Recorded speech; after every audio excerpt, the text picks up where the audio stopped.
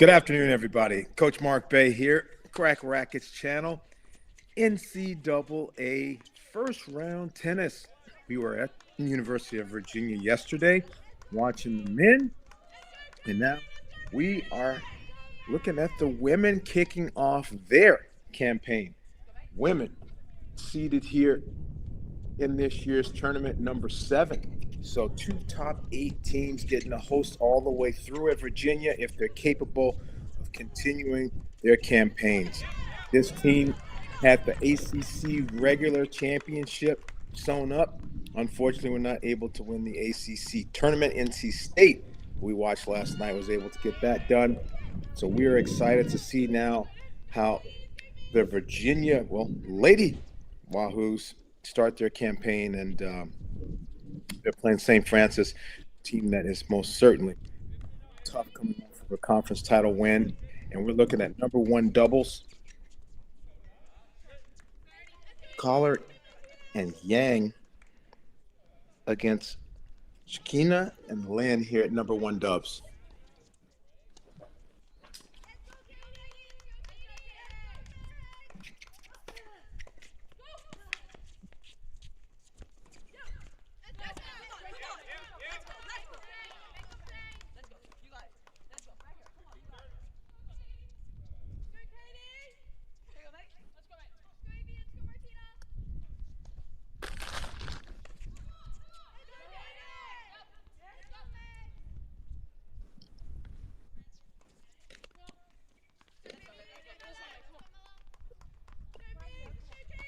St. Francis at the top of the screen in dark.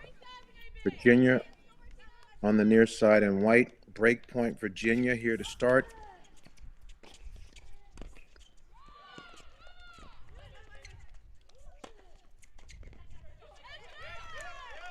That's a break. Virginia starts out.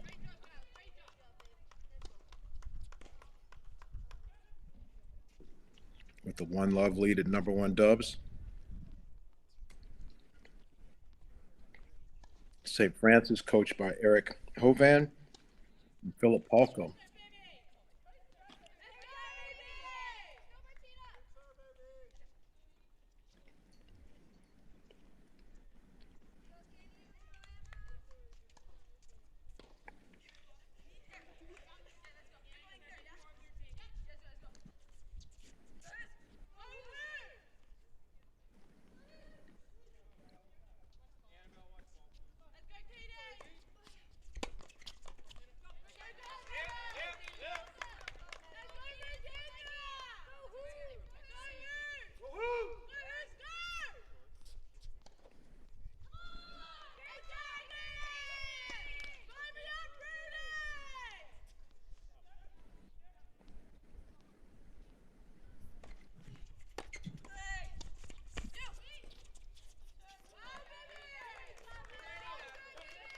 Nice fill in the middle.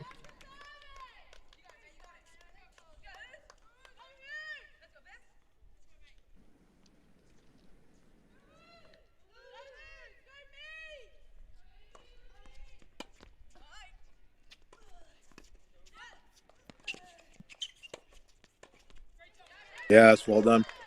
Love that. Working through the middle until you get the opportunity to finish on the outside. Definitely the way to play against a 2-up, 2-back team. Virginia, coached by Sarah O'Leary, Gina Suarez Malaguti, and Juan Ramirez.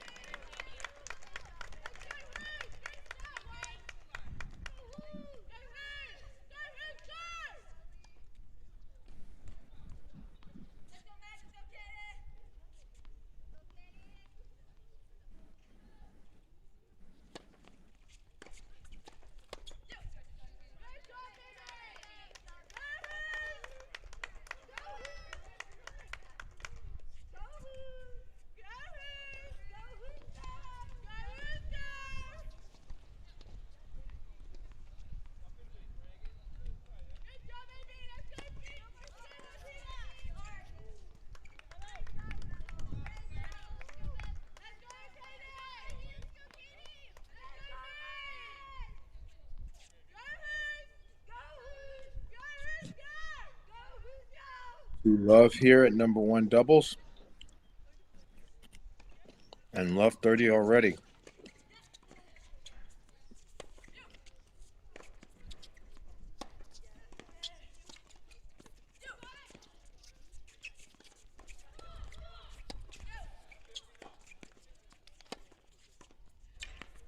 Yeah, super sharp. There is a lot of great doubles things going on here at this number 1 position. Very impressed how well they complement each other. The choices, the shot quality, and also the proper court position.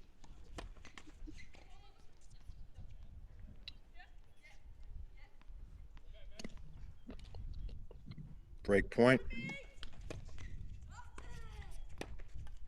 Wow, that's a high level. 3 Love, dominant performance here. Let's switch over to second doubles.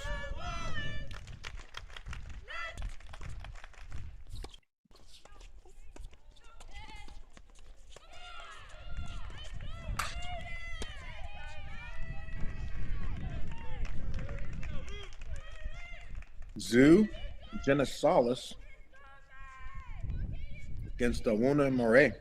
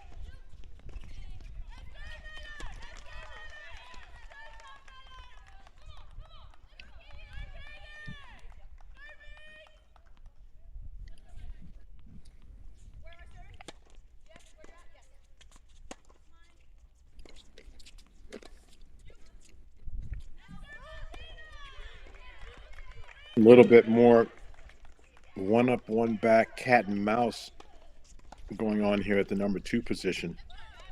Clearly, the number 1 team for Virginia is playing a much more up-tempo pace. Virginia now 2 Love.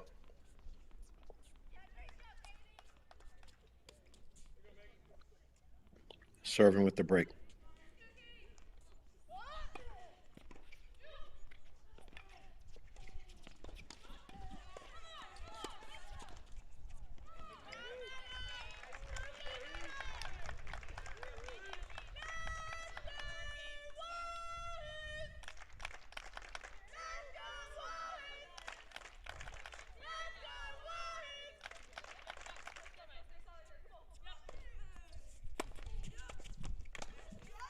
Great job. Looking to immediately move, knock the backhand poach off. That's always a great sign of a good doubles team when there's confidence in the backhand poaching and moving and closing the net there. 15-all. I also like it because on the first point, there's a missed volley, and then right away, instead of being cautious or gun shy, look to get involved again.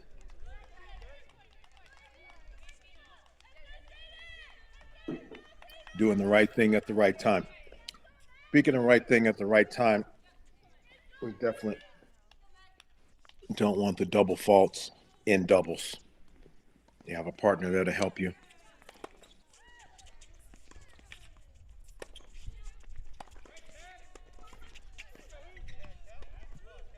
For sure, that one goes out. Looks like there's a little bit of a breeze here, and most certainly that's going to factor into shot selection and possibly play a factor. We'll see in singles with the way that the unforced error counts build.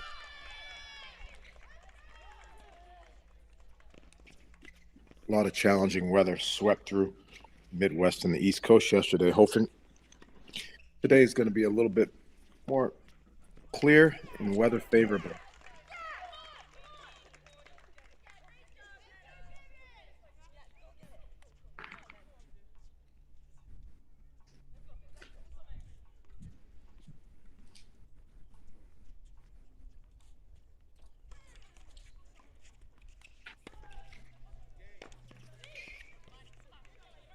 Unfortunately, a little bit of a tough start on that service game. Virginia gives the break back. Let's check in at number 3, Dubs.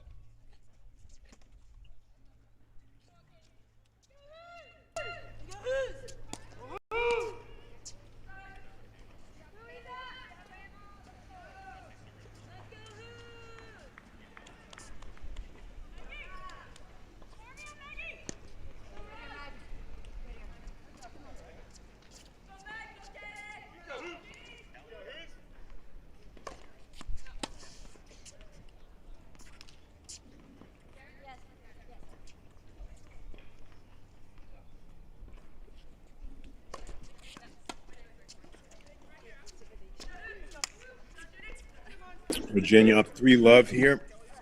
Katie Rolls and Maggie Navarro. Rolls on the deuce, Navarro on the ad.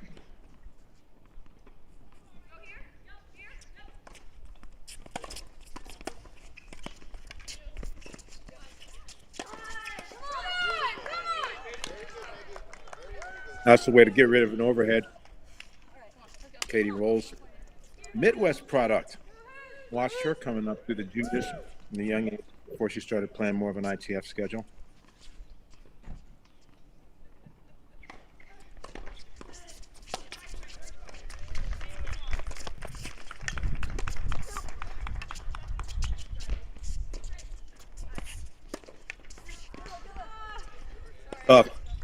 Also part of this win managing situation so far. We've seen some double faults and a few volley miscues. Navarro let that overhead drop a little bit too low. Still able to get it done. And now, same side, what they call an Aussie formation, where you're taking away the actual quality of a cross-court return by this configuration.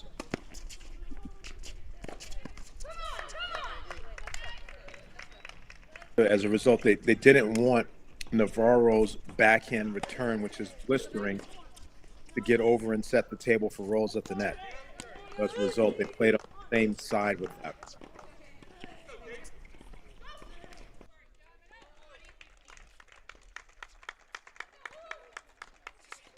Switch back over to number 1 doubles quickly. Couldn't finish that game, sorry, just because this is moving at the speed of light. Collard and Yang with a match point.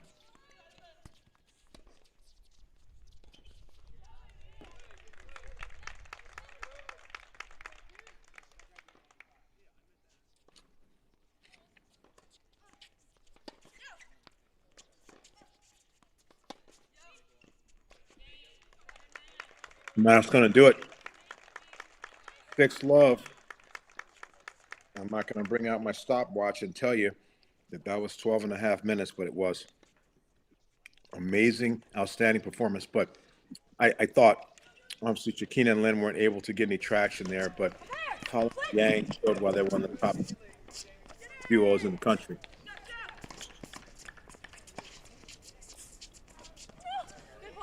Guess what? Guess what?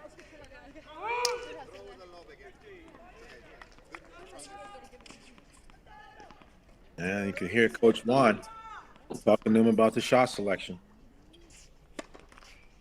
One of the nice dynamics in college tennis, without disrupting the flow of the game, you can interject some communication to your players.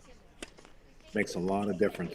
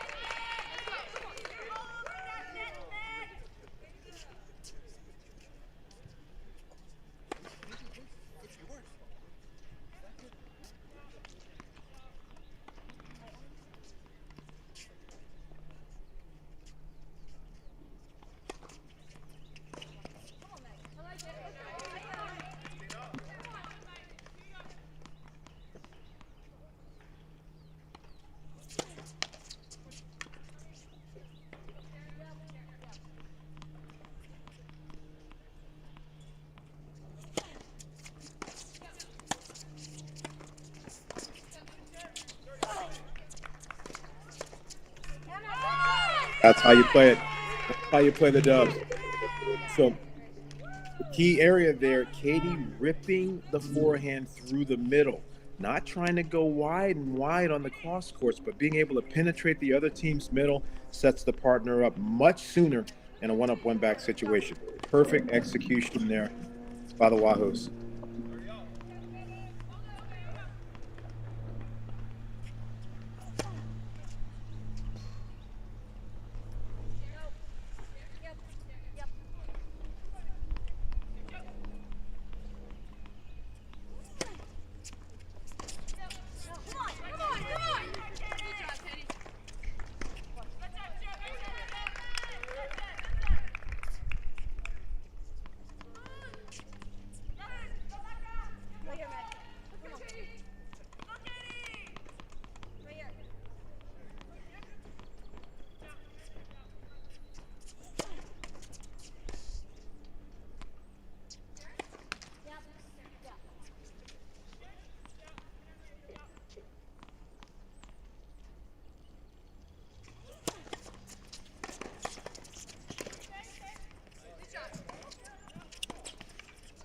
Yeah, that was a good shot.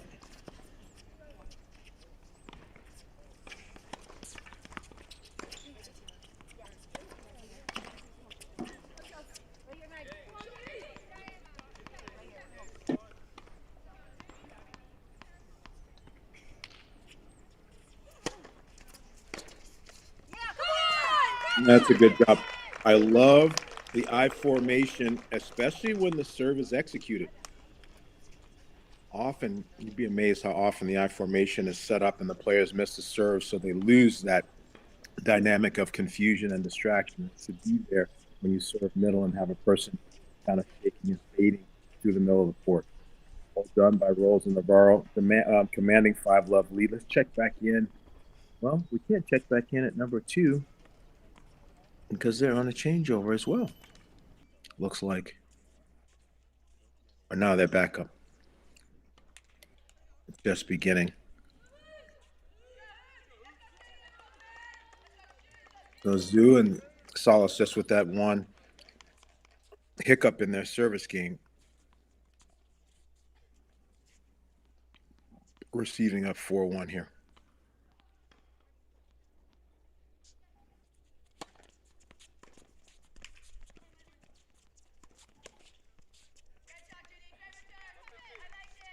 And that's the tough one there because as a volleyer, you are so much more. I just think it's more advantageous contacting above net level. She let that volley drop, and that's why I popped up and gave Virginia a chance to pounce.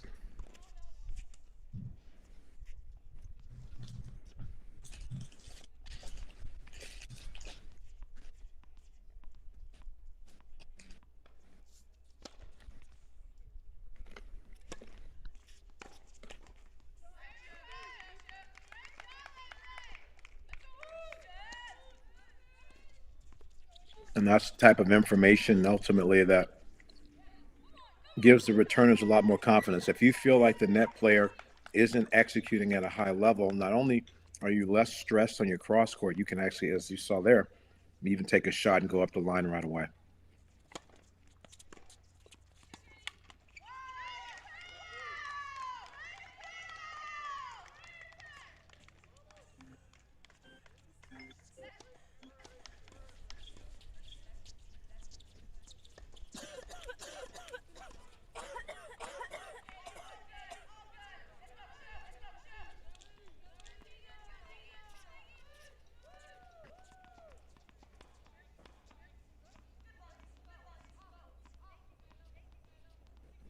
We're on the split screen, but we need to get the other match. We have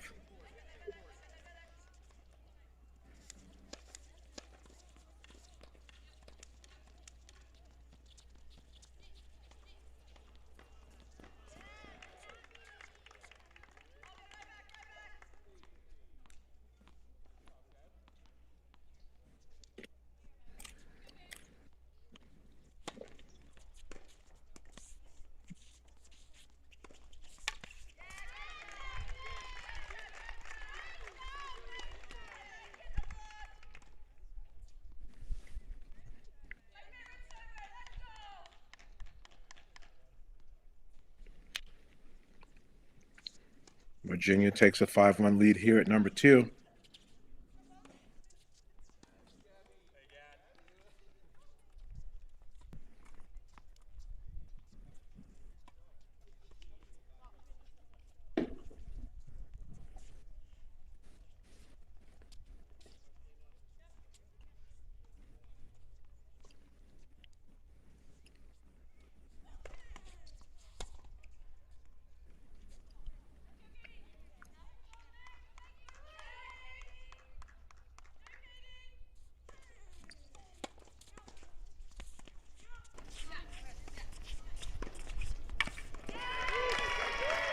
That's a great winner there down the middle. So with a split screen and a fantastic race to the finish, 5-1 here on both positions 2 and 3. Which team for Virginia may end up the official clincher?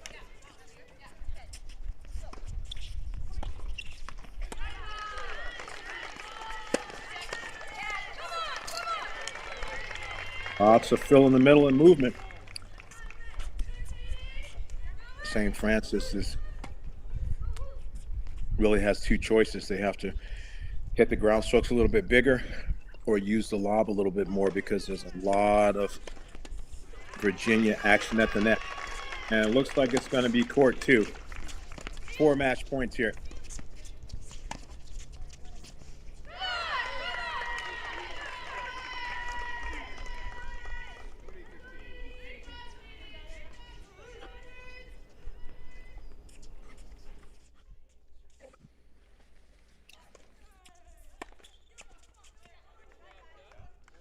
Oh, and I jinxed it.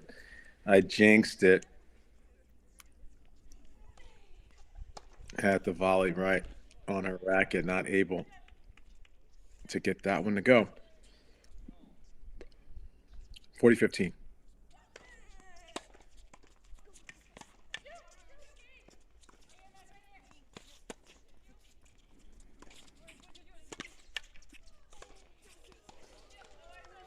And now, now it's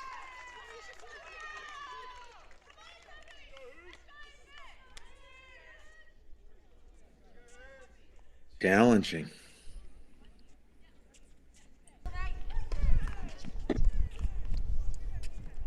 Both teams with match point. Who gets it first? Oh no, they make the unforced error at third doubles. So is it second doubles? Oh my goodness, she had the high volley and the racket face opened up. No. Oh, very sad ending there for SFU. Virginia over the finish line. 6-1 at 2. 5-1 match point, deciding point. Sorry, can't get it done at 3. It would have been a 3-0 victory. But Virginia now sets the table. They have the first one, looking to get 4.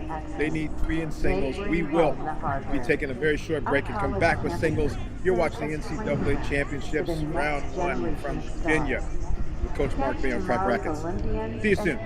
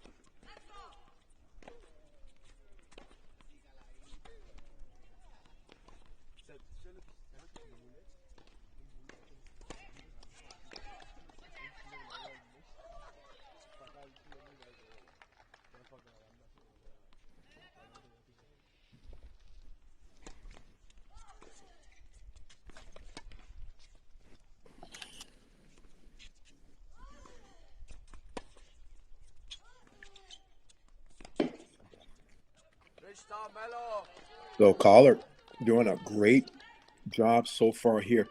Hitting the big flat serve out wide to close out our first service game. Now mixing in the drop shot, playing some cross courts through the sidelines and sneaking. She's already showing a lot of variety in her game.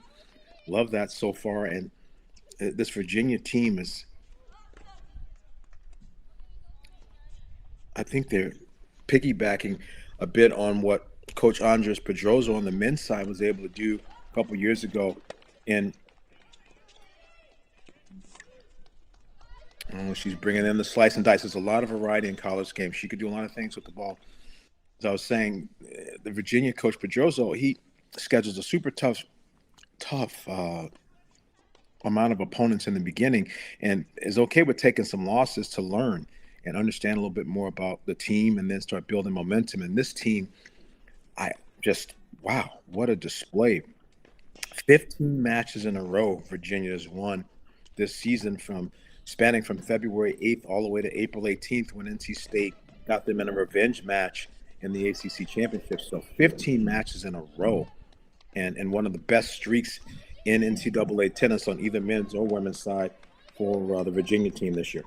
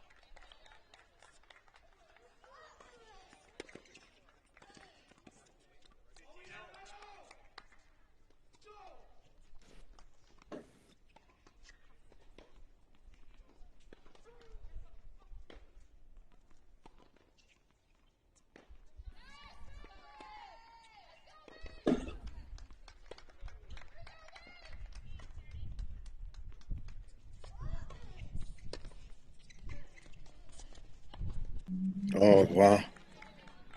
Yeah, there's a lot of the feel and the drop shots. Collard exposes players that are back on their heels and not looking to sneak and come forward. She's going to put you on the yo-yo string with that.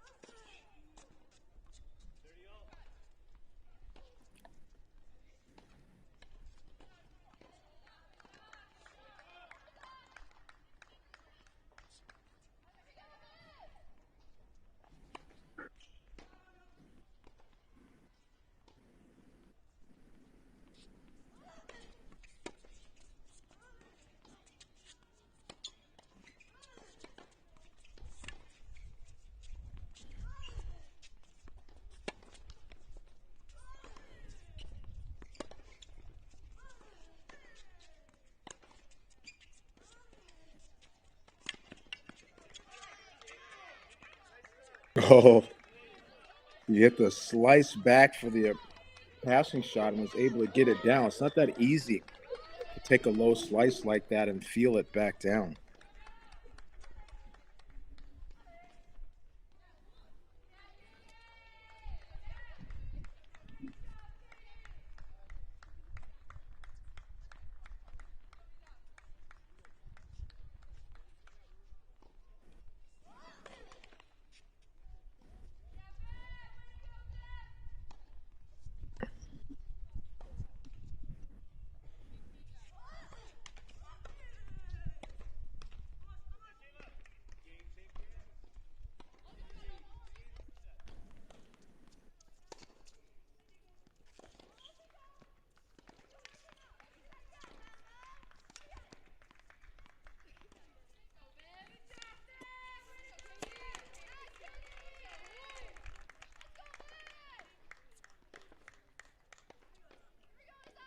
Number one,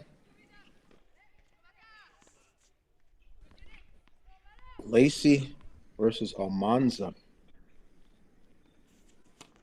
Almanza, freshman from Orlando, Florida.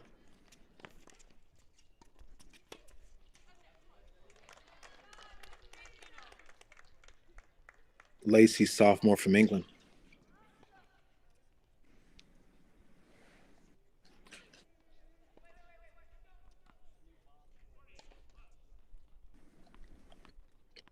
Lacey 119 in the nation, current ITA rankings.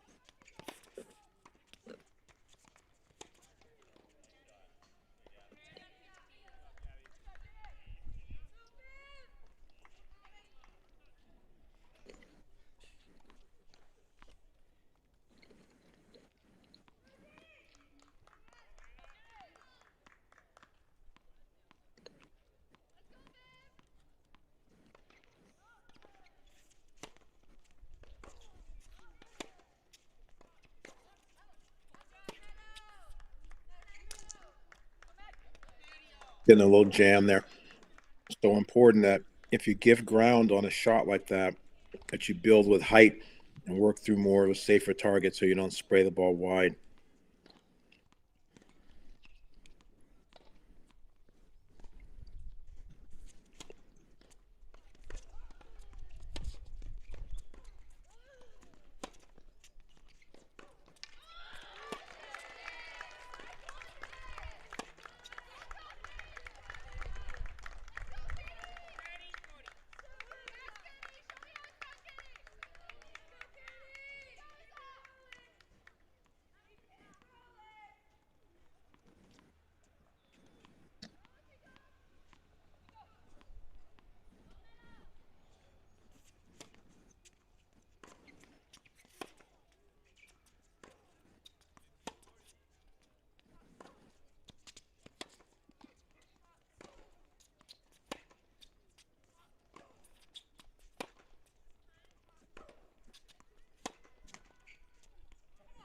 No, not over.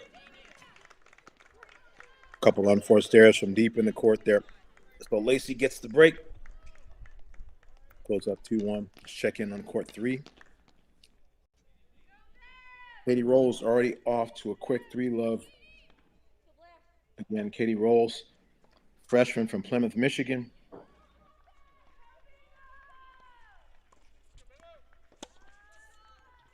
Kelly Dewana, senior from Canada.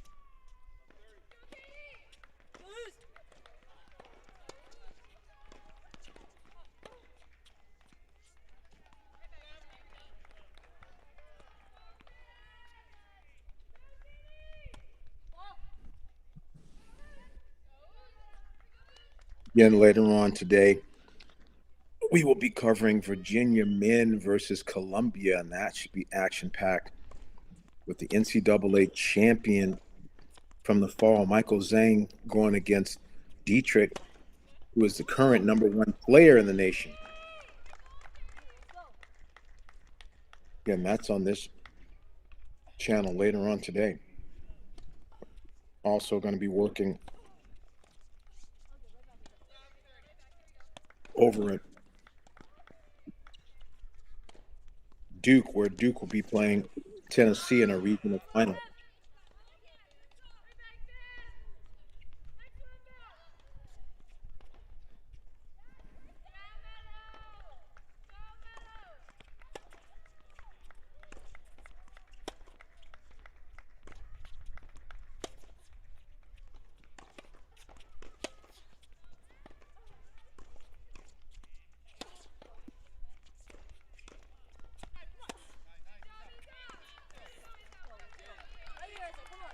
Uh, Katie Rolls, pun intended, has no problem with rolling and grinding and making balls. She can do that all day long. So Duana will have to make sure that she does a mixture of things in terms of taking the balls early and of trying to apply some pressure, because you're not going to outroll rolls.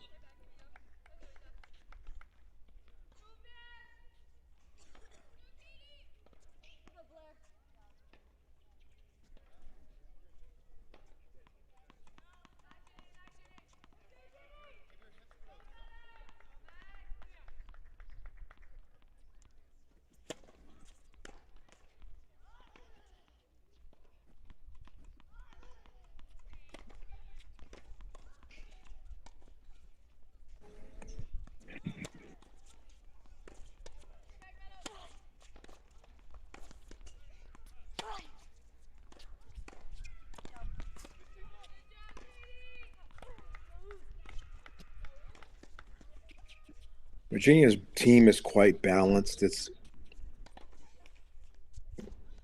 I think, one of the keys to having a very good team in the NCAA's in current climate. It's just not a big drop off from 1 to 2, 2 to 3, 3 to 4, going down.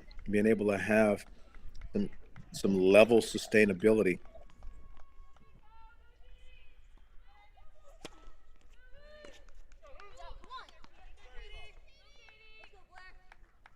Now, Rolls does a great job of just continuing to maintain her consistency and the body language, always upbeat.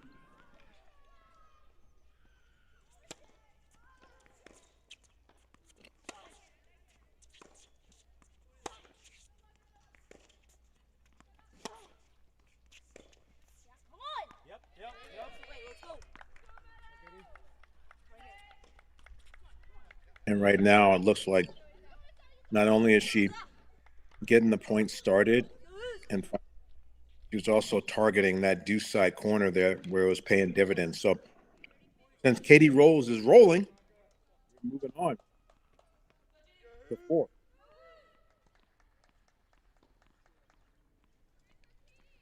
Martina Genesales, sophomore from Spain, taking on Reagan Mongan, junior from Kentucky.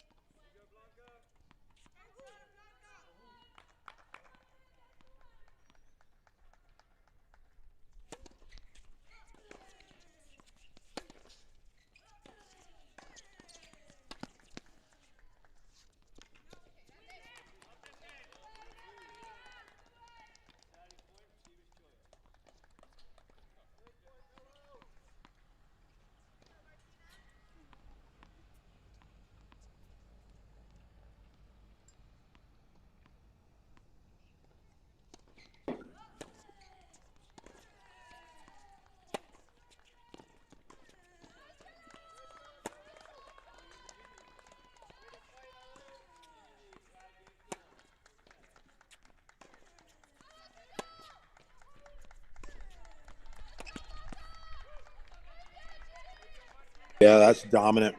And I love that Every single ground stroke she hit had the purpose, had the intensity. She's gaining court position. She's coming forward. If you are, let's say you're stronger than someone on paper, then over the succession of shots, I should see time being taken away. I should see court position gain, possible net appearances. All of that is part of, my opinion, being better in a tennis match than an opponent.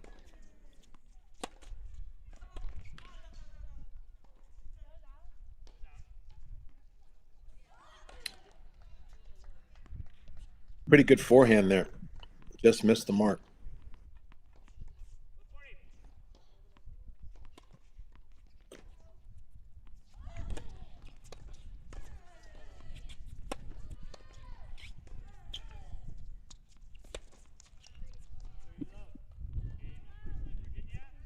Now it's going to be first set. Dennis Solis, 6-love, first set. Let's check in at 5.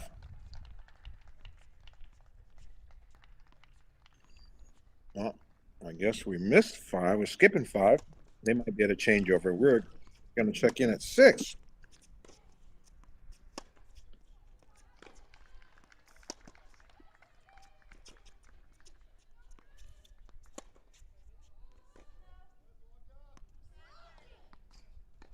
Morgan Tufts, sophomore from Calgary, taking on Blanca Pico Navarro.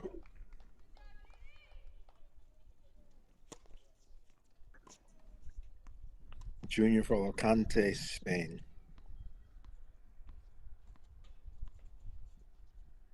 Amazing that they have 2 Navarros on this team. It was Maggie Navarro that was playing double.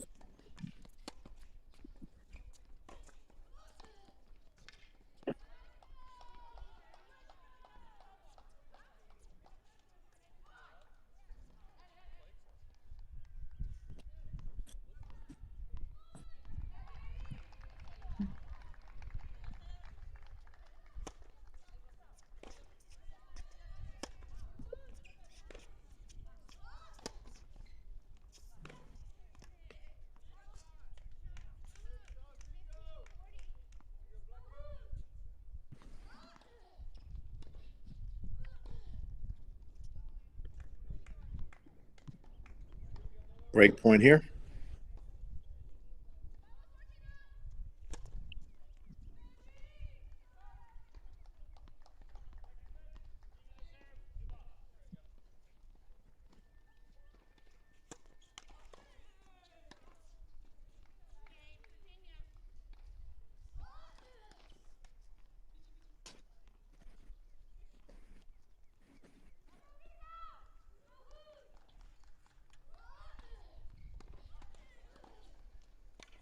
Now a break for a 5-1 lead.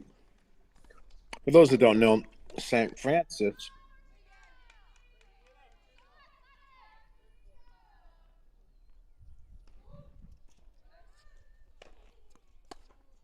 private university in Loretto, Pennsylvania.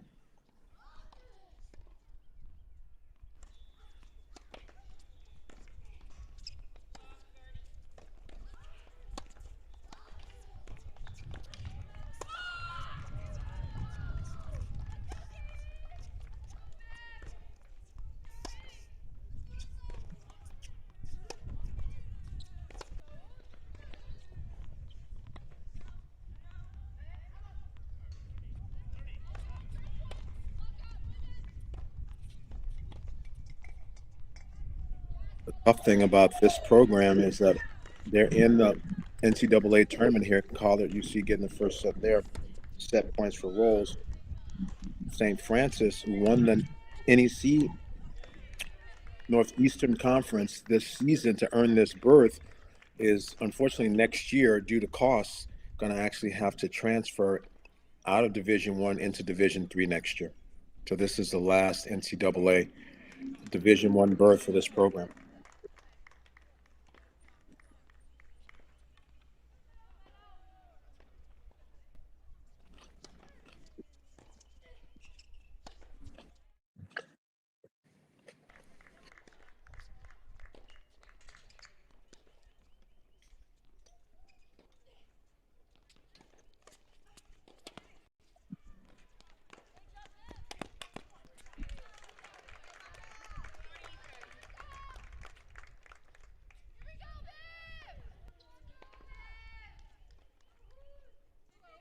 back over to 1.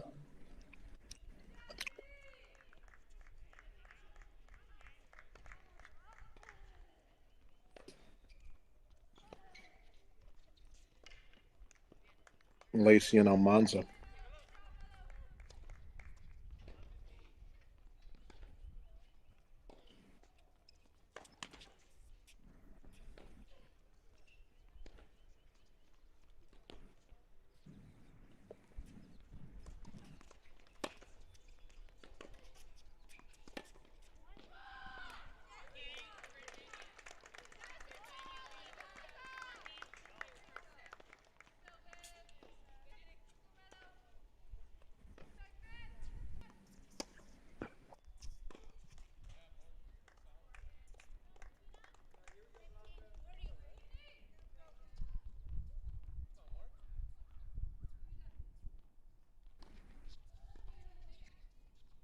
Tuss, an opportunity to get a little bit back here.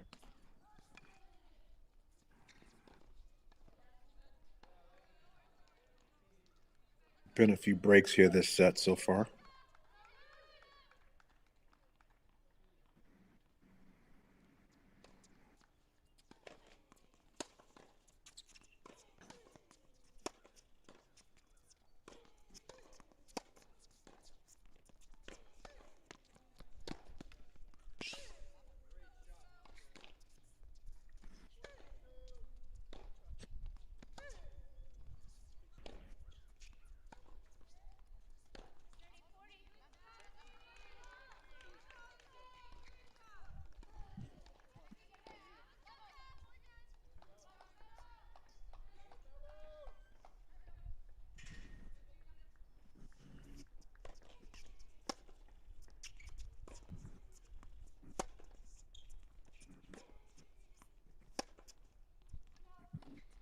Oh, too bad. She has good technique on the backhand, Tuss. She just trying to create too much angle from the center on that particular backhand. She should have just stayed in there and waited Pico Navarro out. Sometimes in the pressure moments, you have to just show that you're willing to be in that moment and not check out of the rally.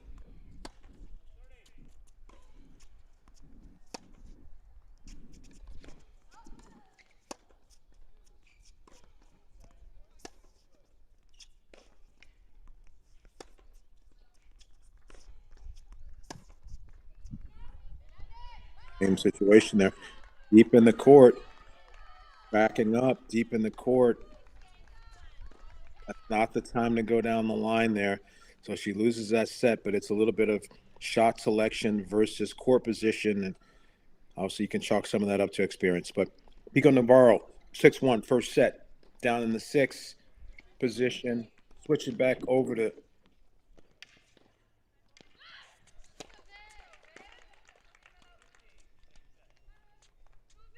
court 3.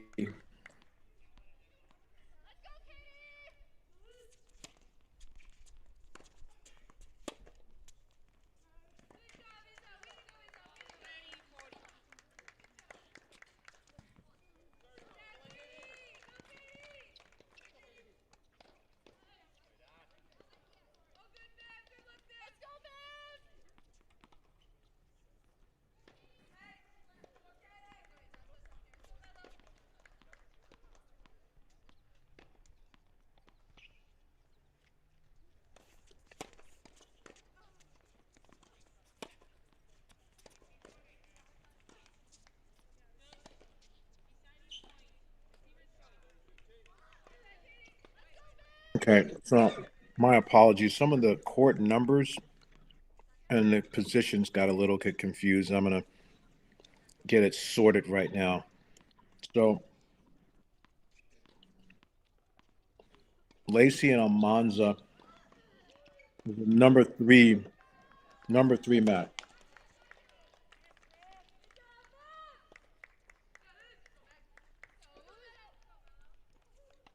In terms of ITA rankings, Zoo is the highest ranked player for Virginia. She is not in the singles lineup today. Yang, who's the second highest ranked player for Virginia, is 65.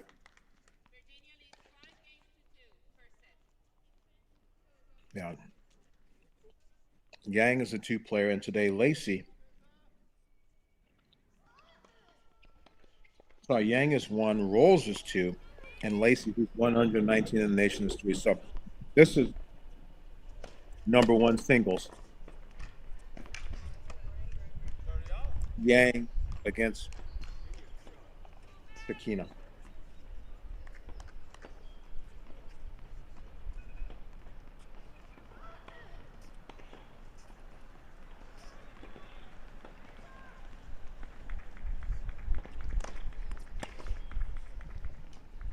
Vivian Yang, junior from New Zealand. Sasha Chakina, sophomore from Pennsylvania.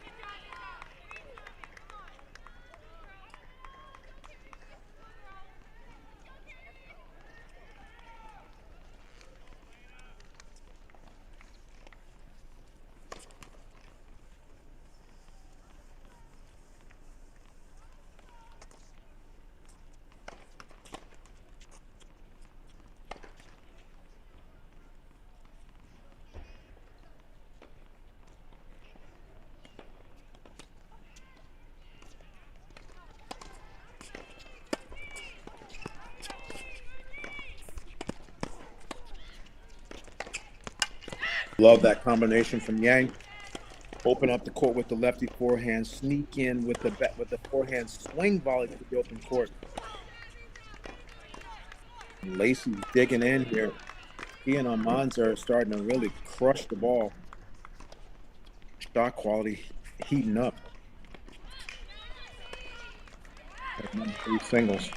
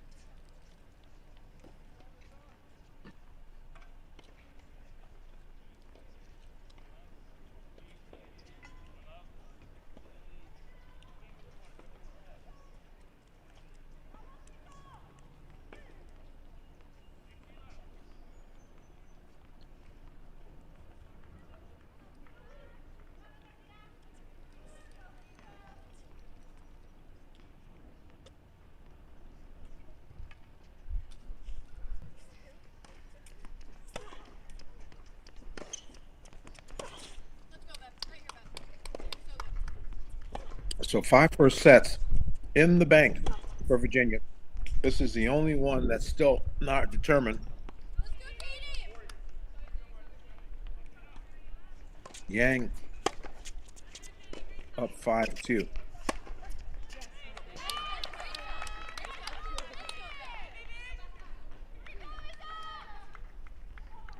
Oh, that's great quality. Big target return. Great open court finish.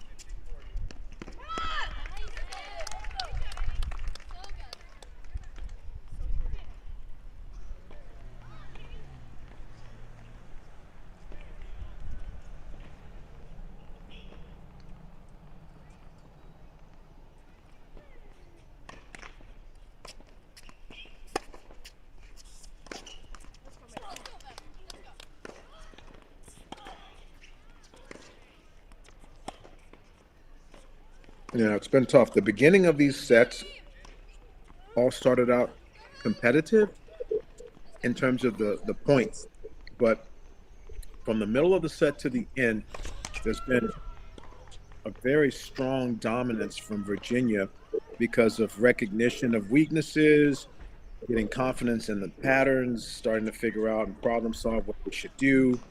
And to some extent, I think St. Francis's players overplaying now and not being willing to just stay within themselves and do what they can do well. They're starting to make more and quicker errors and starting to lose even faster. So right now, that's the sixth and final first set for Virginia, and they're off to the races here.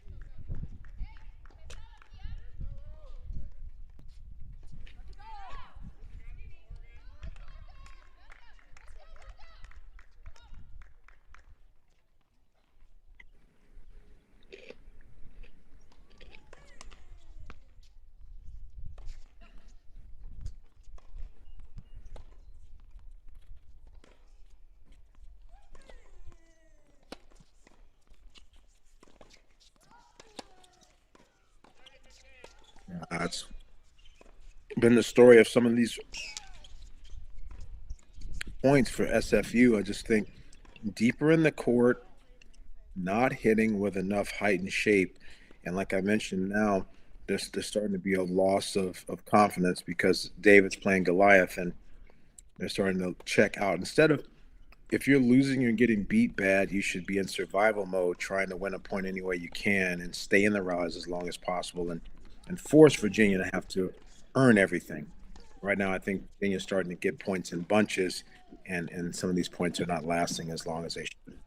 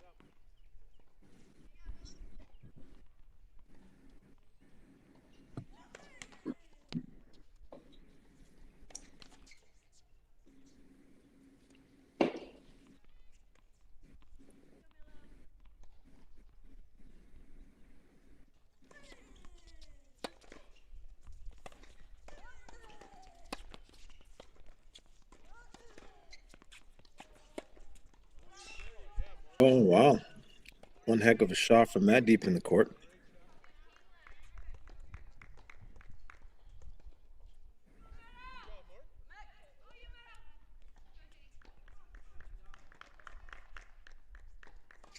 Also, kind of a tricky coaching position to coach from when teams are starting to lose in lopsided sets, because you have to say something to them. But if a player is starting to lose belief, what exactly is it that you say in that moment?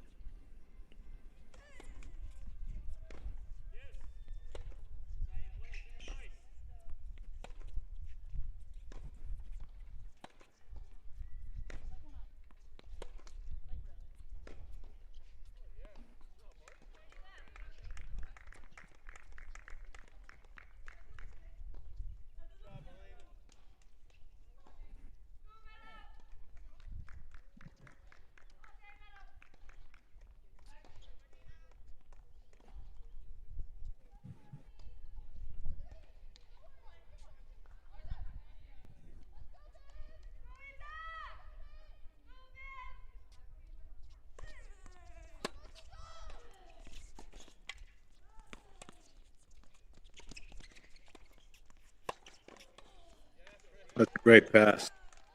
Great passing shot. Settled in, got her feet set, moved through it. Well done.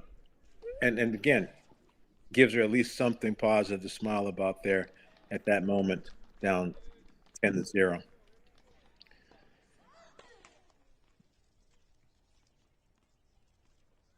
6-1-3-2 for Collard.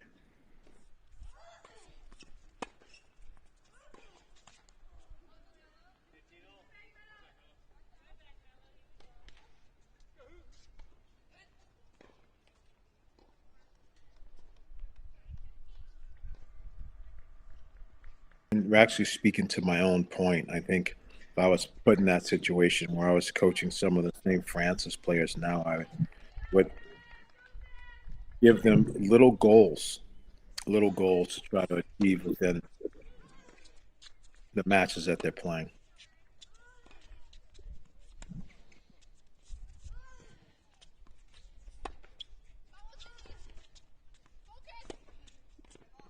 That's well done there.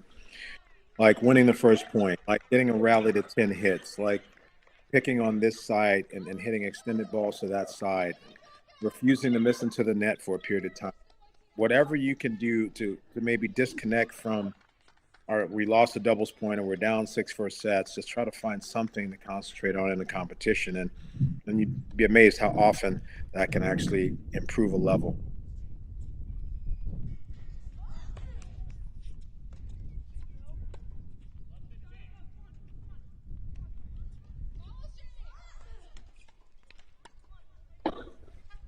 The stranger things have happened in tennis matches, but for sure, there's, Virginia is the dominant team and by far the favorite here. but it's a two-way street. Virginia has to work on playing quality tennis because they have a tough opponent that they'll have to play tomorrow to try to advance. And St. Francis need to get the maximum out of this experience. And in doing so, you have to play all the points to full engagement.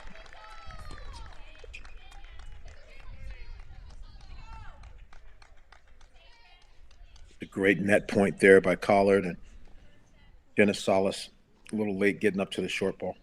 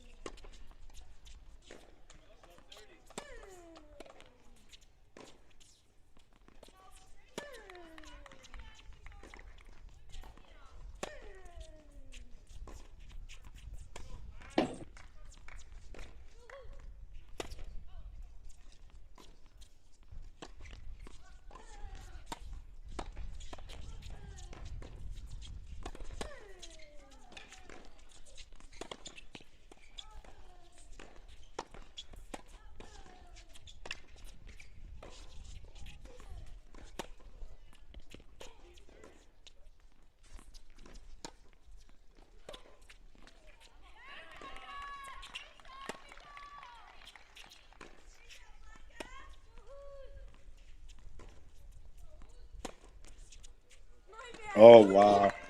I love that point. And a solace. That was the way you play ball there. Mangan was extending the point, keeping herself in it, battling, fighting, and Jenna Salas just said, "Okay, we're gonna battle. I'll stay patient. I'll keep working it until I get the one ball that I like to take the risk on." And then she went big cross forehand winner. That was exactly what I was speaking of, where Mangan is making Jenna Salas raise her level to win. And in that instance, then both teams are getting the most out of the experience. Something like this.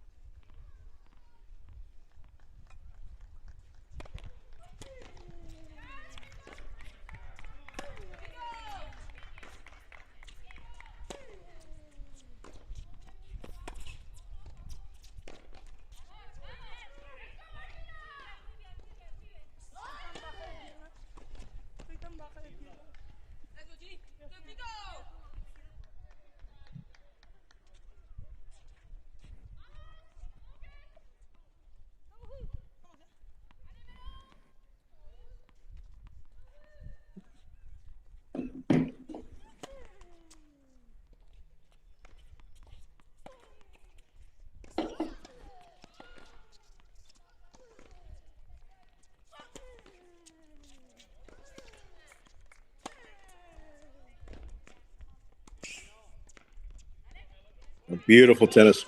Love it. Great ball striking, great recognition, wonderful sneaking, good volley technique on the low volley there. Jenna Salas doing a lot of good things.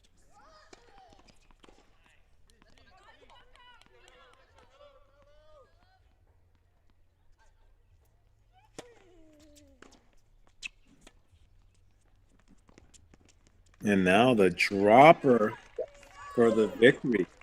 Just a complete portfolio of shot making by Jenna Salas. Outstanding victory there. On court number 5 for the number 5 player from Virginia. Coach Sarah O'Leary should be quite proud of that one. I've known Coach Sarah O'Leary since she was in the juniors. She was a very good top 10 in the nation junior, and she went on to play her tennis at North Carolina, and now she's been coaching in the ACC. So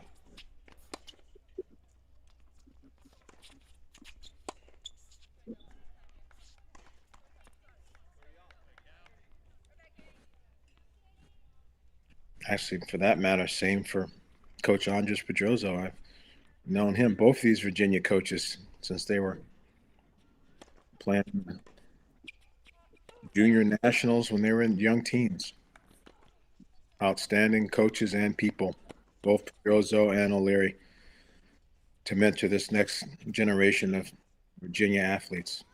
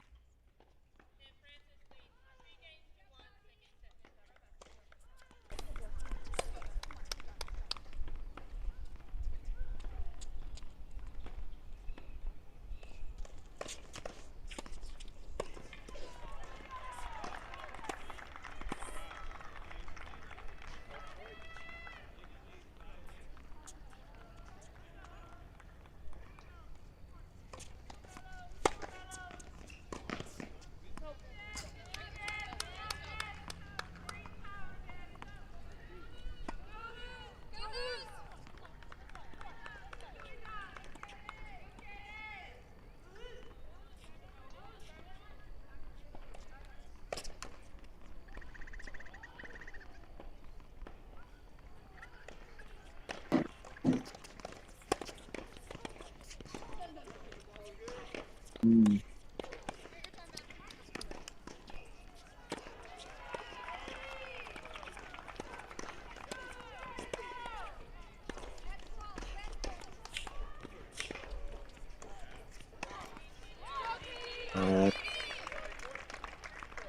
That's well played by Rolls, saving the break point, keeping it patient. I think one of the big things in current modern tennis that is a lot different than yesteryear when I played is that players are getting better and better at hitting a cross court ground stroke that may be a little bit better than expected. It creating some more width in the court and then sneaking right away and having a swing volley connection. That combination was not something that was in vogue many years ago, and it's a big part of how some of these young ladies push points.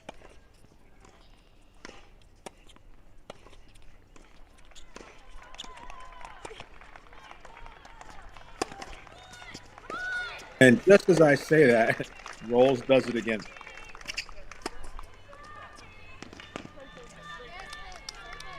Yang, people often mention the concept of quote unquote playing like a lefty.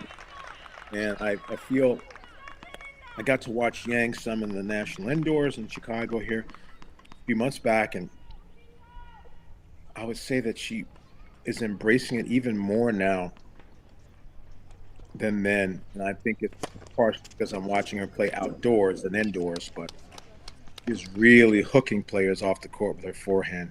Yang, number 1 player today, number 65 player in the nation for Virginia.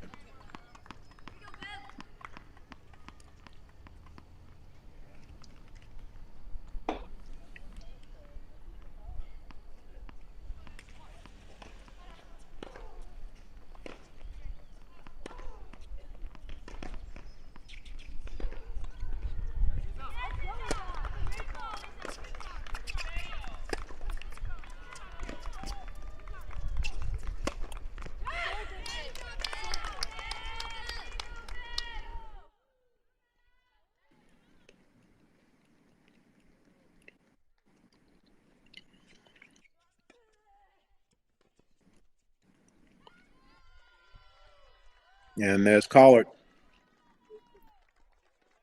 So many net appearances, so much variety, lots of different looks. She gives Virginia their third point, 6-1, 6-3 over Lynn. Tricky opponent to play. Obviously, known early in her career as a double specialist, has really improved her singles here for time in Virginia. So now, who's going to close the show? Is it Yang or is it Rolls? Yang 6-2-5-0 now. Rolls 6-love 4-1.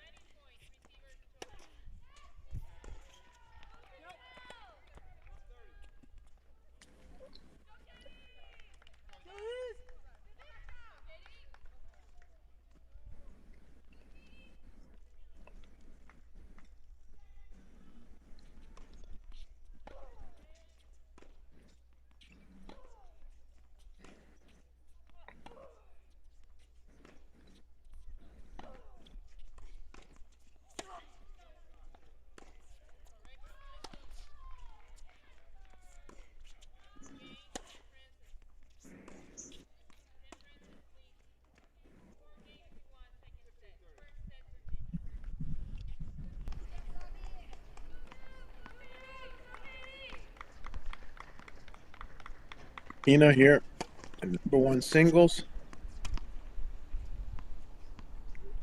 serving at 05.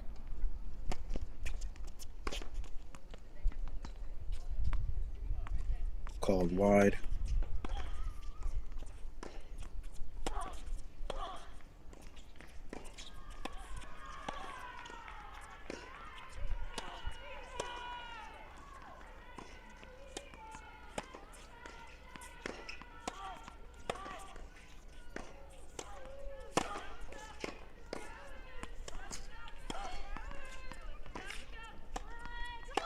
Wow. Love that. Love that from Rolls.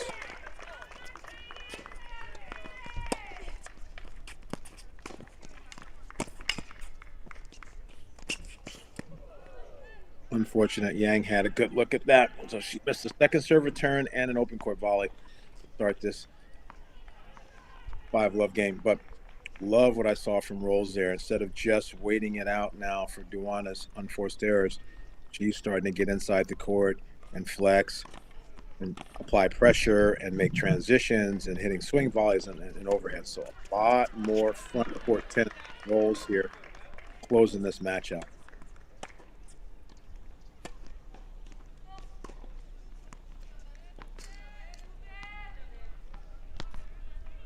Keenan with the double fault there.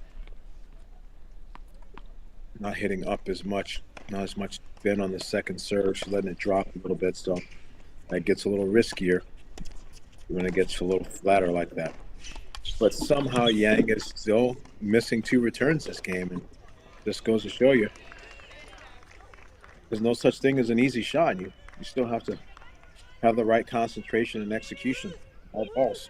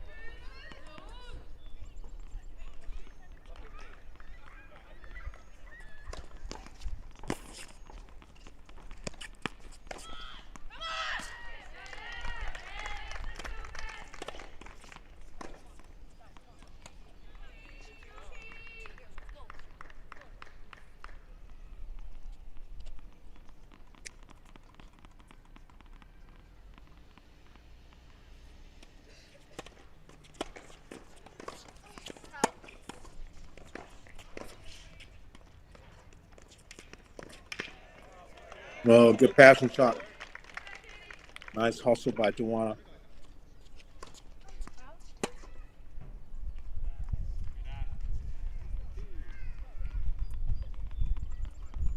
Yang's offering just enough unforced error support to this to make it questionable who's going to close. It looked like it was going to be Yang for sure, but now he enrolls.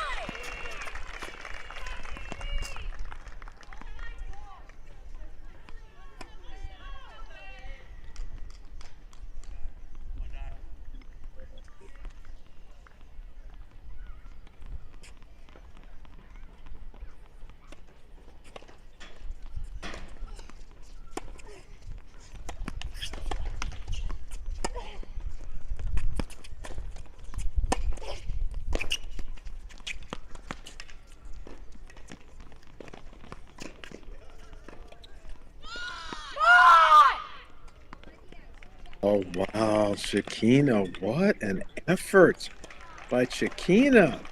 I love that. He scratched and clawed and battled and refused to be the one clenched on. Good for her. Match point rolls. Here she comes. Game, set, match. Virginia. 6-love, 6-1. So the Wahoos are advancing to the second round at home. They were the appetizer, and the men are coming up to play Columbia as the main course today on the courts of Charlottesville. They win the doubles point, and then they get a W from Jenna Solis 0-1, Collard 1-3, and Katie Rolls to close the show. 6-love, 6-1. So, obviously, a lot more tennis to be played today, a lot more tennis to be played in this tournament. We are just excited here at Crack Rackets to bring you all this first and second round action across the country. Tune in to Alex Weston's feed, Chris Halioris' feed, Daniel Westsough's feed. We have so many coaches and commentators that are involved here to help bring all this action to you. Hope you're enjoying it. Appreciate all the support. We'll be back soon in a little while with Duke and Tennessee women, followed by Virginia and Columbia men as well. So it's saying goodbye for now, but not goodbye for long.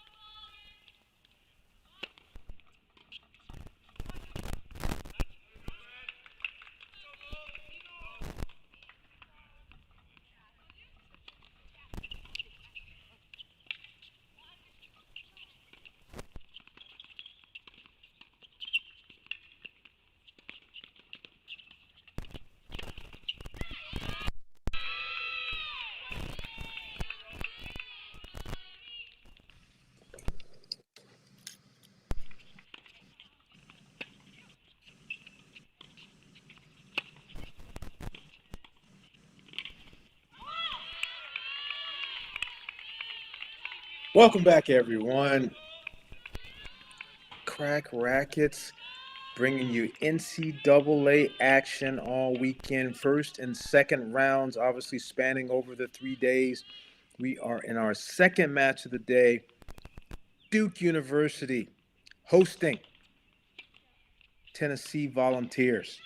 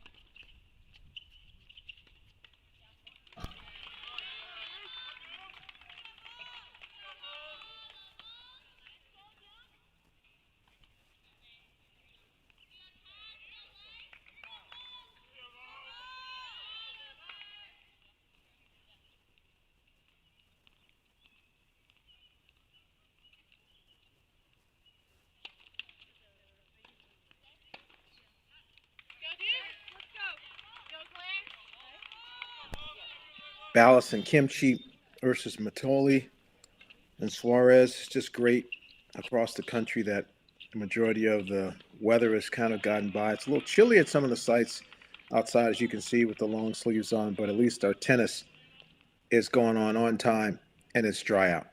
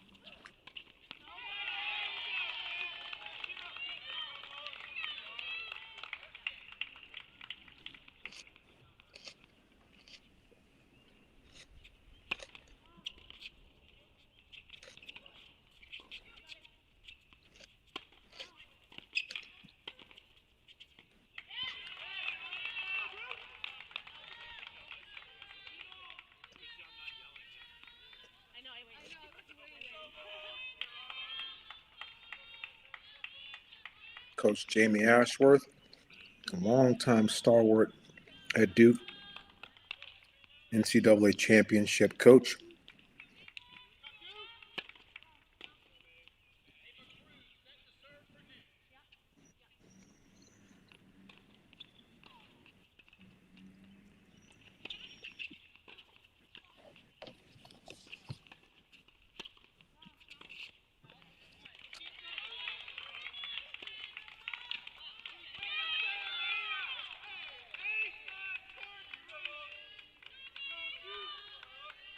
Duke, the number 15 ranked team in the nation, 18-7 this year. Tennessee, the number 19th ranked team. So this one as most realize, is one of the more difficult second round matchups of the tournament.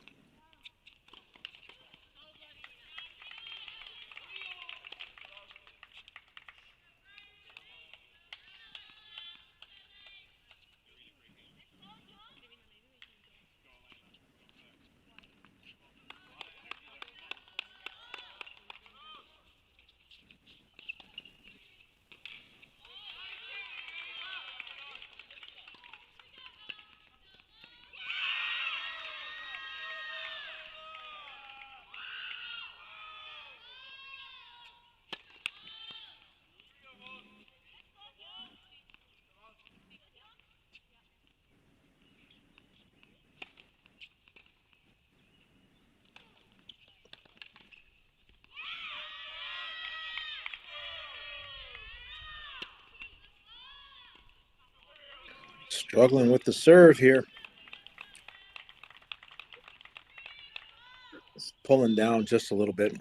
That sometimes can take away from your net clearance. But with a good partner up at the net, don't need to cut it so close. It's so important to just execute. Get a higher percentage there.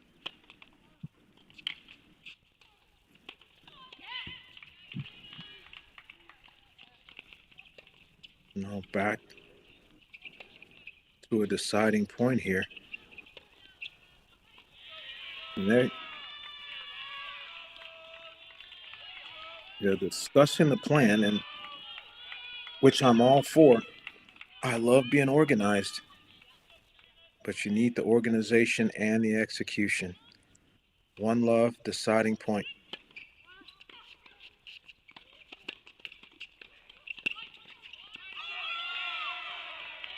And decides to go big up the line, and they were ready.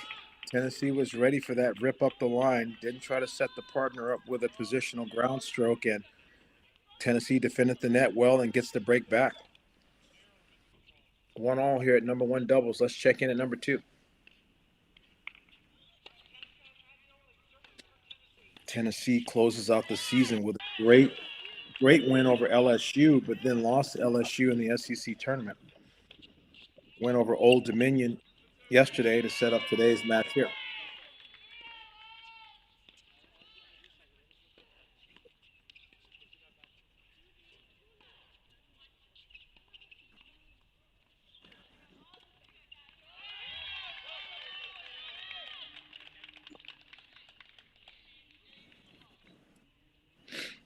Duke 19-7 on the year.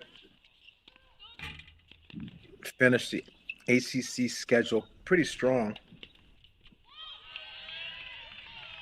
6 wins in a row until a loss to Virginia 4-2 in the ACC tournament.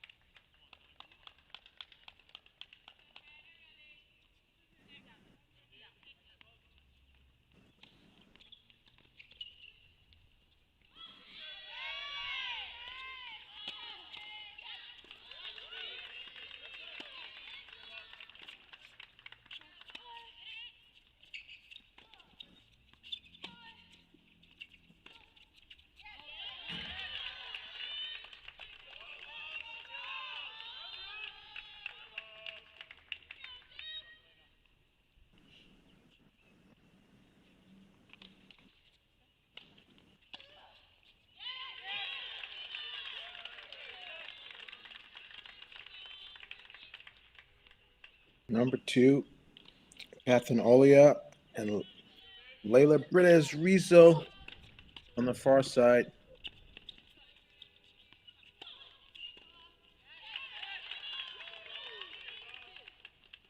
Claire On and Elena Yu on the near side for Duke. Duke now goes up 2-1 in the first set.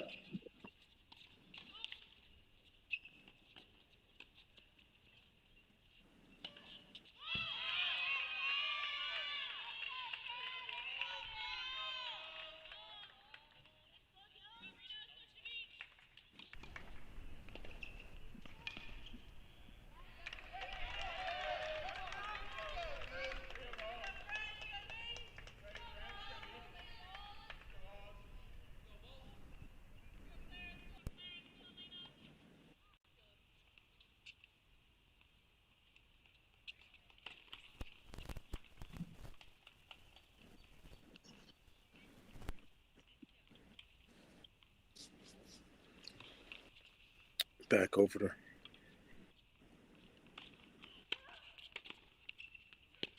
Oh, love that. Nice flash to the middle by Matoli and Suarez, so they're able to get that hold. So Kimchi and Ballas lost the opportunity to go up 2-love. Tennessee holds, and now Duke is on the back end of the score here at number 1 Dubs.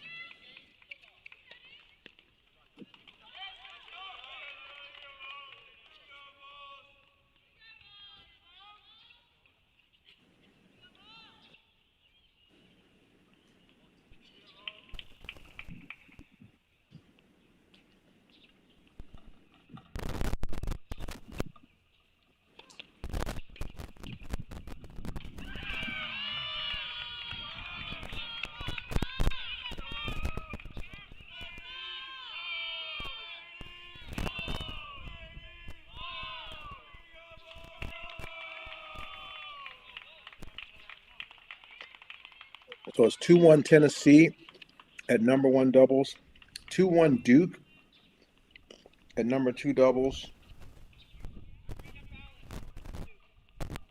3-love Duke at number 3.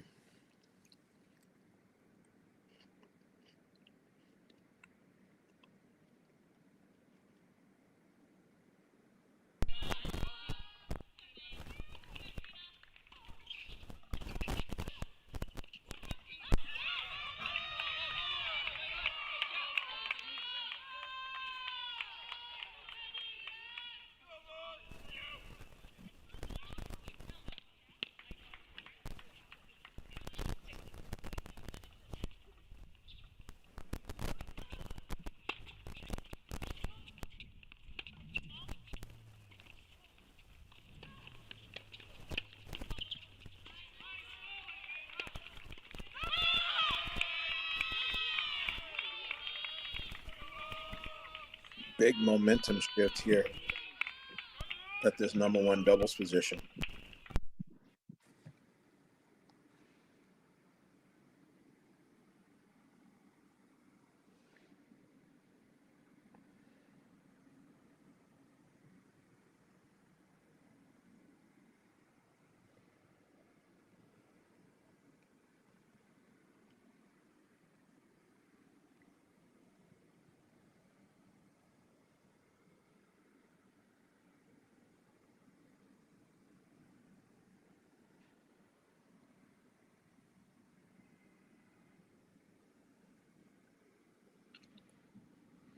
Yeah, that's good fighting there.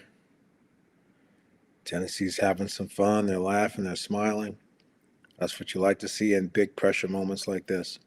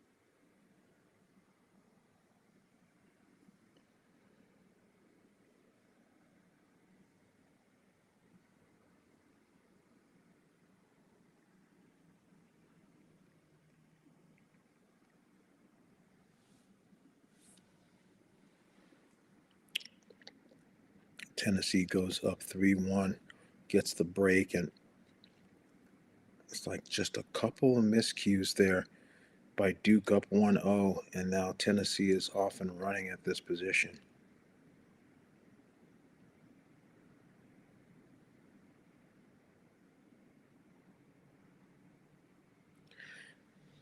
Forehand call wide.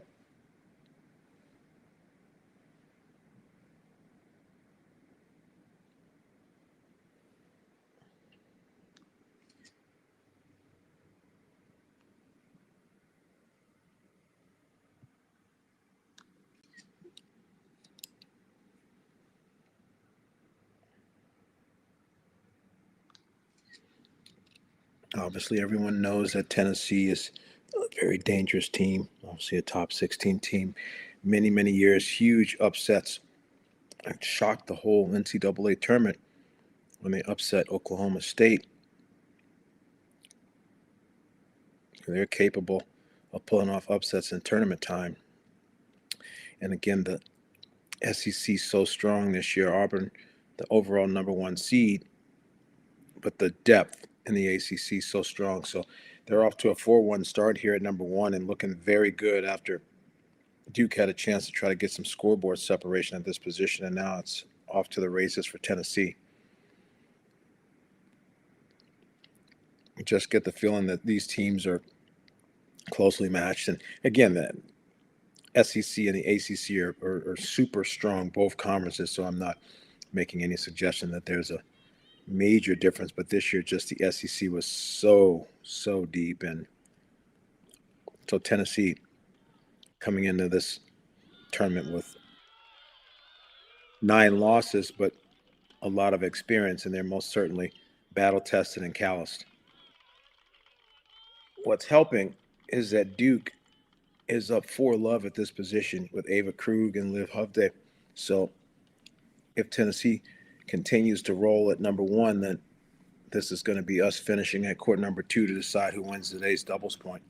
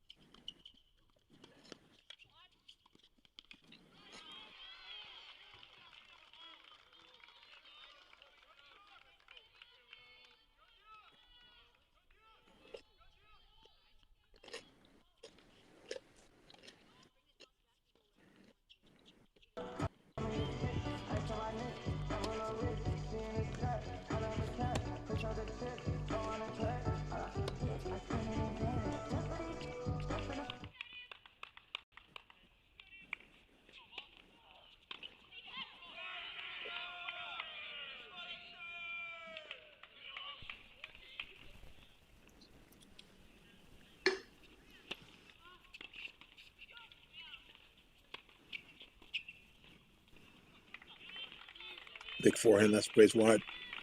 All you can do in this situation if you're Duke is try to hold, stay in it, no ad, one set. Things can change, even though the momentum clearly has shifted a great deal at this position.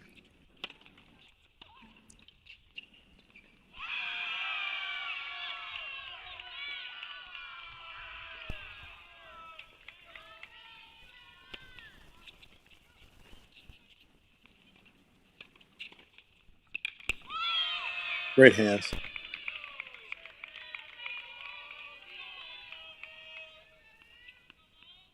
Defended the net well.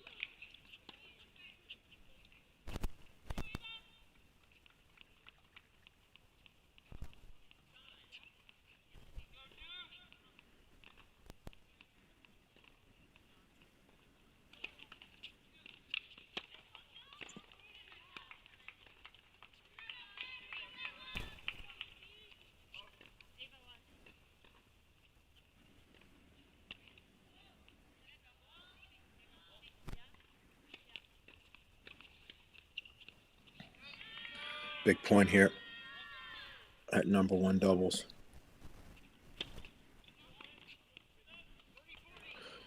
Kimchi has not been able to get the serve going. That's been the story here at number 1 doubles. That's where the momentum shifted and yet to be regained for Duke.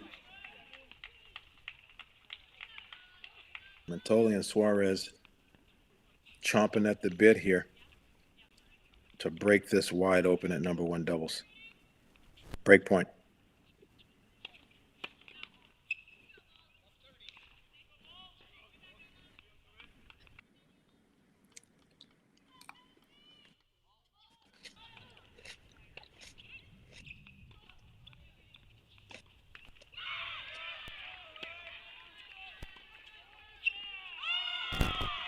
Oh, it's in. Ballas shaded a little bit too early.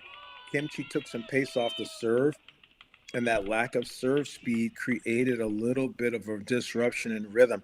So Ballas's moving took off too early based on the serve speed. And that gave them the room to see her and finally return up the line. Oh, that's a tough turn of events there for Duke. So now Tennessee in dominant position here at number 1 to close and serve it out.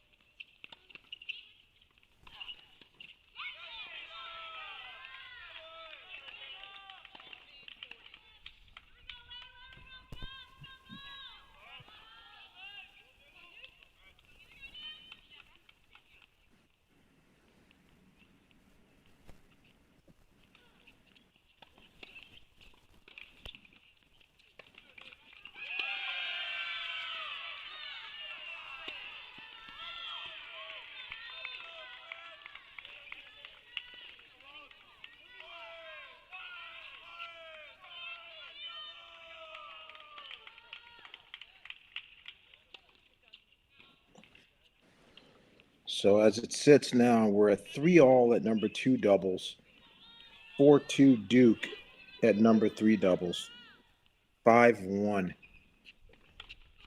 here at number 1.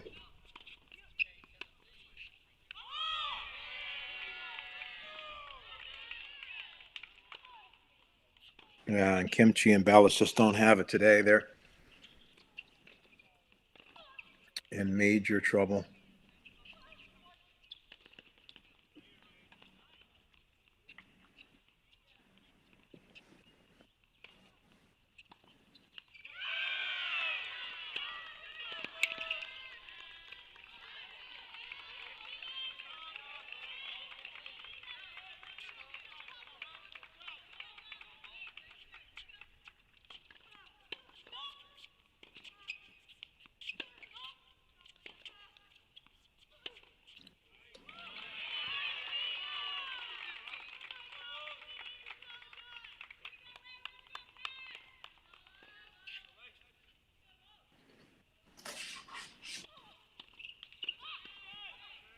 Nice backhand from Ballas up the line. At this point, you're just trying to hang in there as long as you can because it helps your teammates.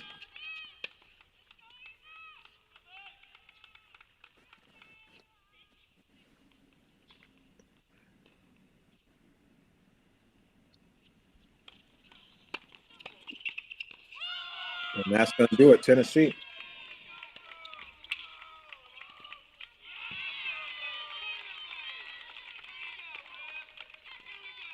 Six-1, Montoli and Suarez.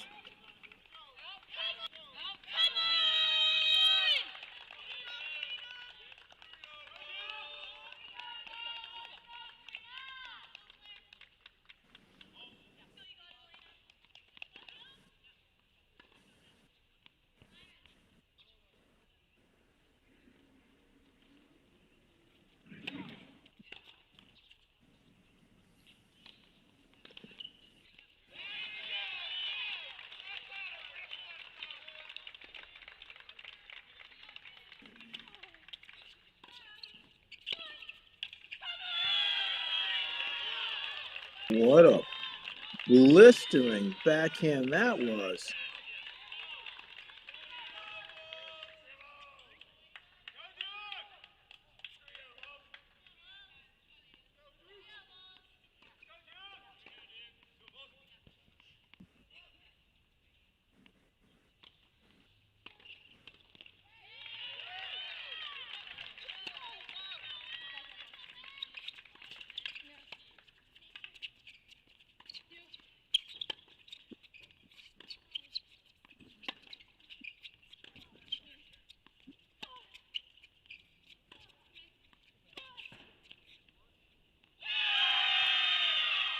That goes long.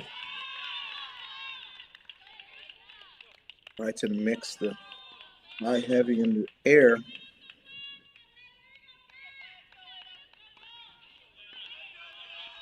Again, Tennessee has number one in their back pocket. Duke has to win both.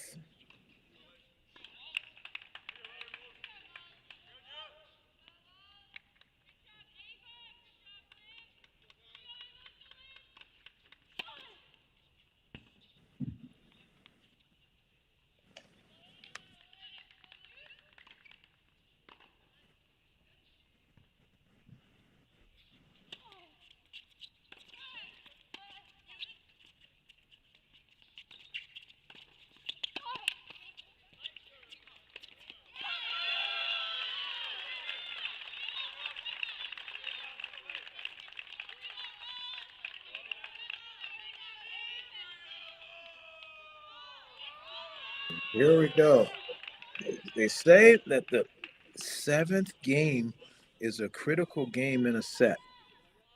I don't always agree with it, but right now, I truly agree with it. This is a big moment at number two Dubs.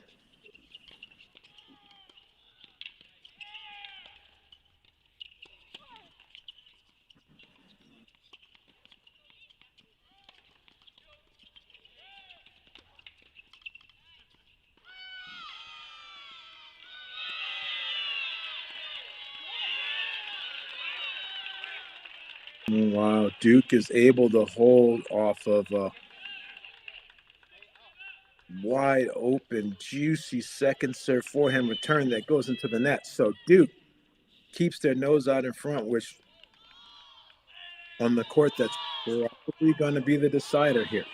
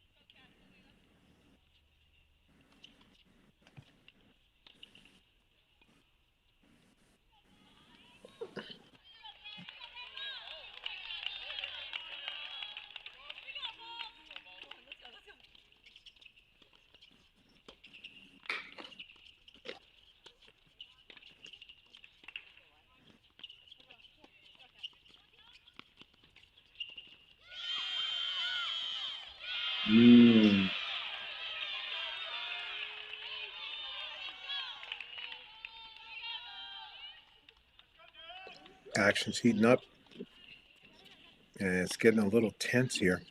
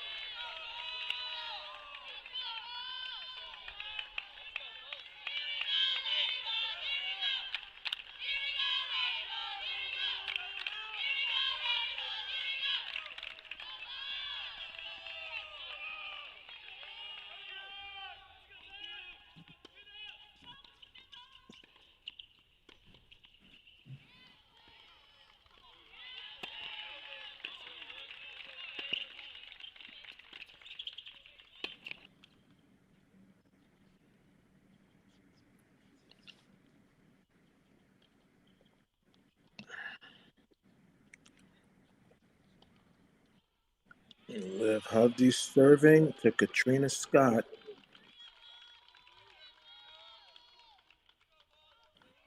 Katrina Scott on the deuce. Thornton on the ad.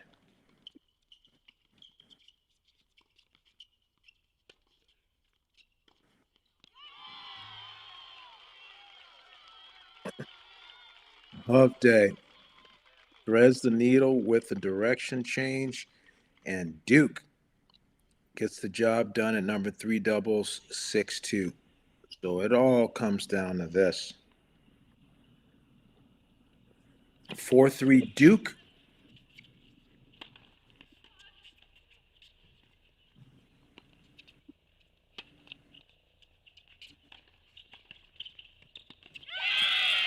Look at the movement at the net. Movement without the ball is impressive. Very impressive.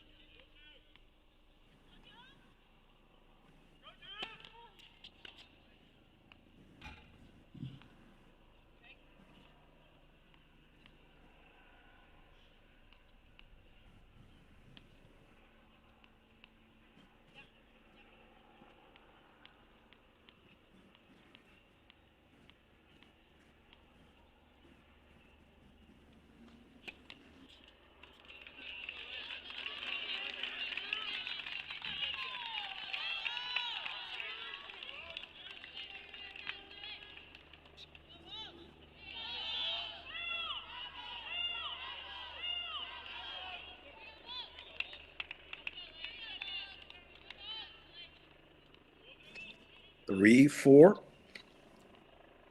30 all.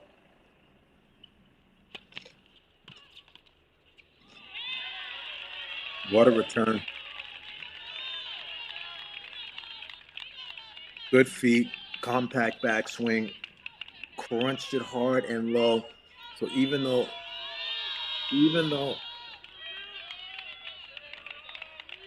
Cavalier was right there, not able to handle it. Break point, Duke.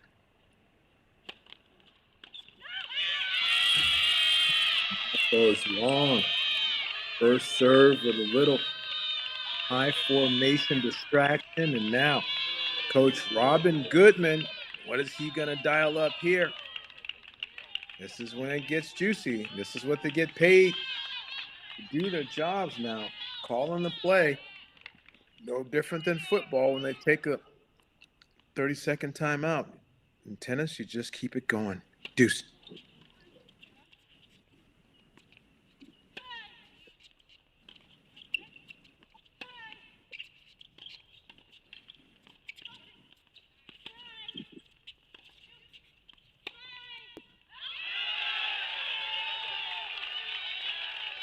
Falling backwards, trying to go up the line. Oh my goodness, you'd like to have that one back. That is not the time. Coach Allison has to give him some encouragement because she knows that one was not how they draw it up on the chalkboard. You don't fall backwards without your weight going forwards and still try to thread the needle up the line. Big time miss and a critical moment. Duke now at home, 5-3 to serve for the doubles point.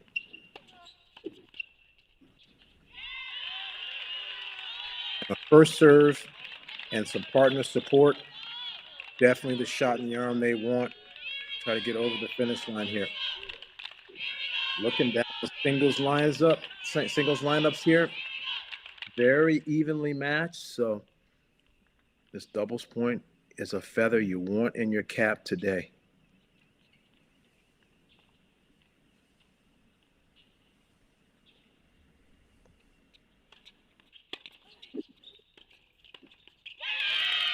Great move. Great move.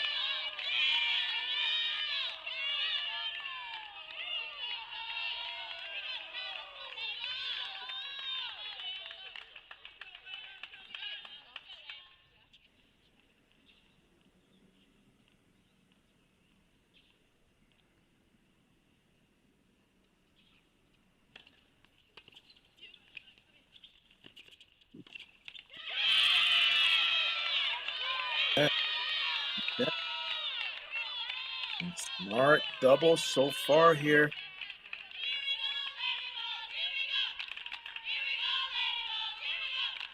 And you can hear them cheering. So we don't even have to question. So here we go, Layla. They're speaking Layla Britez Riso, who is returning here on the ad side. And here we go, Layla's. But that was a great move by Alia on the backhand poach, 15-30, 5-3 Duke. Doubles point on the line.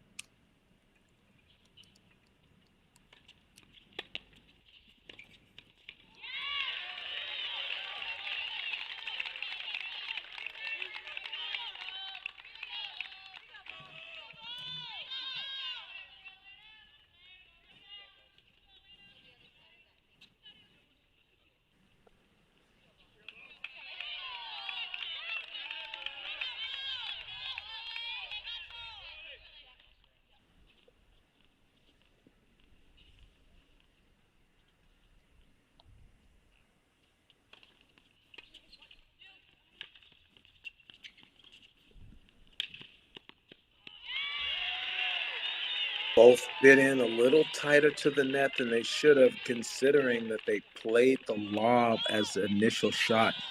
When you do the little Conti bunt lob, you have to be careful that a lob could come after, and that's what happened. Both girls split-stepped a little tight on the net, and that gave Duke enough room to get the lob over. So match point for the Blue Devils.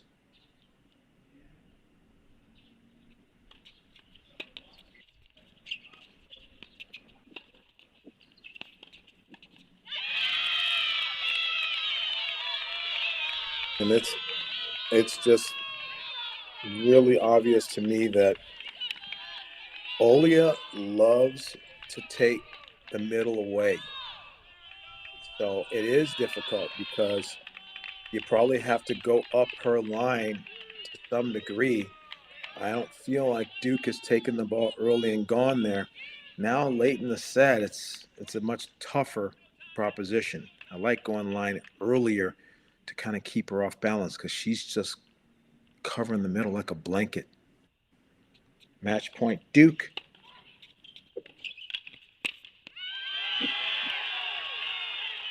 Oh my gosh, are you kidding me?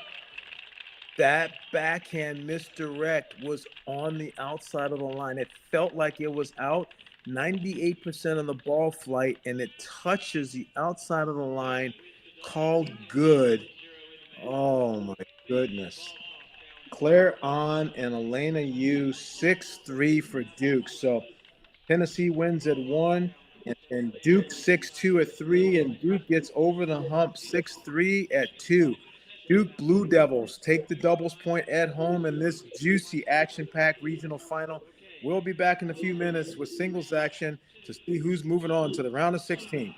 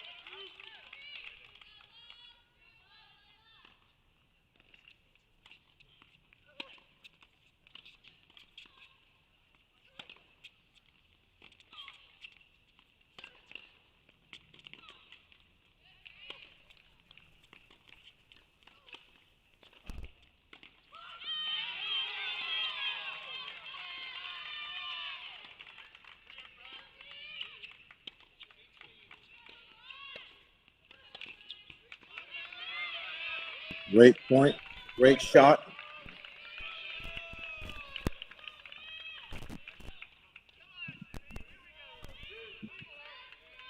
And Ballas takes a 2-1 lead.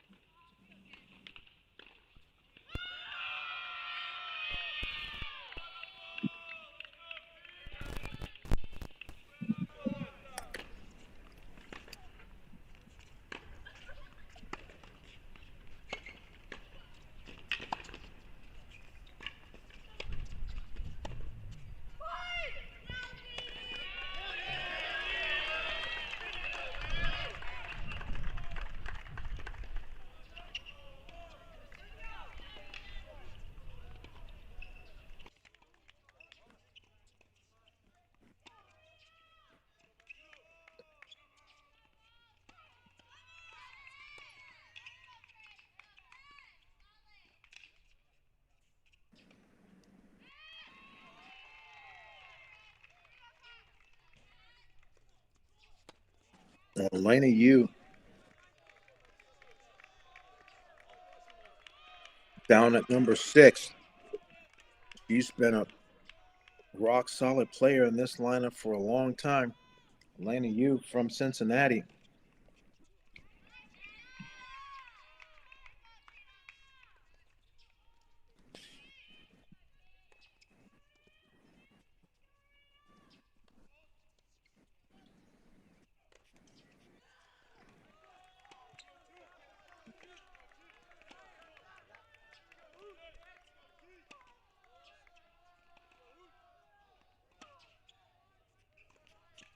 Yu playing against Matoli from Argentina.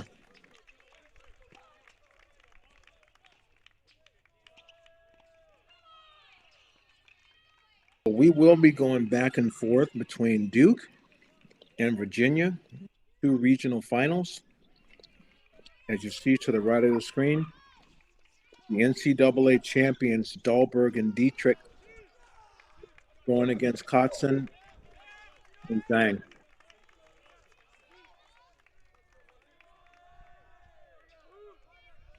Virginia in white and Columbia in the dark blue.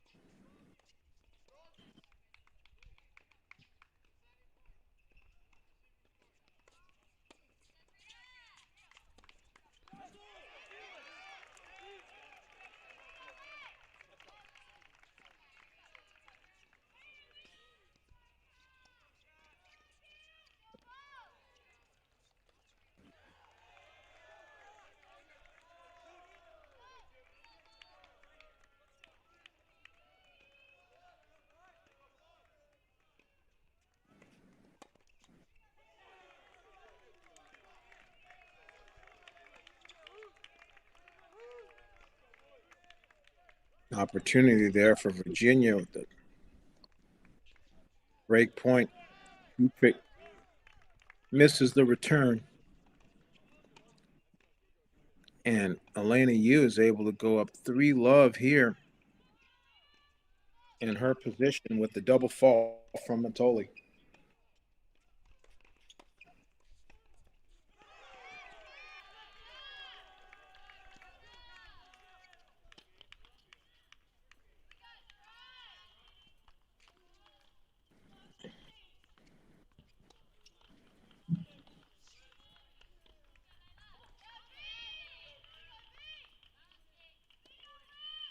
With that put away at the net, Columbia goes ahead at number 1 double.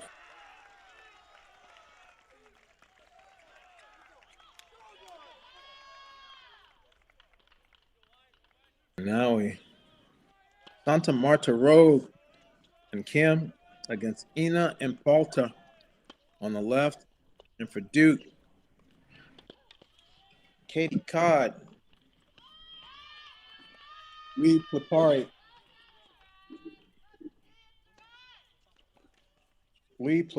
from Lithuania.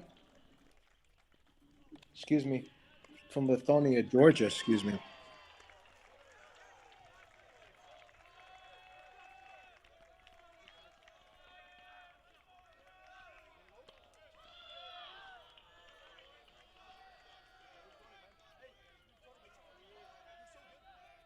Katie Codd from Carlsbad, California.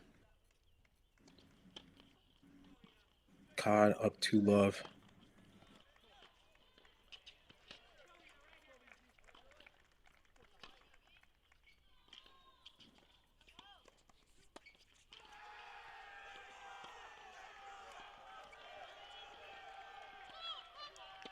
Virginia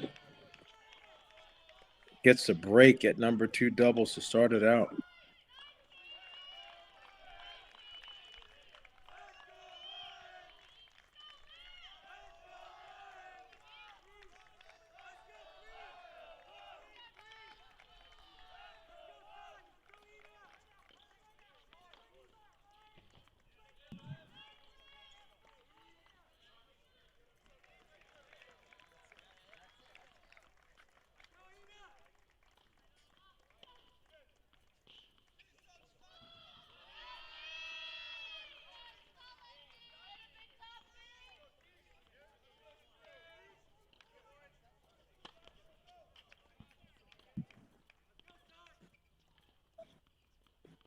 My mistake. It was a hole for Columbia there.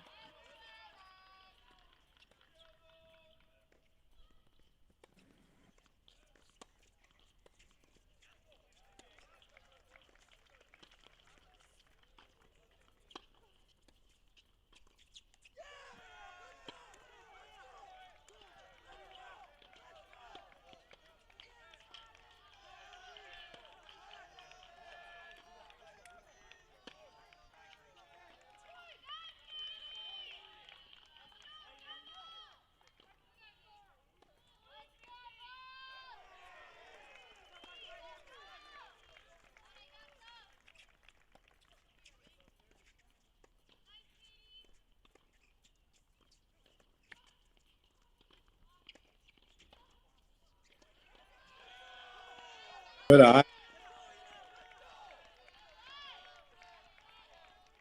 that's some very solid doubles by Columbia there, building the wall at the net.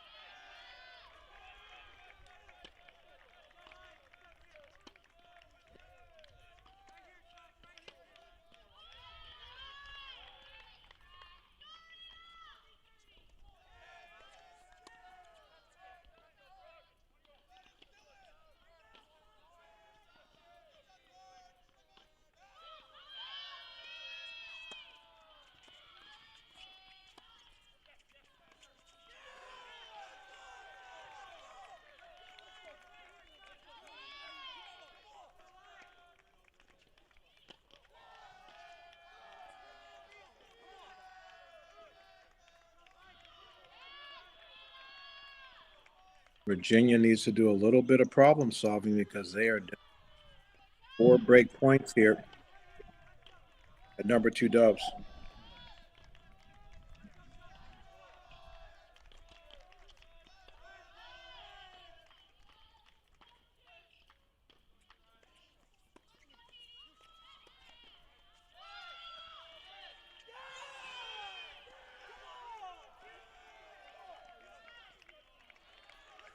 That's a break for Colorado. A break for Columbia. Columbia gets a 2-love lead there at number 2 doubles. Let's check in with number 3 doubles at Virginia.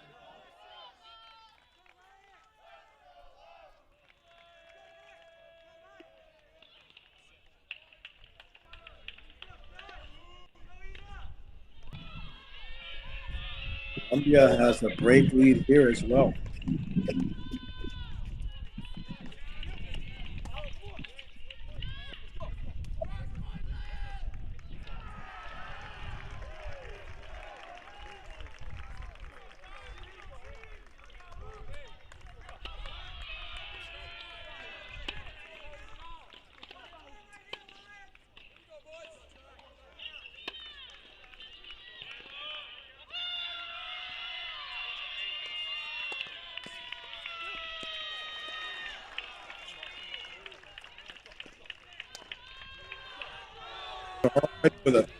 With a break lead at number 2 and number 3 doubles.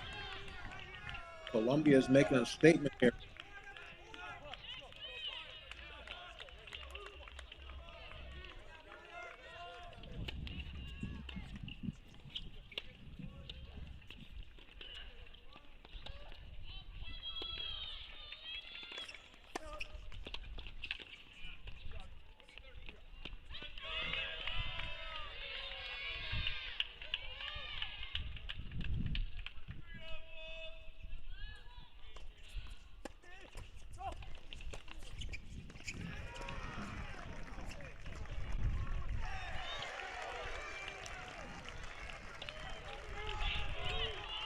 Big time shot from Keegan Rice. Ian Styles Brockett. Got to hang in there, get this hold, and keep it close.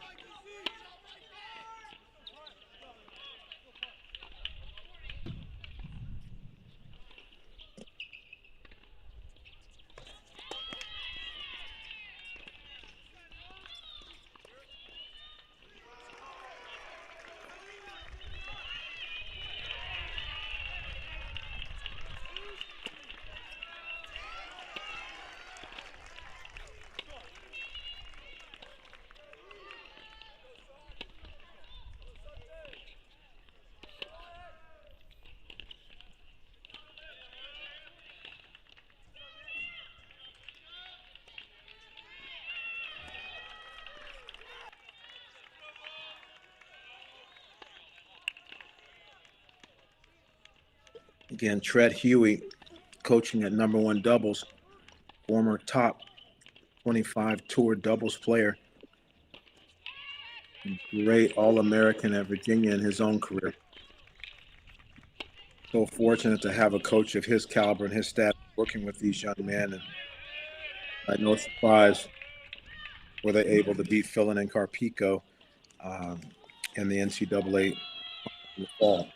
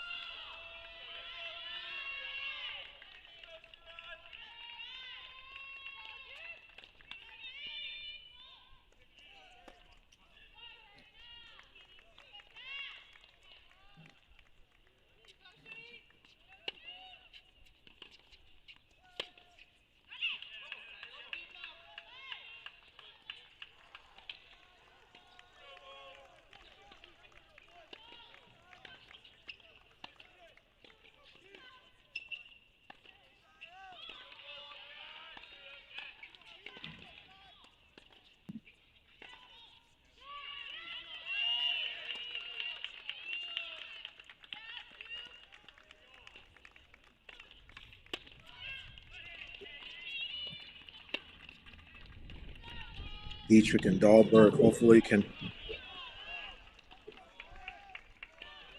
keep applying some pressure here. Try to put scoreboard pressure on the other two positions.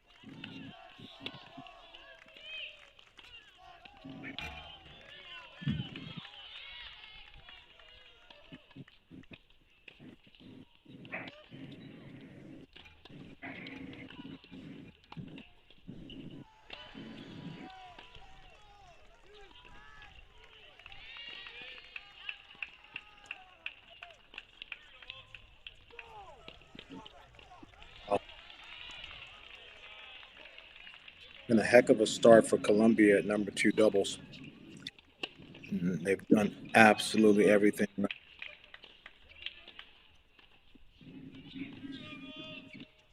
Played the net well, served well, defended well.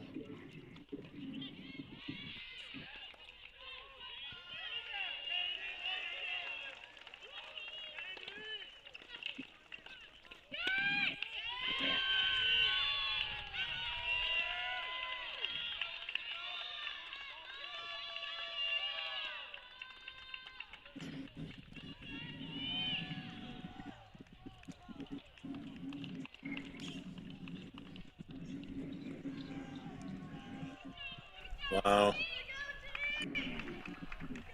They're even winning the hustle points. At number four on the women's side, Suarez,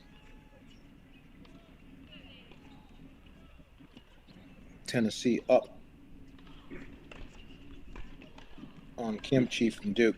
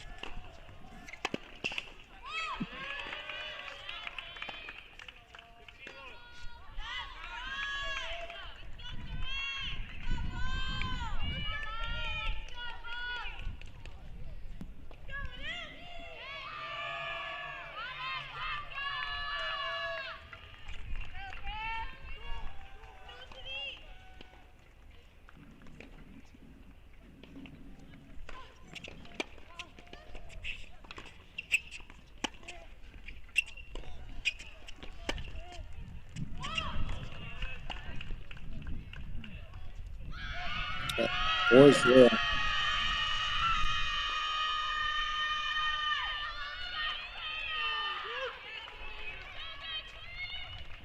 So we'll switch over to court number three for doubles at Virginia, Columbia.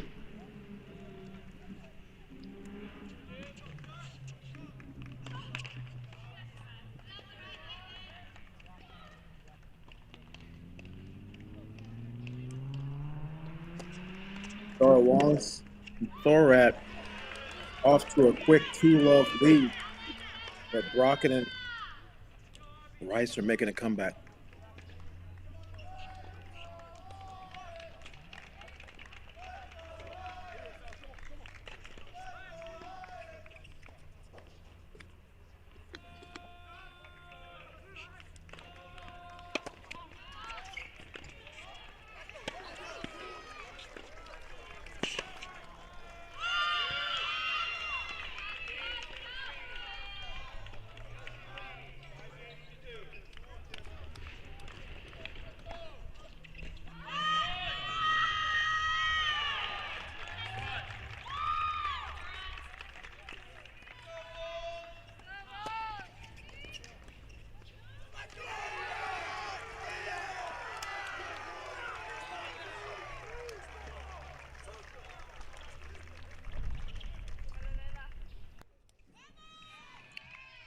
You hear a lot of crowd support at the Virginia match from Columbia because the Columbia fans travel strong.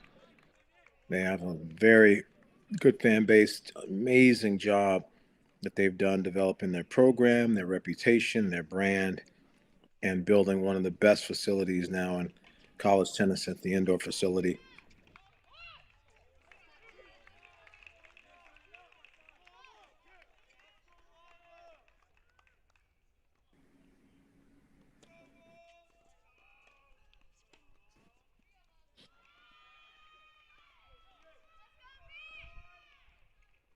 Elena Yu up 4-2 on Matoli.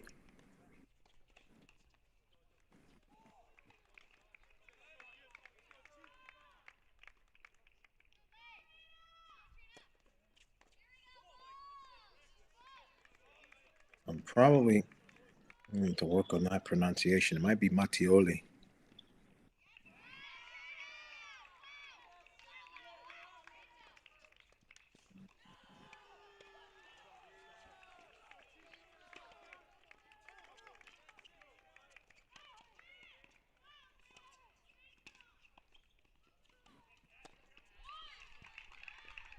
Good stuff.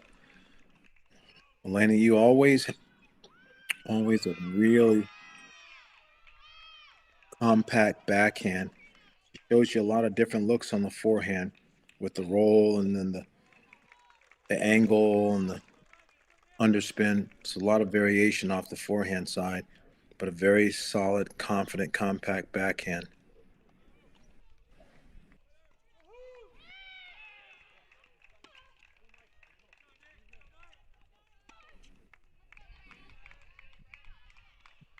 And to some extent, some of that variation like there causes her to not be as solid as she needs to be when she's trying to step up and play with offense.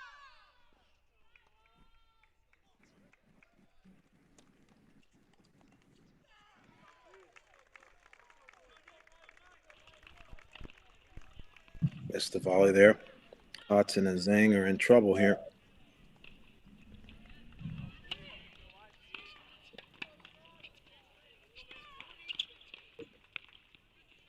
Katrina Scott serving for the first set at number 1. She's played a balanced schedule, so the team has not had her for some of the season. There was a portion of national indoors where she actually wasn't there as well.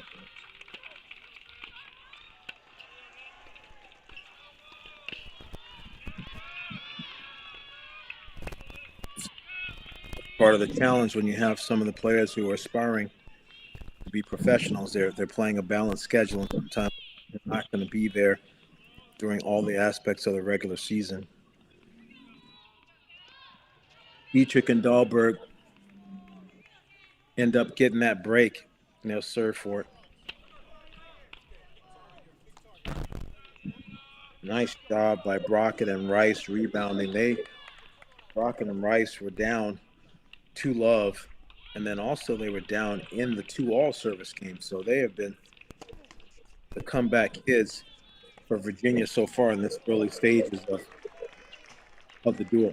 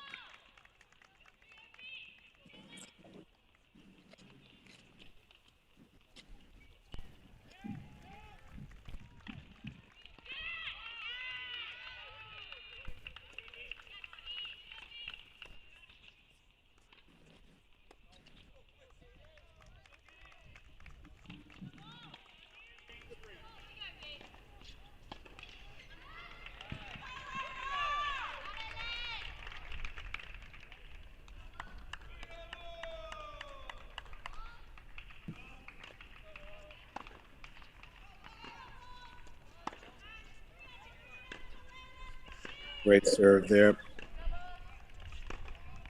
Dahlberg running that slicer.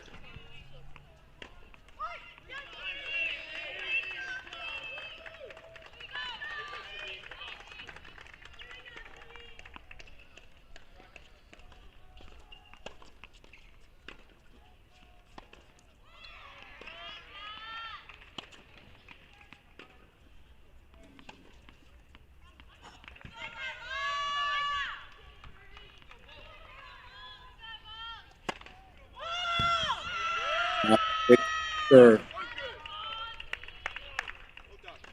Definitely some weapons on this Tennessee team. I'm seeing big serves, big forehands, net appearances. Suarez, Scott, Brites, Riso.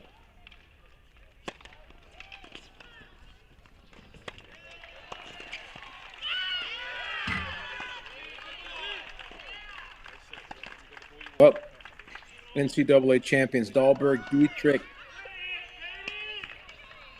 on and off quickly. Done. Number 1 doubles in the book. Virginia needs to find another one. It's probably going to come down to number 3 doubles. The way this is going.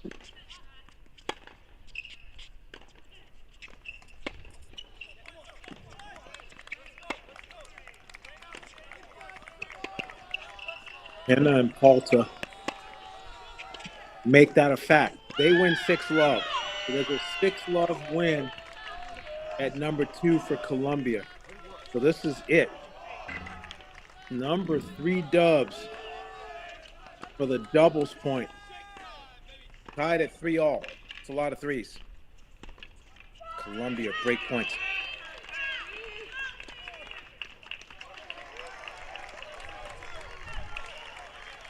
Routine forehand goes long, but is it routine when there's pressure on your racket? Is it? That's the question.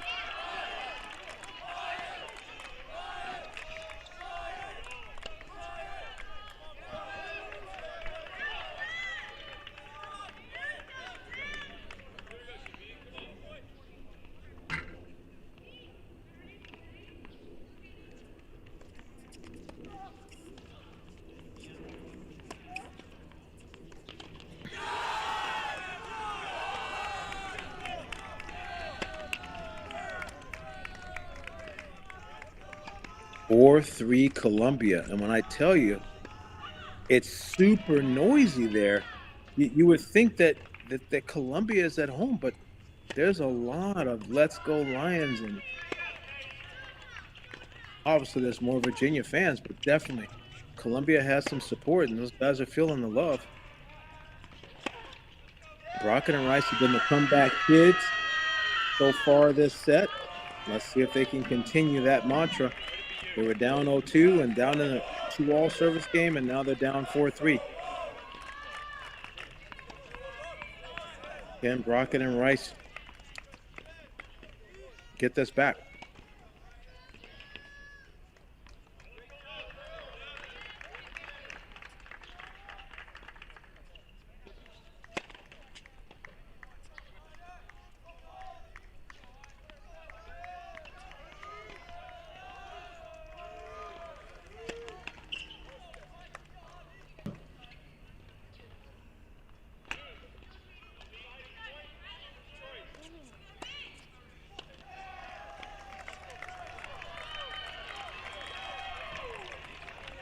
Great serve into the body there. Brockett not really committed forward with his weight on that return. Got handcuffed. You have to go meet that body serve before it gets in on your hip.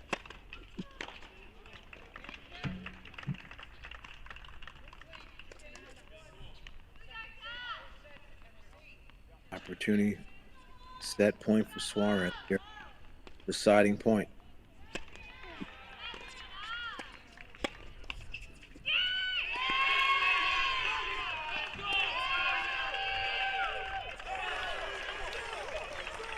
And he gets distracted by the double fault, gets upset, and then makes a forehand error and has some negative body language. So Kimchi, who looked like she was in trouble, could be back in business at number 4 singles.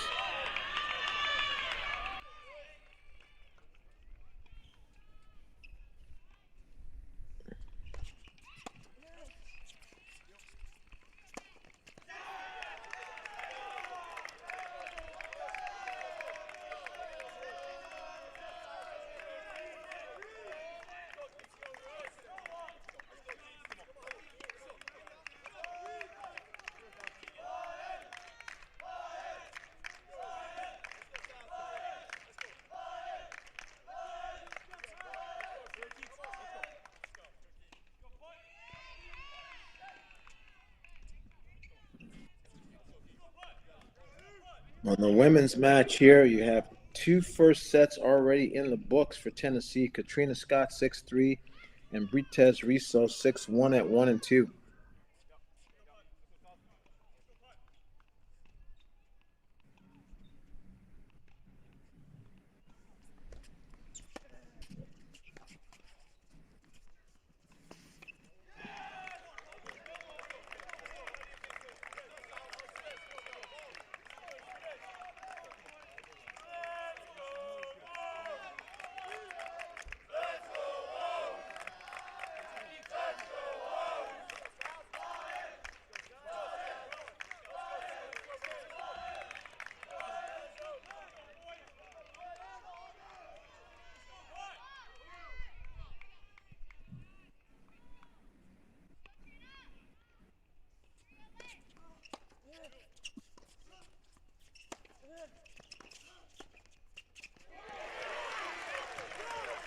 Well done.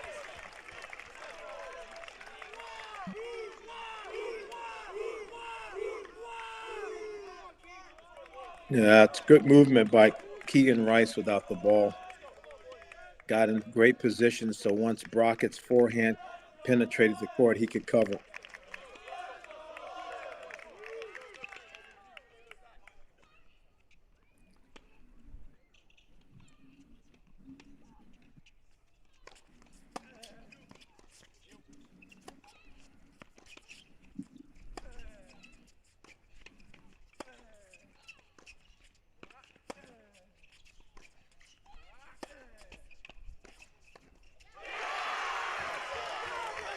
Wow. What a clutch point that was. Rice and Brockett. Man, oh man. Rice's return was like Andre Agassi's crushed. And then the ground strokes were just pure until Brockett could get a little bit better in there. And Rice penetrates their middle, takes the angle away, and Brockett uses his reach to stick the volley. Wow, that was well done. 2 game points saved. And Columbia answers with some doubles of their own. A big first serve and a backhand spike inside out overhead. Are you kidding me? The level is high. You tell me this is third doubles, I'm telling you, looks as good as any doubles that I've seen all day.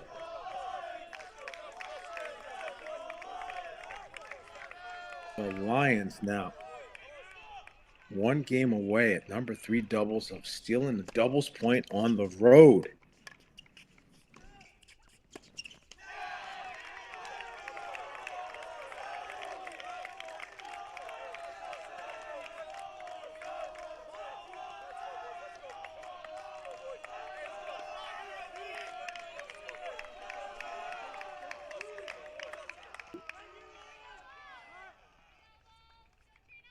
And on the women's side here, 2 first sets to Tennessee. And then now Elena Yu and Claire On, 2 first sets to Duke. Suarez, Kimchi 5-all. Katie Cott 5-2. So Duke has a path. Try to get to 3 points, but Tennessee for sure is putting up resistance.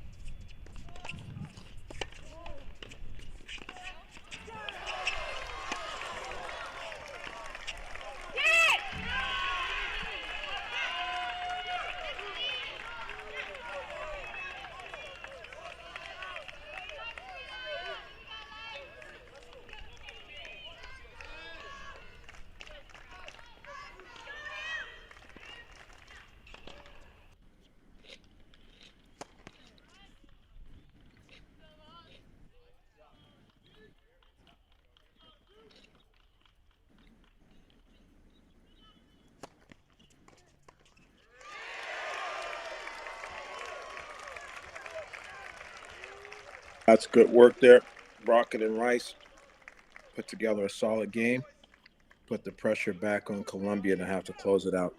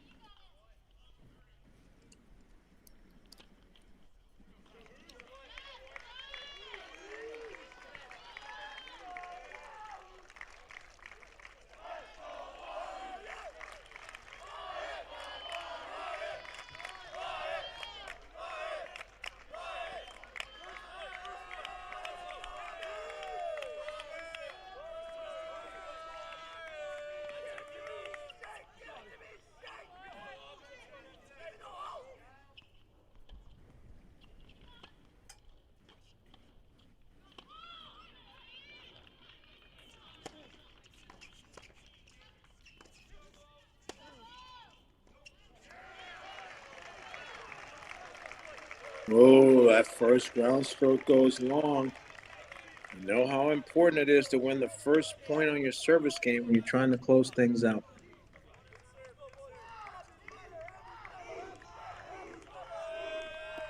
Katie Todd trying to give Duke their third first set.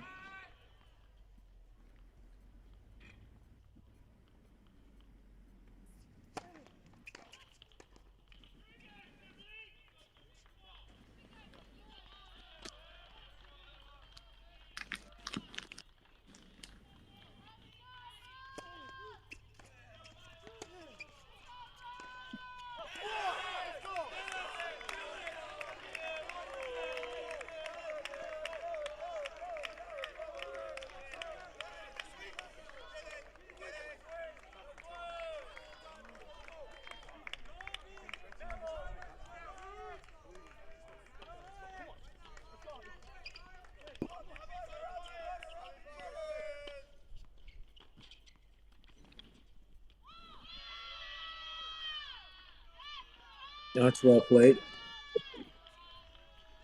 Lee Plapari is trying to apply a little bit more pressure coming forward because she's losing some of those rallies in the early part of the set.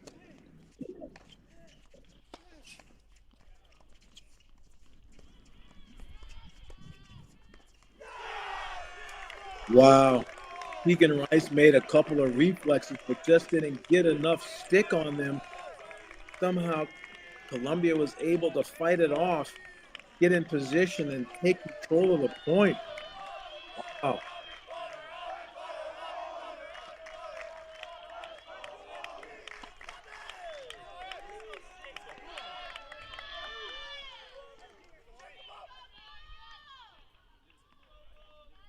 (30-15) Columbia.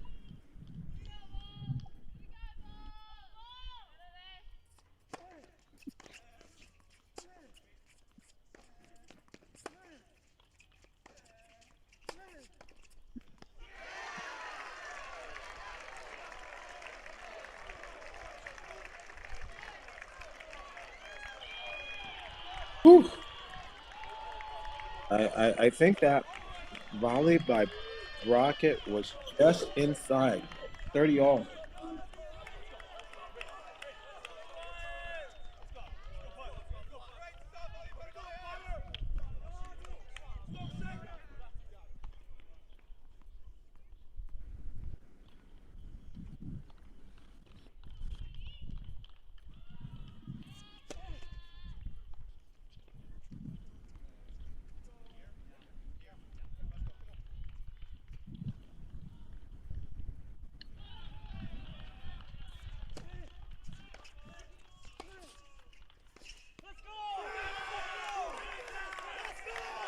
Wow. That's a big ground stroke. Again, Columbia coming in number 22 in the nation, but they've lived in the 12 between 9 and 15 for several years in the last decade. So they are probably a little bit lower than they've been. They lost a bunch of great players to obviously retain Michael Zhang and company. So they are not afraid of this moment.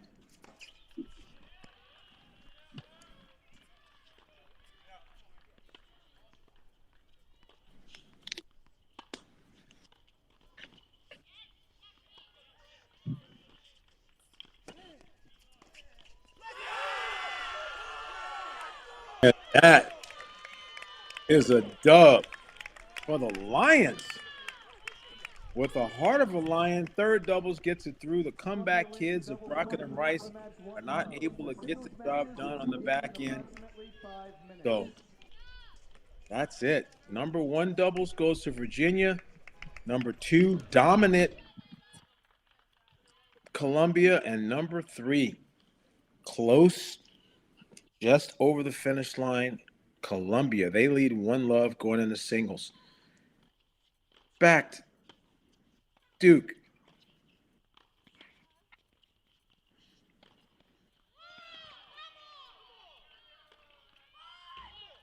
Katie Codd Now starting to put some pressure of her own on Lee Plapari.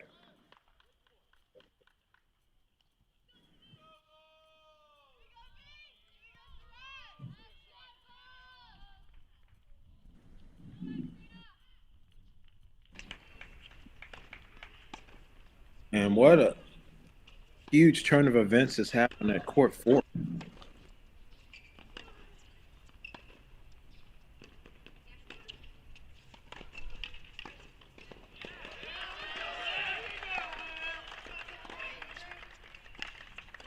Suarez was dominating this match, was not able to close the first set.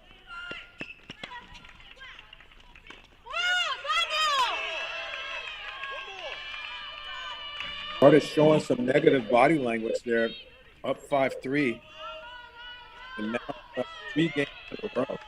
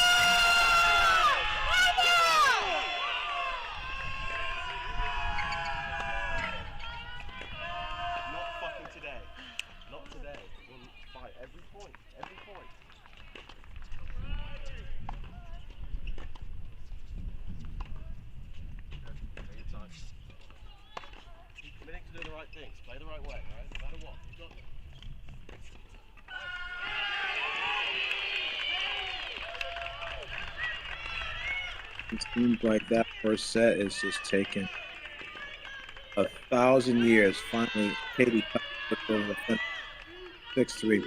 Suarez and Kimchi now in a breaker.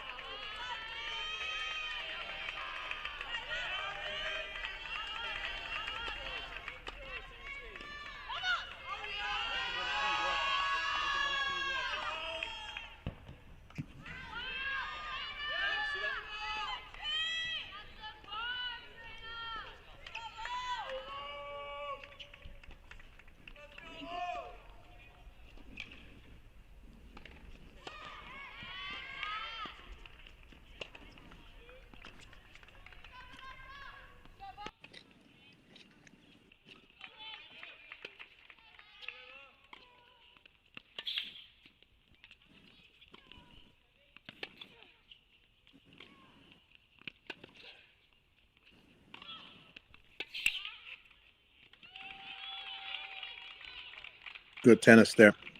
Ballas kept Katrina Scott on the run.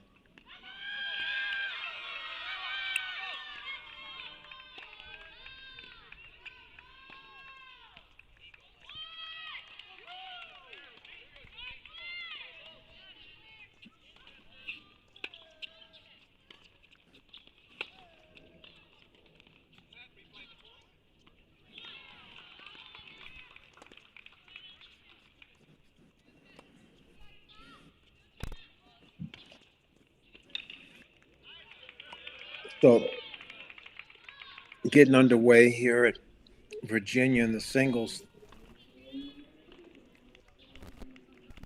We have the number one current player in college tennis, Dylan Dietrich, taking on the NCAA champion, Michael Zhang.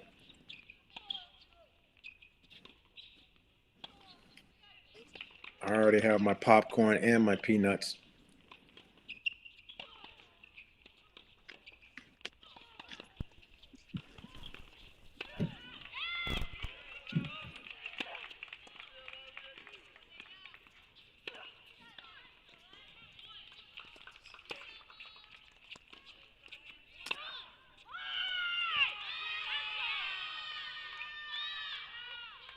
I feel there's lots of psychological momentum that goes into the early parts of singles matches in college. It's like, did we win the doubles point? So is there complacency or disappointment or hunger? Did I play against my singles opponent in doubles? And so is one of us already starting off with a win over the other? There's a fair amount of that. Sometimes, in some cases, you have the player that didn't play the doubles point and they sat out, and emotionally and physically they're not into the match. So there's all these different feelings that you can have going in. So here you have Michael Zhang, who lost to Dietrich in doubles, but Columbia won the doubles point. So definitely some interesting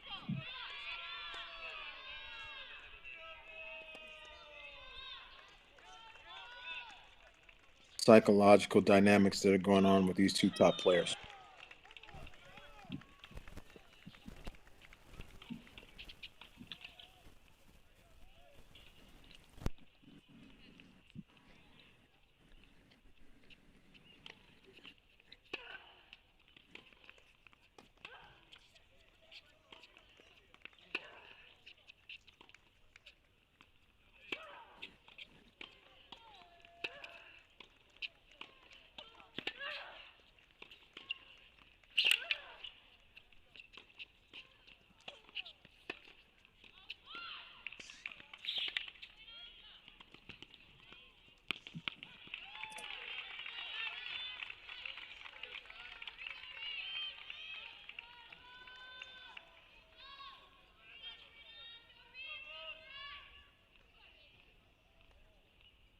Katrina Scott's running a lot of balls down here at the back end of this. He's up big on the scoreboard, but every time we've tuned in, he's been on the yo-yo string trying to run all these balls down.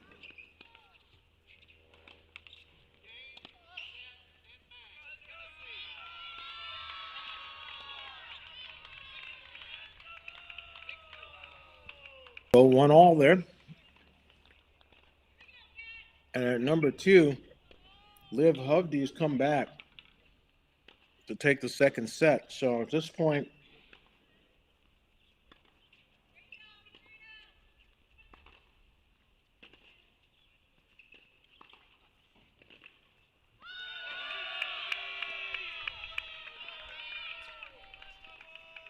Duke has won 3 first sets, and they're in a third set, and we're still in the first set tiebreaker with Suarez and Kimchi.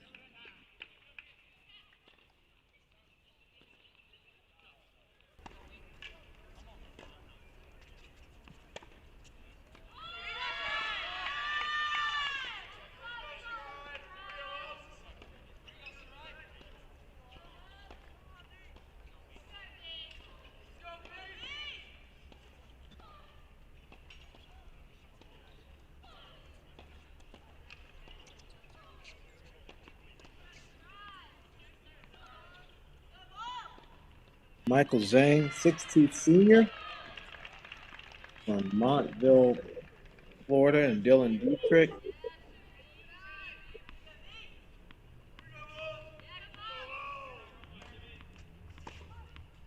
6'5" junior from Switzerland. Those guys are doing battle at one. This is Suarez was up big in. Again, today Duke is playing without Aspen Schumann, number 52 in the nation. Very strong singles player. Not in the lineup today, so they're playing a little short-handed. So some opportunity for Tennessee today, but so far Duke has withstood the challenge.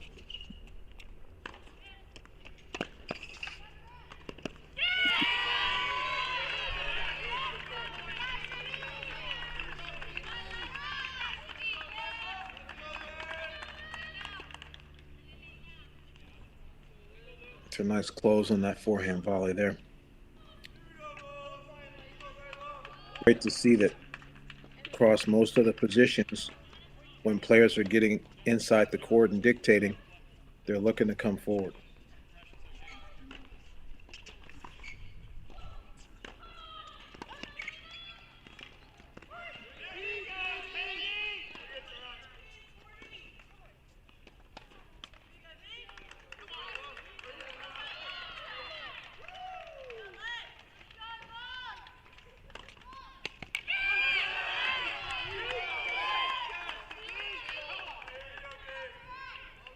That's a big time for that. Kim Chi's serve between doubles and singles just hasn't had a high percentage so far today, but that was a big time to execute that out wide serve. Draws her back to 3-all.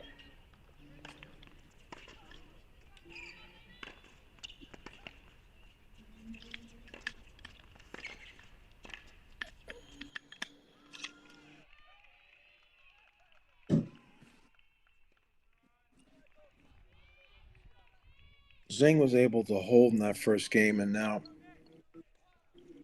Dietrich serving, moving out wider here to this point. Goes kicker to set up his forehand.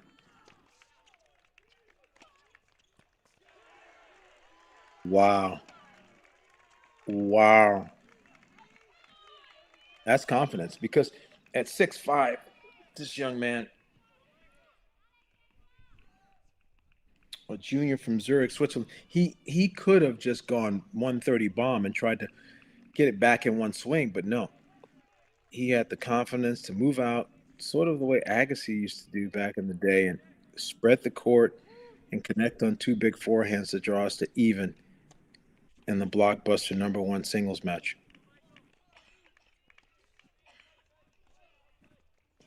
Again, Michael Zhang, Montville, New Jersey. Lots been made of all the decision making with taking prize money and performing in the Grand Slams and college and amateurism, and he stayed committed to his team and his education, and still the process of being able to chase a pro dream as well. So congratulations to him, his family, his team. I know one of my good buddies, Les Smith, has some involvement in his development and is very proud of what he's done. And that's the difference here. I feel Michael Zhang can, early on in the matches, make the net appearances and not just make it about baseline attrition. I think he opens some things up for himself in the match that sometimes players are not expecting him to do there. They know he's going to hit big off the ground and be precise with the ground is, but when he jumps on some of that transition opportunity early on, I think it just makes him that much tougher of an opponent.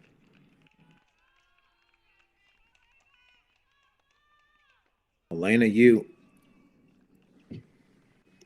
doing what Elena does, getting a stranglehold on a match and coming forward and putting exclamation points on. Again, she, Midwest product, Midwest champion, coming out of Cincinnati. Shout out to Coach Decter and Coach Dectus and Coach Schubert, who were part of her career early on.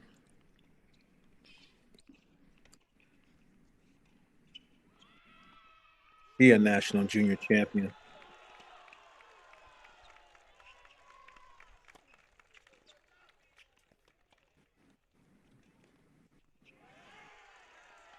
Dietrich forehand is on.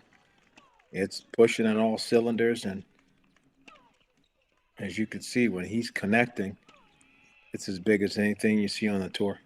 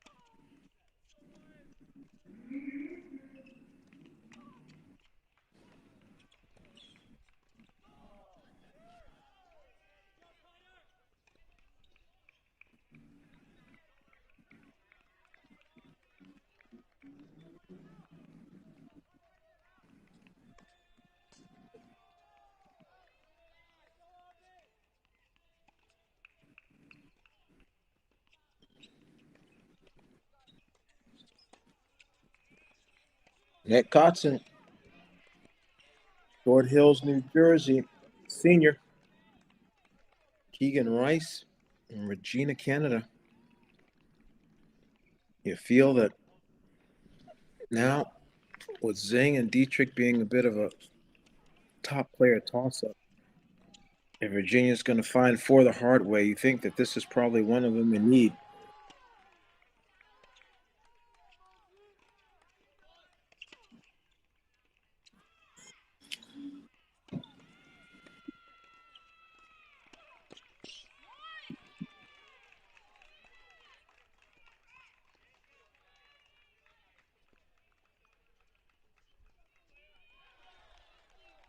It's definitely a matchup that Rice likes.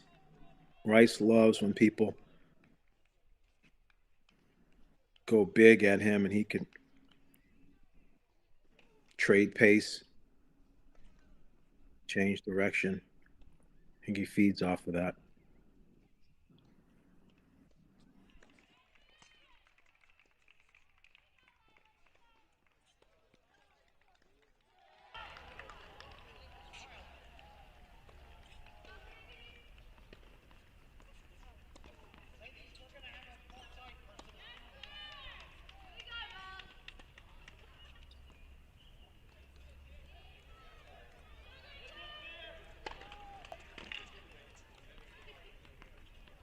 I think some of the questions for me with Rice versus Kotzen just is Kotzen going to keep up with Rice on the consistency off the ground, particularly out of the backhand corner?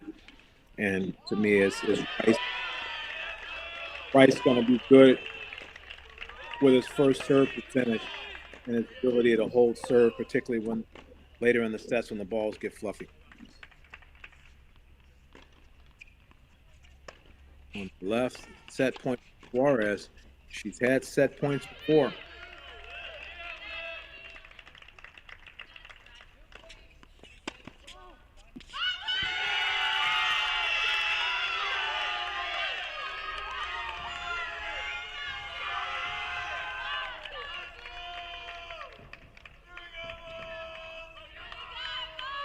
That's the first set to Suarez there, 7-6. He's able to get it later on. Court number 3. Sachin Palta, senior from New York, taking on Andres Santamarta, freshman from Spain. New York versus Spain, and a big moment.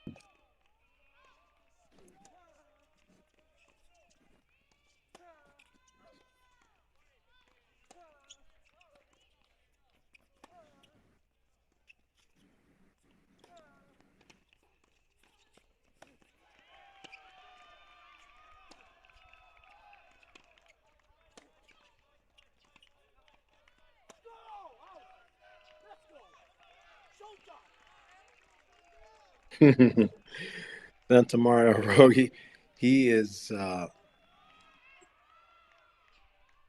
got a lot of fire, and he gives himself a lot of positive self-talk and pump up throughout the course. You gotta gotta love his spirit.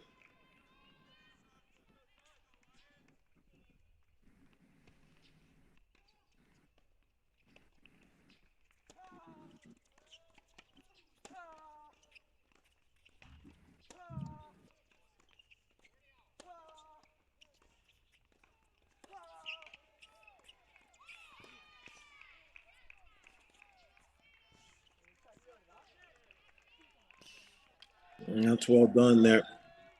Like Paulta moving up with that. Elena Yu 2 points away against Mattioli.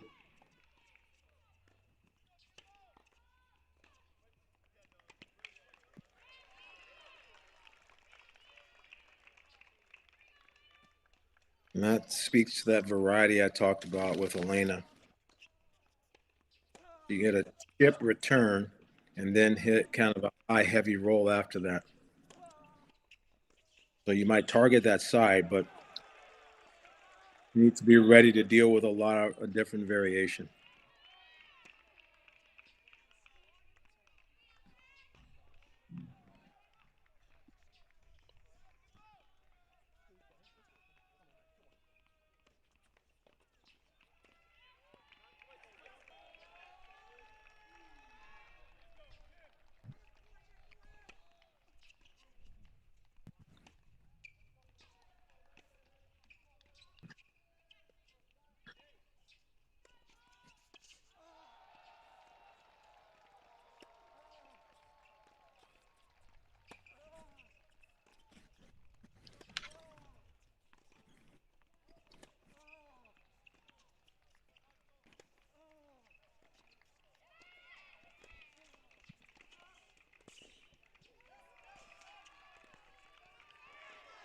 Oh, oh, that's some good tennis. Woo wee. That's some good tennis. Coach Andre Pedroso came out and gave him a pound.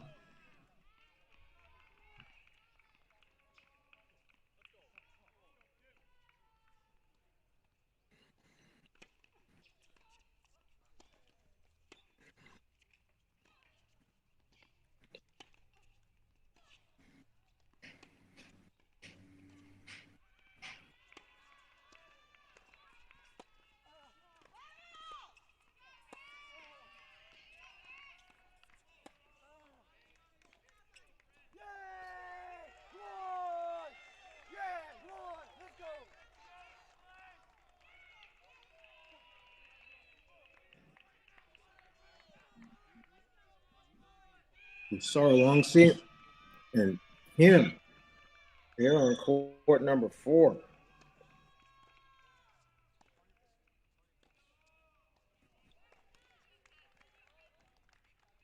Jung Kim, 5'10" sophomore from Seoul, Korea.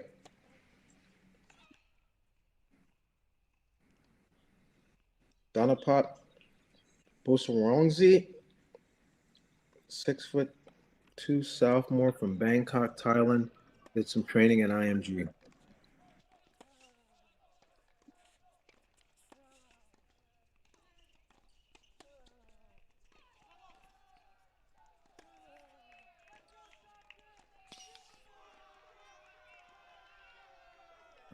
This one's going to be a lot like that, where there's just a ton of back and forth. And this is where coaching comes in now.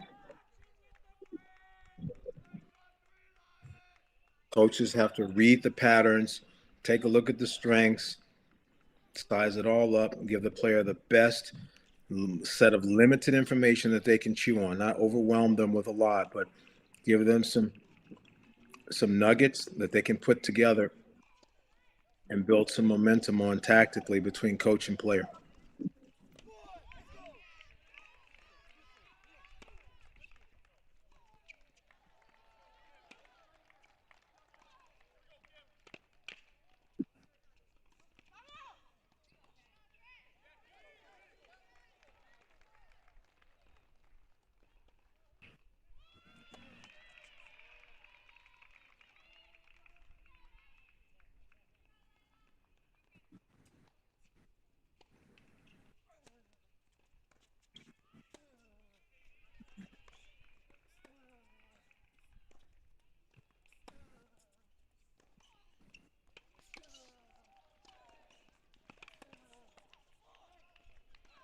And so far, not a ton of scoreboard separation. 2-all at number one, 2-all at number two, 2-all at number three, 2-all at number four. Thorat up a break on Brockett at five. Dahlberg up a break on Govila at six. So far, this thing is all knotted up, but having it be completely even actually favors Columbia since they already have the doubles point.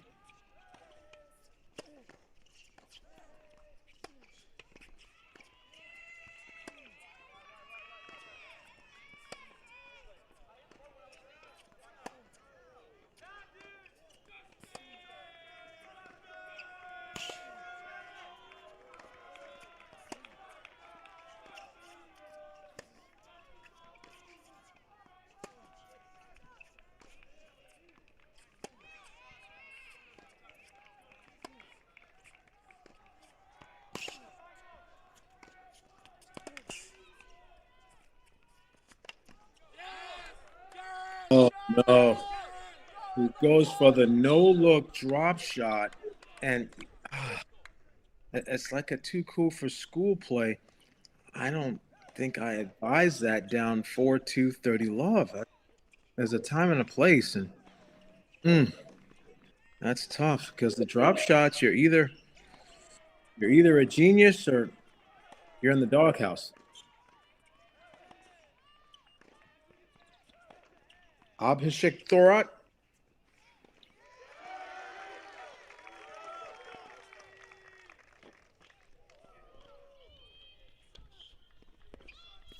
Freshman, 6 foot from Wesley Chapel, Florida. And he's doing some work down here at number five.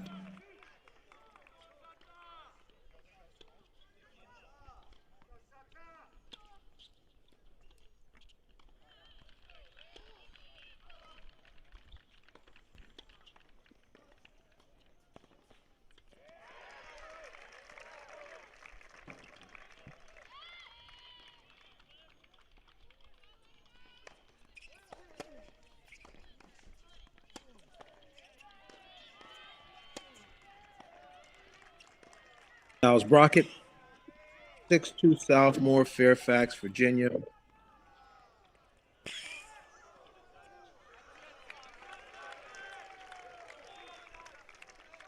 Top American from that area and one of the best in his class. And fortunate that there's been some turnover at Virginia to the likes of Rafa Hodar and others that have graduated out and transitioned on because there's a tough time for him getting into the main singles lineup when he first started, but now he's enjoyed a regular contribution this season. Big serve from Thorat down the tee. That's a 5-2 lead for him. And the only big scoreboard separation in favor of Columbia so far.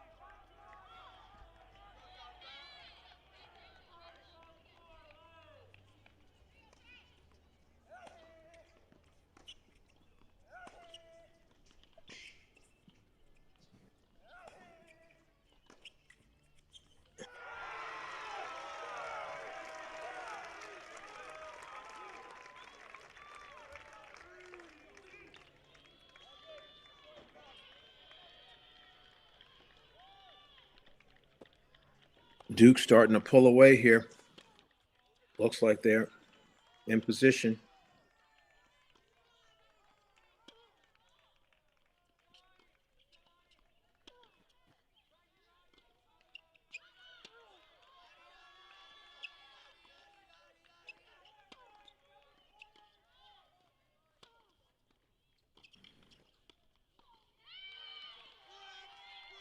And now Claire On is up 5-1. Elena Yu is up 5-2. Katie Codd's up 3-1. And Liv Hovday up 4-2 in the third. So Duke now has a lot of choices to be able to find their 4 points now.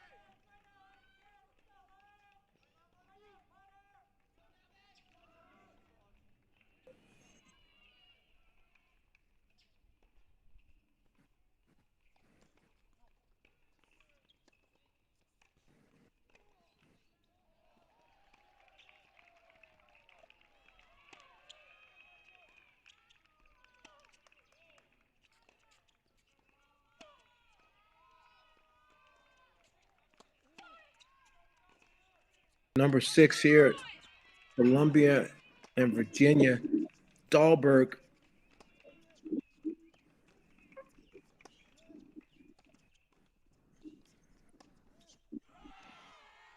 Senior from Sweden against Govila.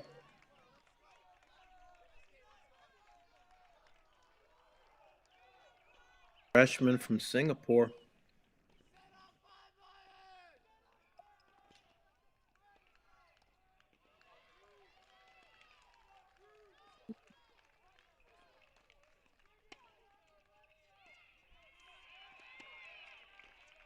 Match point for Elena Yu here.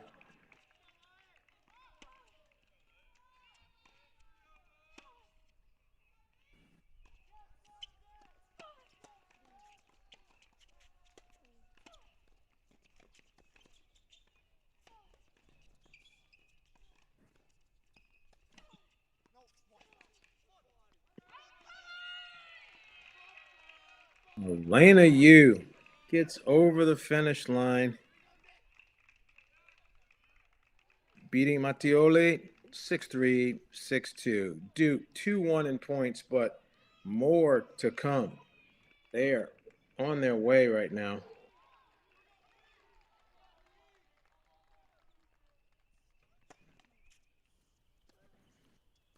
Liv Hovde up 5-2 in the third.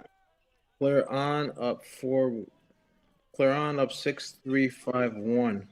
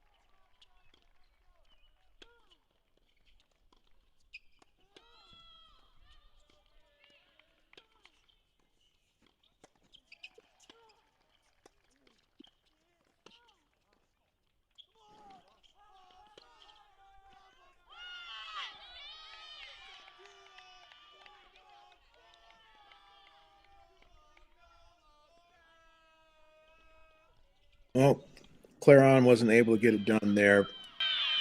We'll have another opportunity next game.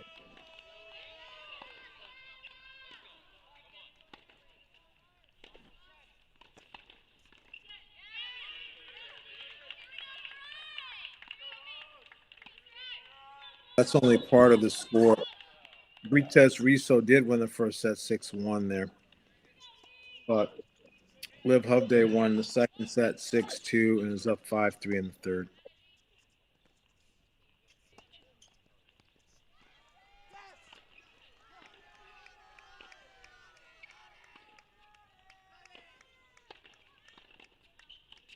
Dahlberg misses.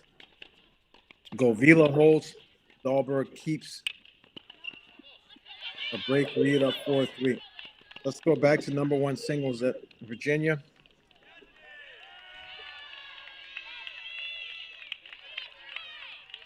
And these guys are slugging it out on serve. 3, 4, 7 straight holes. Big boy tennis. No surprise.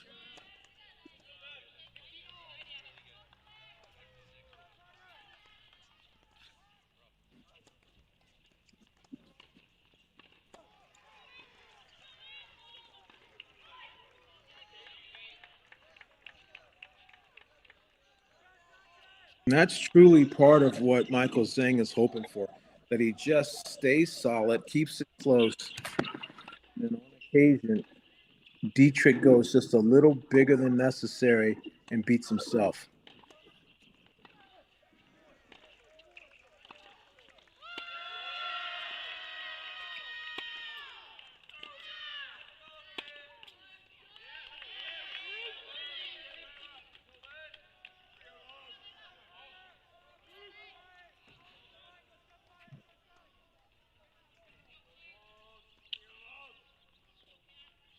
Okay. Deciding point. Dietrich on the left side. Match point.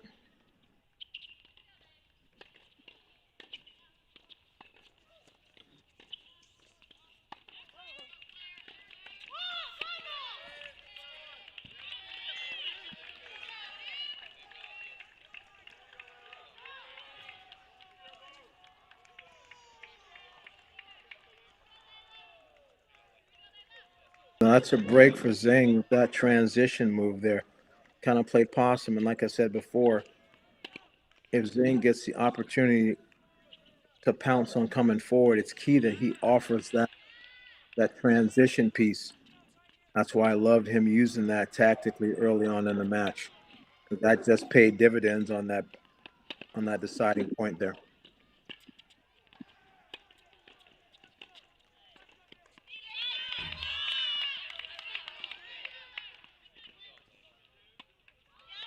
This is a big one relative to Colombia, because if they can get the doubles point and Michael Zhang, then you're up 2-0. And that allows for upsets against many top teams to be possible.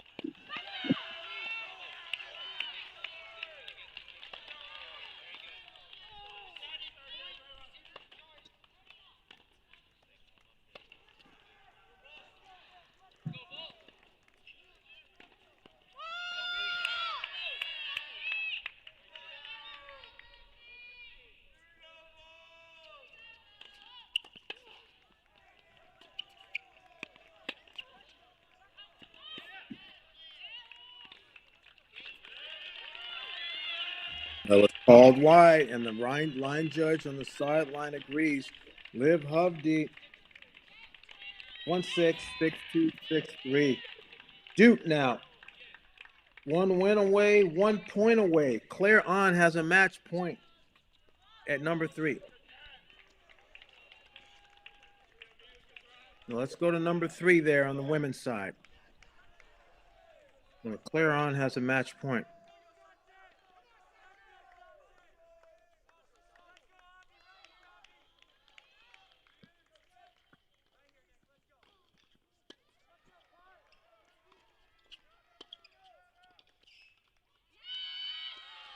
And that's going to do it. Duke advances,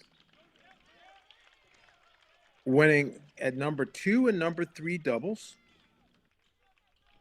and then getting wins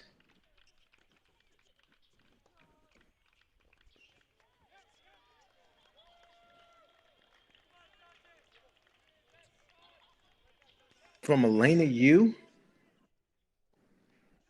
Liv Hovde, and Claire On. So Duke advances into the Sweet 16, or they may end up facing Auburn if that draw works out. So that'll be a tall order for Duke, but great opportunity to advance out of their home regional. Great season for Coach Allison Ojeda. And Tennessee Volunteers.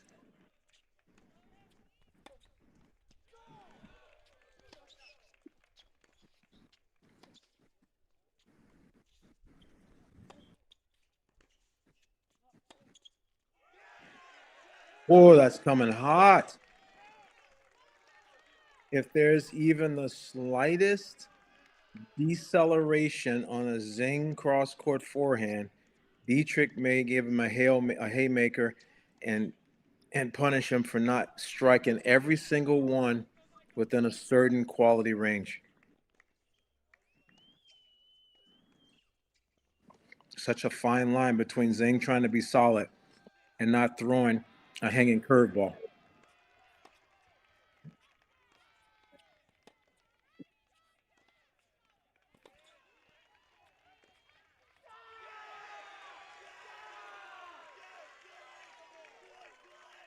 And Zing there tried to just position him in the backhand corner instead of going back into the nasty forehand. So there, he probably should have taken the inside in, but because Dietrich has earned so much respect with this running forehand, he chose to pin him in the other side, got too close to the ball, and now Dietrich back on serve. That's a big moment for this duel. Big moment. Rice and Kotzen all tied up.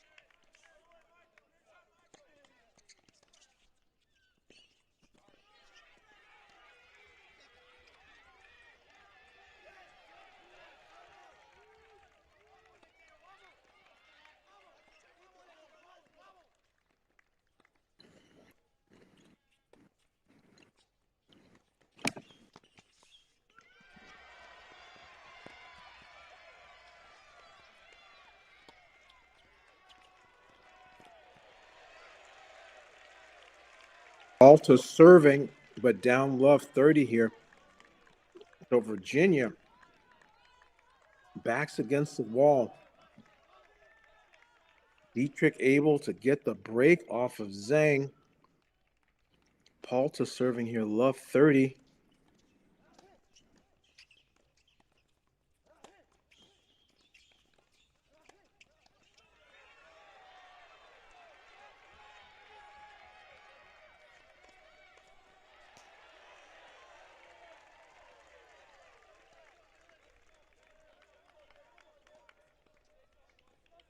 Routine backhand, just missed it.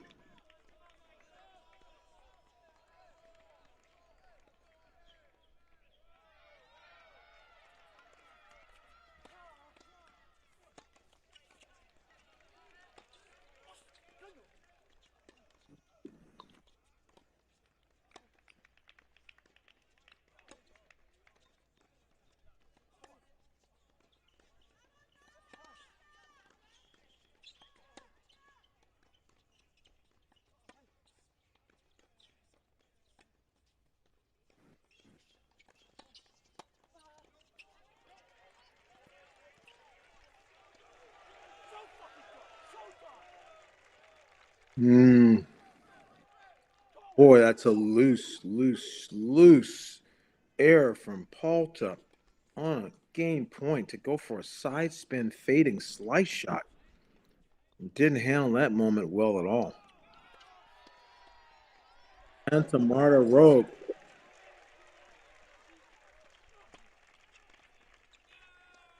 Santa Marta Road breaks back. So he's back on serve. Let's go back to one just for the completion of this game. Back to one just for the completion of this game, and then we'll start going around the horn some more.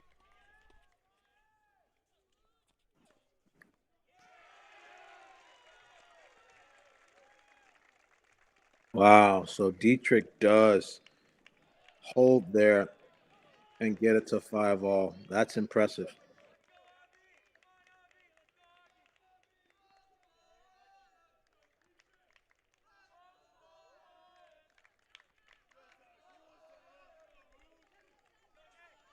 This match is a battle.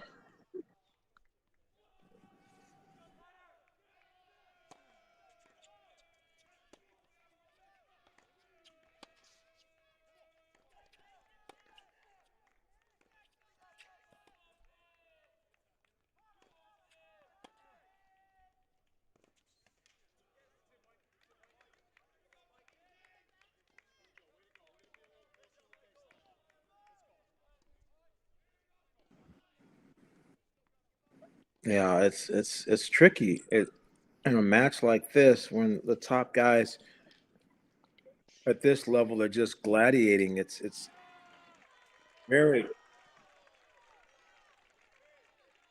tricky because you don't need to say much to these guys. But if there happens to be some bit of intel that you might see in that moment, you may want to share that.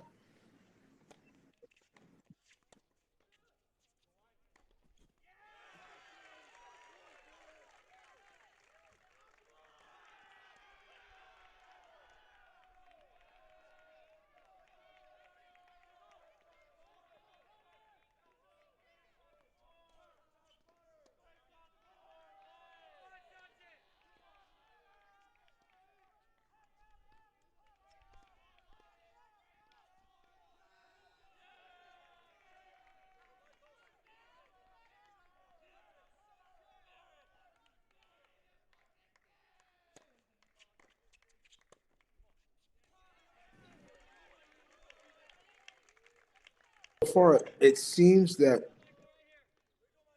a very big forehand second serve return right at Zing has got him handcuffed a few times. It appears that Dietrich is connecting to that.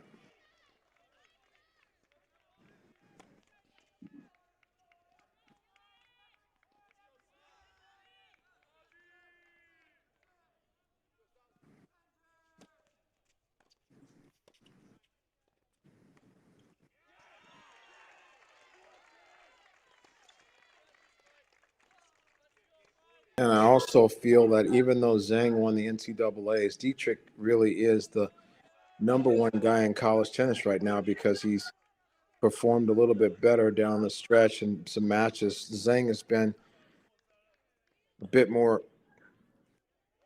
Obviously, he's just playing every match with the target on his back, but there's been some players that have been able to get to Zhang here in recent matches, including the Cornell match he just recently lost. So there's not an invincibility cloak around him right now. And after being up 5-3, not able to close, this is a very strong momentum shift in favor of Dietrich at a key time because Columbia most certainly up 5-3 in that set. Wouldn't think they'd be down 6-5 right now.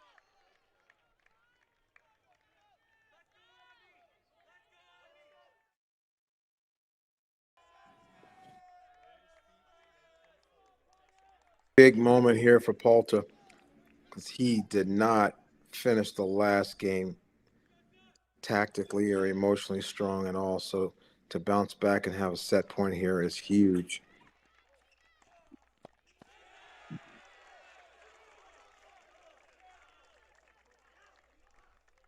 That's a great shot from Santa Monica Road, but he's just kicking his serve in. I'd like Paul to move up and take the return a little earlier there. He gave him a lot of time and a lot of space to make that shot. I wouldn't want that opponent to feel that comfortable in that situation. I like that return and get there a little quicker. Yeah, he's just kicking the serve in.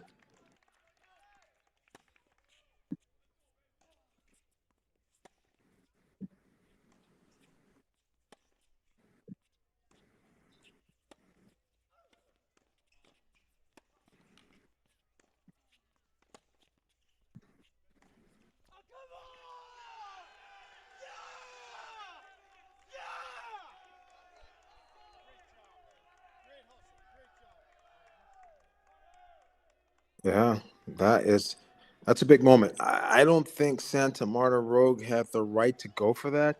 He went inside in. He's a little bit left of center, and he tried to rotate and snap it, and just didn't have enough real estate to fit that forehand into it. And that's too big of a moment to take that risk. Mm. Well, that first set goes to Colombia. That's a good shift for them in that one because obviously the Michael Zhang first set has not gone well. What has gone well for them is number 5 singles. Borat has been on top of Brockett the entire time and has been the most consistent thing close to one-way traffic in a match in this entire duel.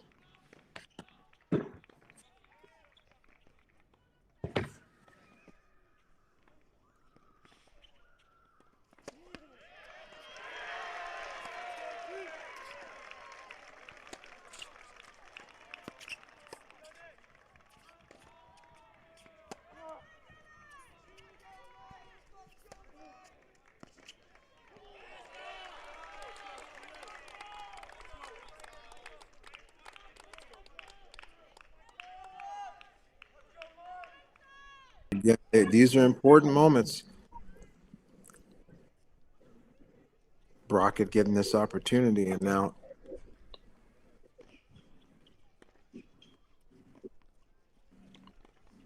he needs to handle, take care of business, hold serve, stay close here. Because you never know in college tennis where you're going to get the points from. The level's so high and everyone's so good. You just have to keep fighting every single point.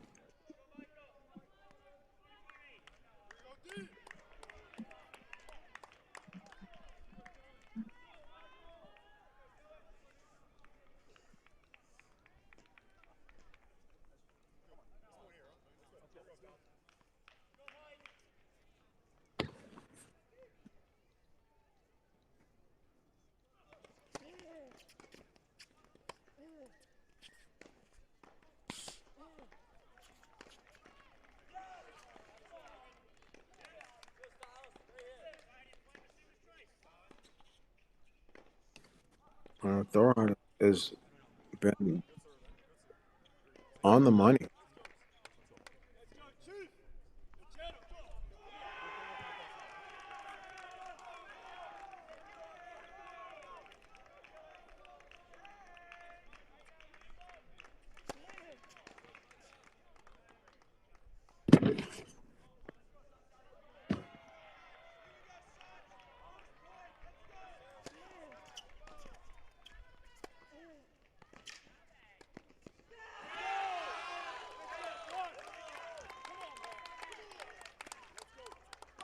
That's the shot in the arm that Brockett really needed because he's been going in and out of playing aggressive and questioning.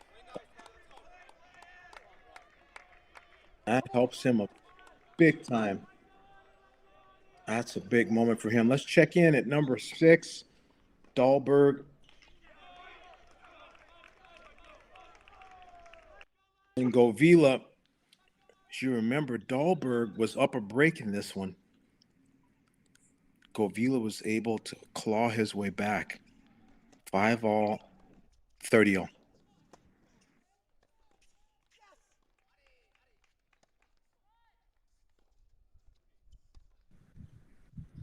Govila light on his feet. Lots of good decisions on the run. And just a hard-nosed competitor with a lot of self-belief. He just plays within himself. He just business. quiet down here on the end at 6. Not a lot of fans, not a lot of people. He's just playing 1 point at a time. But the veteran Dahlberg was on top of this youngster, and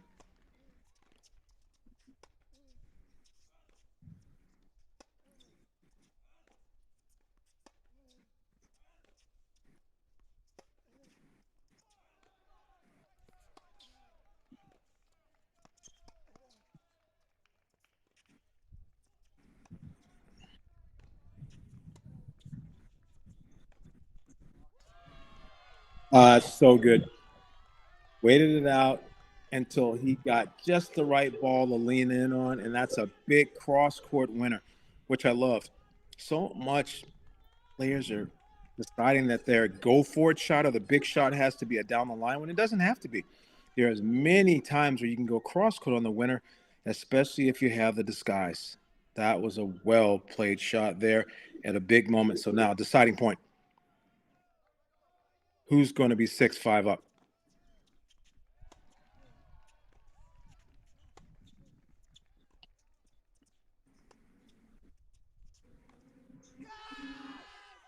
And it's the youngster. It's the youngster. Dahlberg goes for the high heavy. Govila gives him the ball right in the middle that he wants, and he overplays the forehand inside in.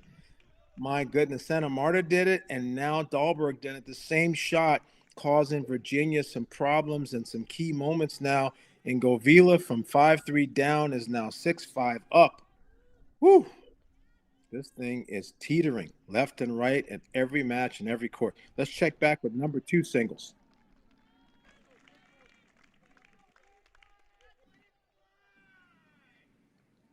Keegan Rice was able to get that. I missed that set point.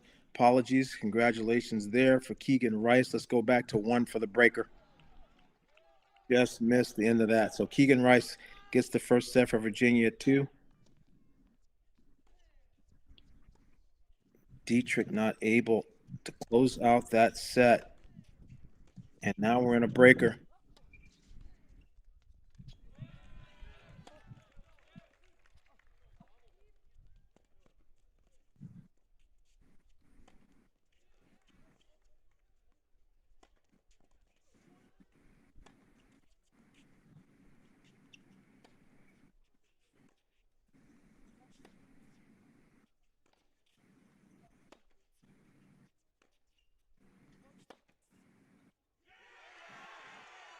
There's no way. You got to be kidding me. How does that point happen? There's no way. There's no way. Zing lobs a 6'5" guy a couple times. Somehow is still in the point.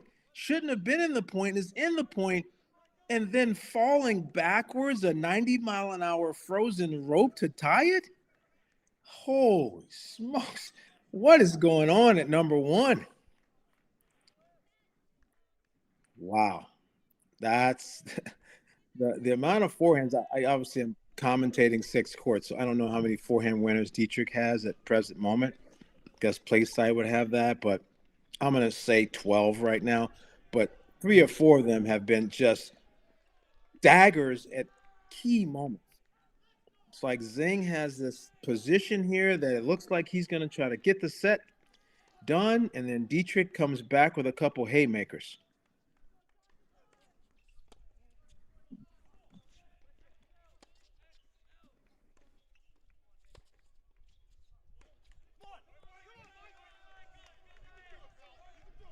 But nonetheless, Zing keeps going in there.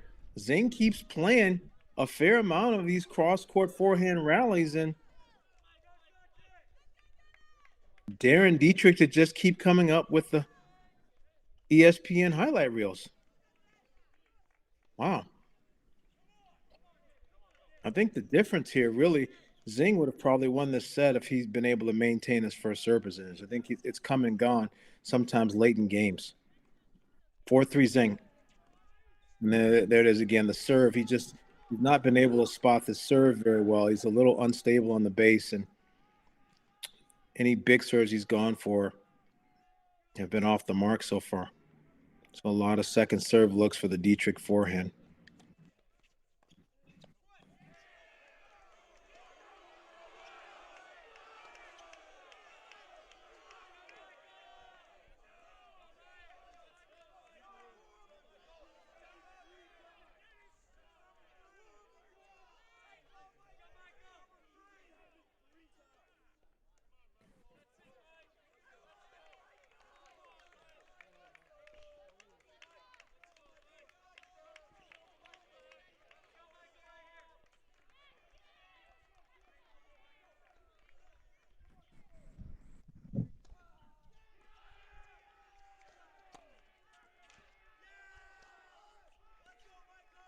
And it's like Michael has an earpiece in and he heard me. And he's like, yeah, Bay, my first serve is right here. He popped that serve. He thought he had an ace. Now Dietrich's behaving like, oh, I thought that the serve was out. There was no call, no real body language or verbalization from Dietrich. And now Dietrich is saying that it's long. Obviously, Dietrich didn't like the backhand up the line call that I saw just wide. But so now controversy here. And the ref on this one is backing Dietrich on the casual no call serve call. Wow. Well, here we go. Mental toughness, adversity, and resilience.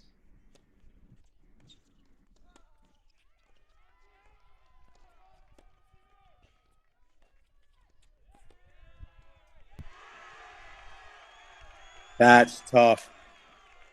Thing thinks that he hit an ace, thinks that he's up triple set point, and now has to play the point on a second serve, and Dietrich with the inside out. Wow, that's another big moment. There's been 3 or 4 big moments in this set already. That is definitely one of them. And here comes Dietrich again.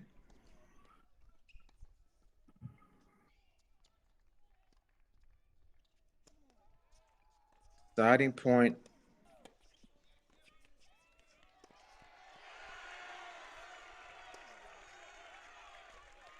Dietrich makes that volley. Inside out backhand volley for a drop volley winner. And now Dahlberg down set point wins to go into a breaker. So far, Virginia has been coming up clutch. There's been a ton of Columbia opportunity and just a lot of Virginia saying not yet. Wow. How is Zing still in this set? And then how did Dietrich not win the set?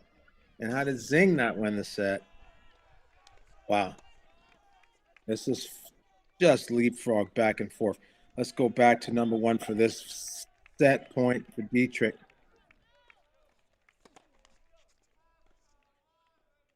And again, the Zing first serve late in this set and off the mark.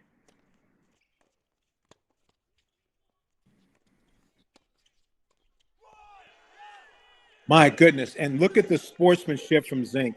That return was on the back of the line. Zing plays it for good, rips it back. In comes Dietrich to the net. Zing gives him a backhand volley. The opportunity is there. He misjudges the angle on the finisher. The volley goes wide. I I wish I had this written out on paper. I don't even think that I could conjure up a tiebreaker with so much drama.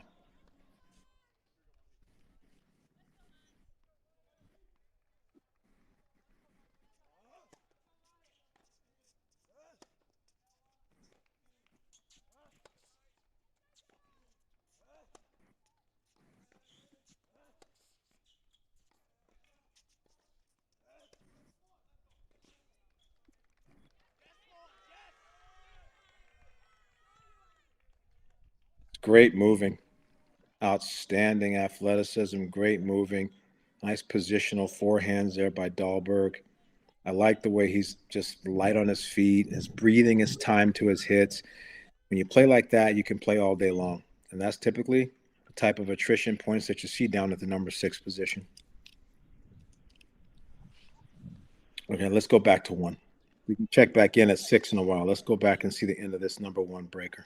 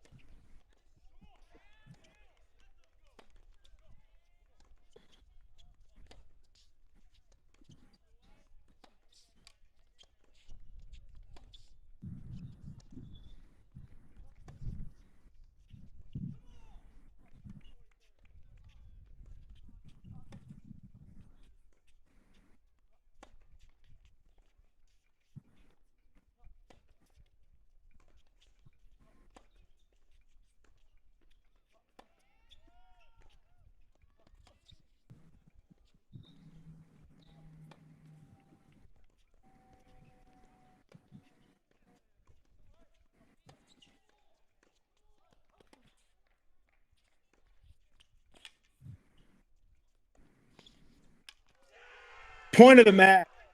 Point of the match. You kidding me? Look at that level. That right there is what people pay to see. It's a college match, and they just came without an admission ticket, but that is what you pay to see in tennis. Dietrich and Zhang are putting on an absolute epic #1 battle in a college moment, and I'm telling you, the twists and the turns and the shot quality that both of these gentlemen are coming up with, the backhand drop volley from Dietrich, the amount of balls Zhang's getting back off of just the sound of the Dietrich forehand right now, it's like a missile going off every single time he loads up. Now, as much as we're connected to and excited by the #1, the truth is Columbia just needs 3 points, and Thorat is moving very quickly towards giving them their second point. Columbia needs 3. Right now they have a first set from Thorat, first set from Boussouran, and a first set from Palta. So Virginia's going to have to start flipping scripts to make a comeback here at home.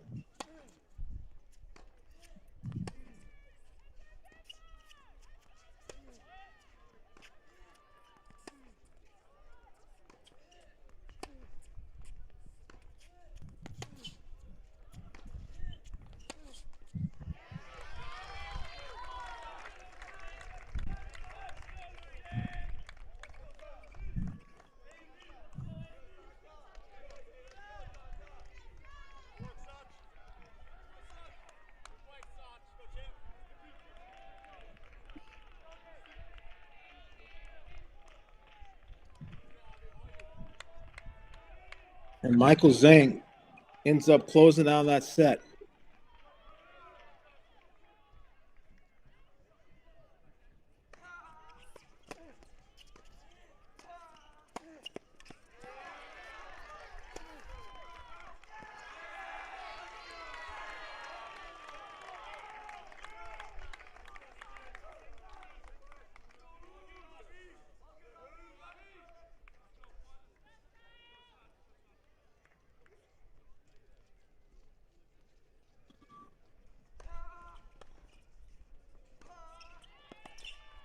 That's a big moment there. So,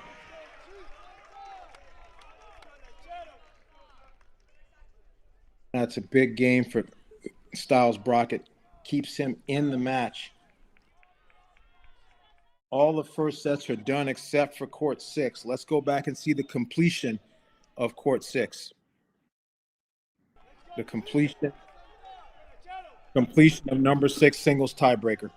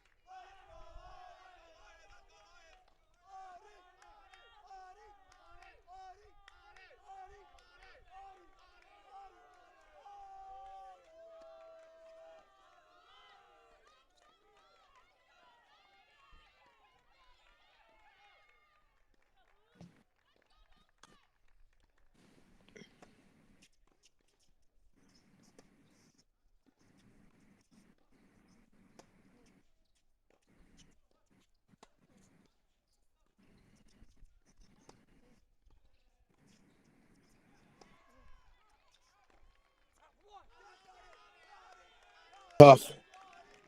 It's been a little bit of the cat and mouse going on in this particular matchup. Dahlberg does such a great job with his movement and his inside out forehand. Dahlberg is definitely not interested in hitting a lot of backhand. So you seldom see Dahlberg hitting 3-4 backhands in a row. He does such a good job there. Govila is trying to find it, and he probably needs to open up the court some more to do it.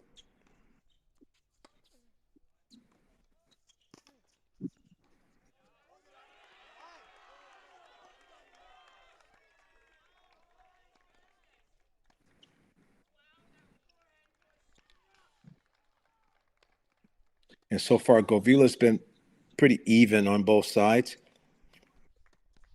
Solid, but even on both sides. And here, Dahlberg, for sure, his forehand's the most dominant shot on the court.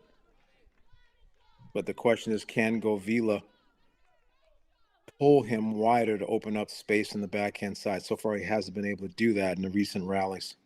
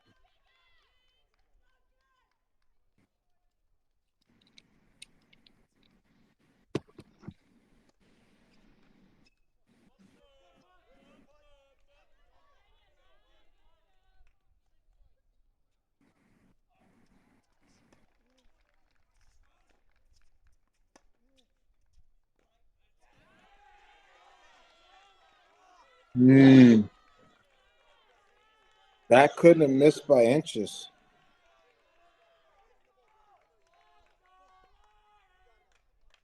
So now Dahlberg trying to give Virginia their second first set.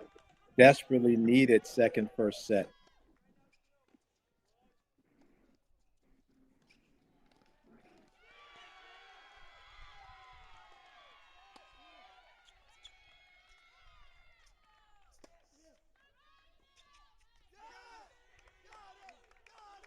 So that's an example where Govila got the first ball into the Dahlberg backhand. Dahlberg hits a floater chip, and then Dahlberg is starting to cheat towards the other corner, and then Govila goes back behind him. So that right there, I think, is a little bit of a point for Govila to think about and put an asterisk by, just the way that one began. Dahlberg here with a set point. Interesting to see how he plays it.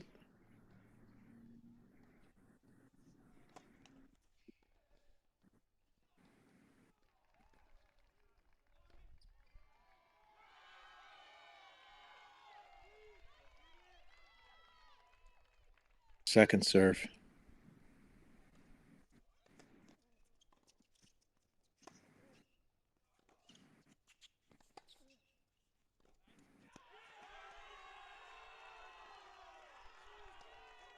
All deep. So Dahlberg 7-5. Veteran performance there to get that set, because he for sure was tested by the young freshman. Back over to number 2 singles. We haven't been here in a little while, and Keegan Rice, like I said, if Virginia's going to make a comeback here tonight, this is for sure an area where they have to start. So a set and a break here for Keegan Rice, and again, mandatory at this point, the way this has gone. 4 first sets to Columbia, 2 first sets to Virginia, but they are at home and they have a lot of quality coaching and pride. So we're far from over.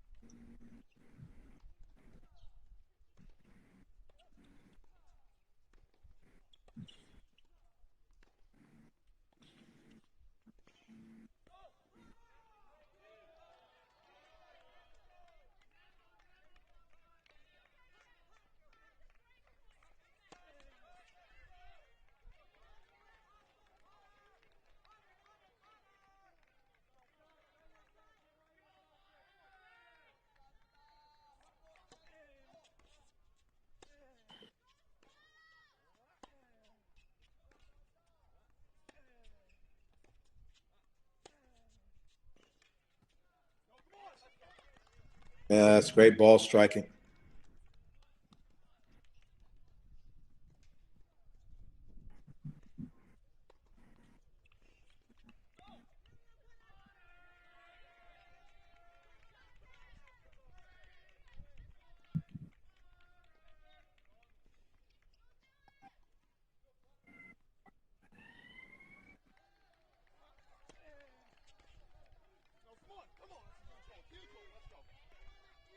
So Keegan Rice looks good. He looks like he is going to give Virginia a desperately needed point on the board here at number 2. Let's check back in at number 4. Sarawong, the is first set for him, and then Jang Jun Kim 3-1, but now in trouble to possibly lose his serve. So this is a key moment.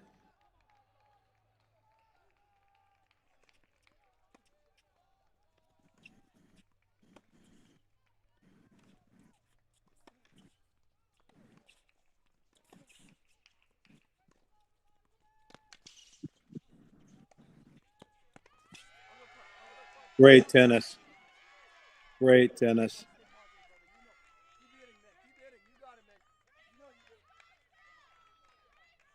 Way to spread the court. Sneak in and just the appropriate speed on that swing volley. Because sometimes you can overcook the swing volley and miss it. Very well done.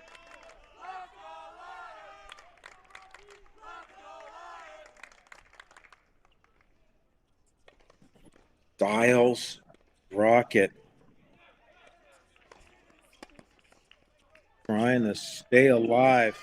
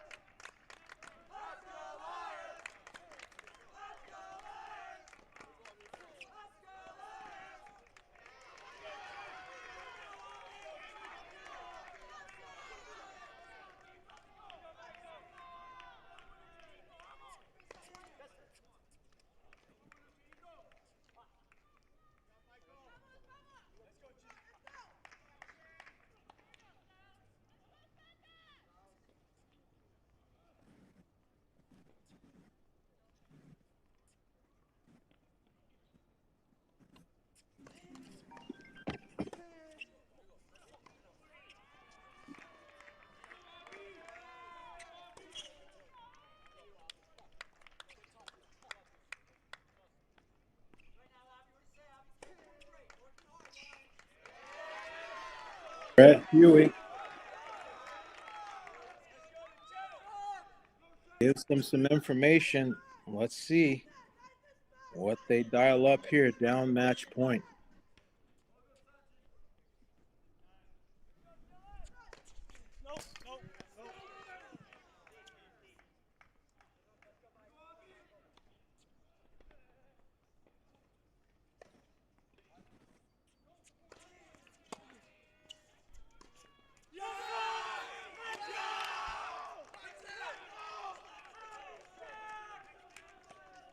He is pumped.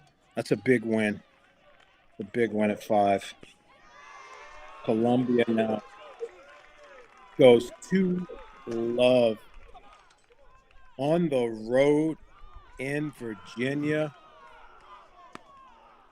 We are just starting to get to dusk. This one's going from day to night. We are far from over, but Columbia is got halfway there. 2 in the bank. They need 2 more.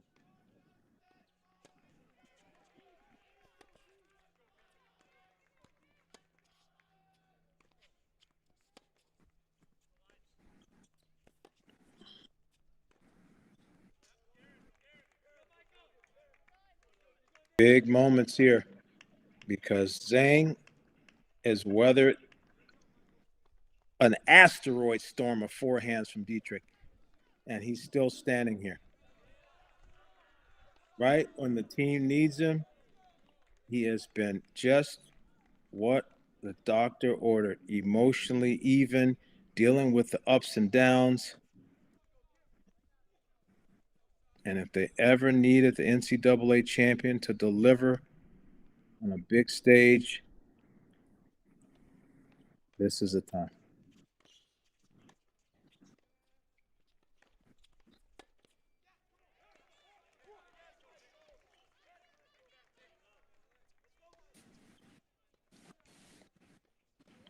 I tell you, it's difficult to follow these balls. And I'm sure as it's going from day to dark and the lights are coming on in Virginia, it's not that easy.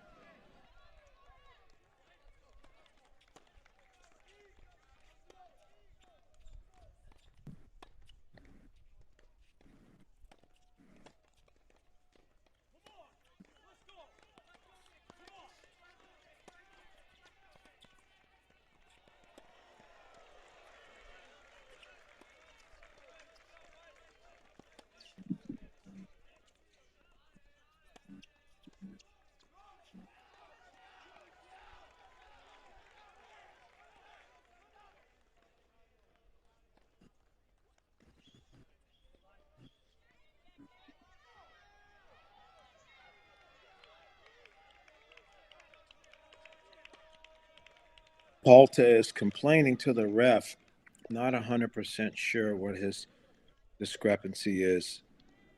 The little dot is saying that Palta is serving, and obviously Santa Marta is the one that's serving this game right now. So he's not up a break. They're on serve here in the second set.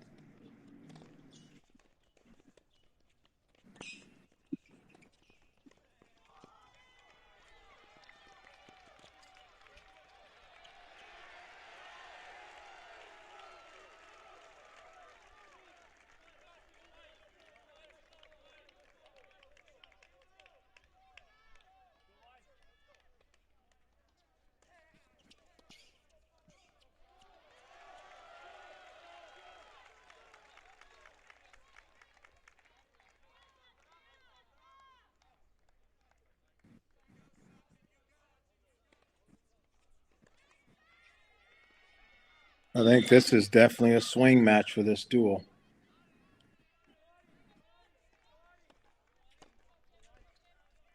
Palta was quite the star in this match in dubs.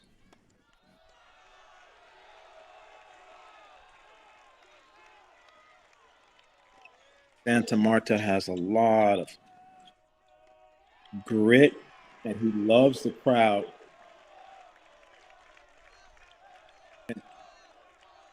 Brad Huey giving him the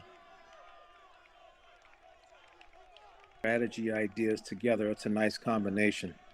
We'll see what happens here now. Key moments.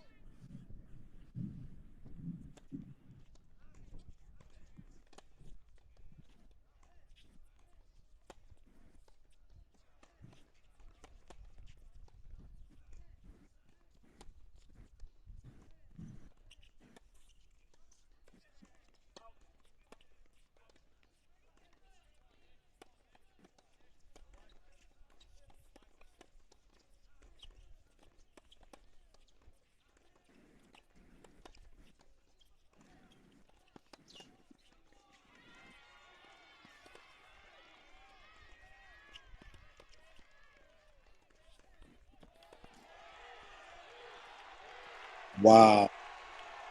What a shot. Are you kidding me?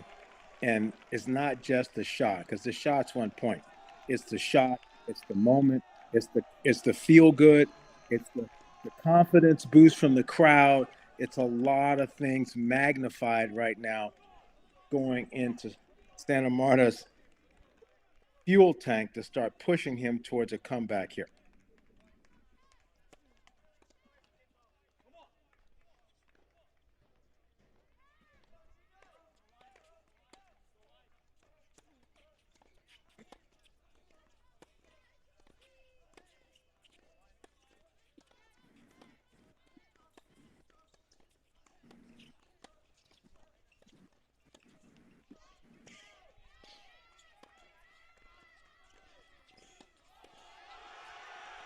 No way.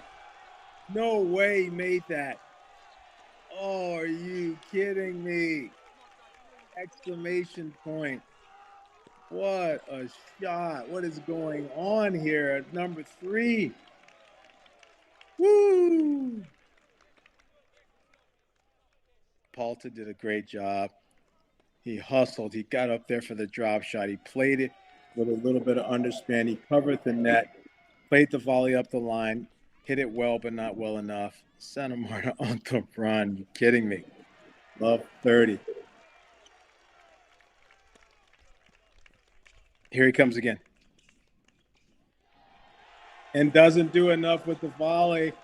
And he gets passed again. Oh, wow. As it goes from day to night, there is a shift here. Wow, this is a game that you're definitely going to put an asterisk next to in this dual match. If Virginia comes out at the end of this,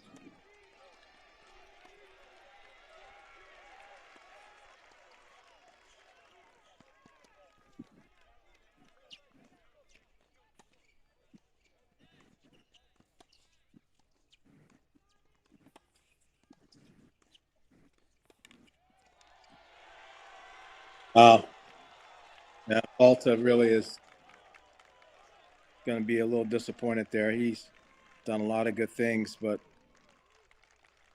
he was outplayed that last game. He was just outplayed that last game. Egan Rice in position. Dietrich now has come back.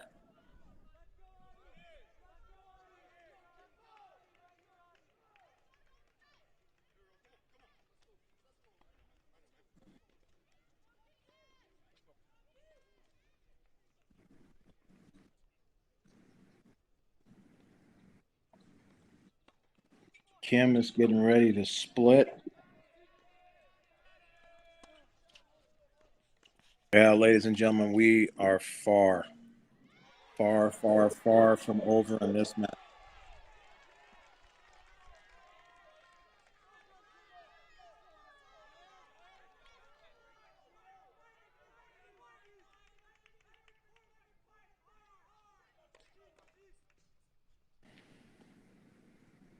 This is what I call May Madness.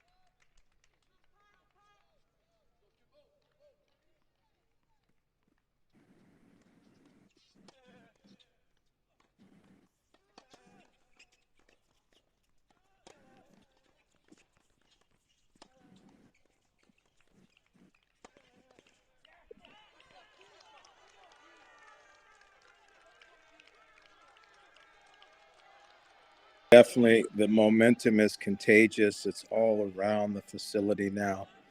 All the Virginia guys are digging in and fighting for this.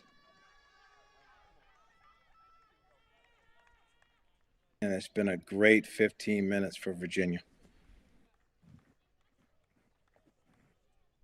To love Columbia, but far from over.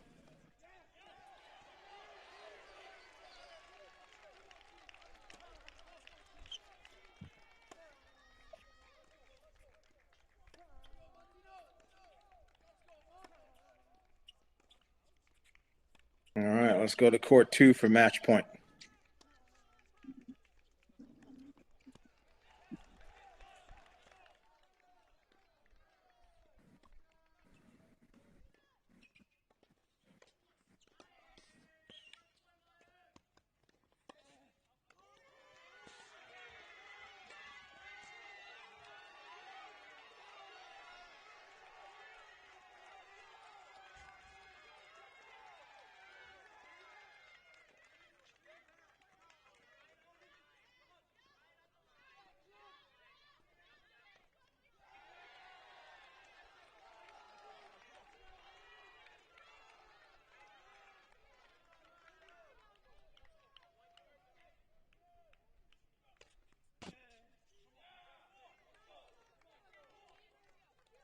Okay.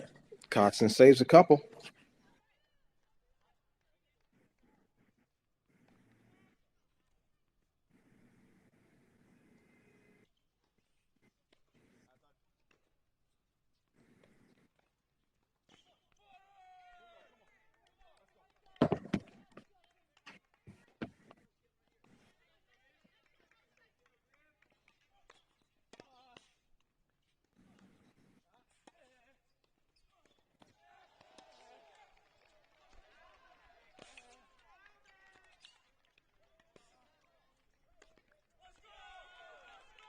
Very well played by Coxon. Not a thing that Rice could do or should have done. It just was great tennis from Coxon.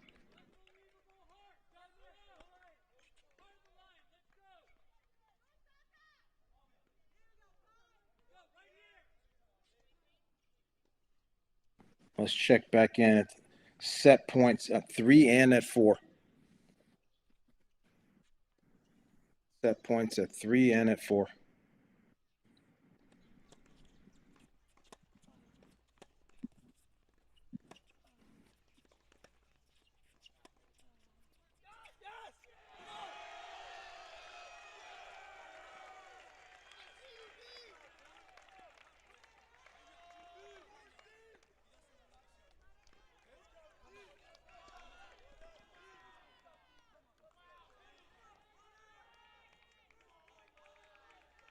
Well, there it is.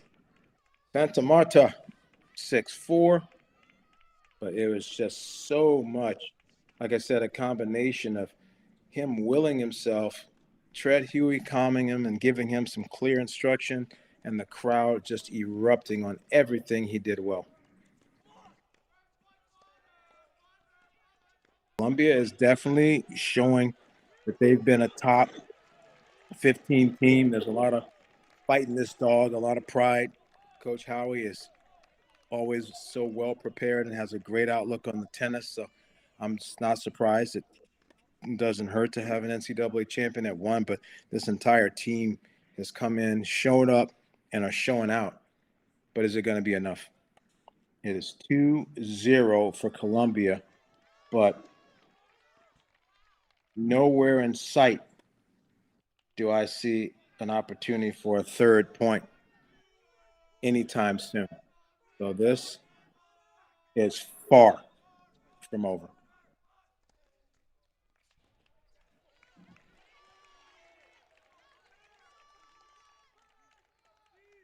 And we're coming up on 2.5 hours right now.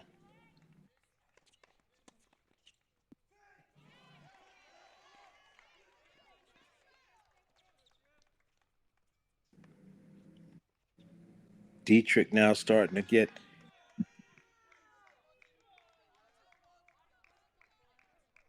in position to split. which is quite dangerous because every set you get a new can of balls.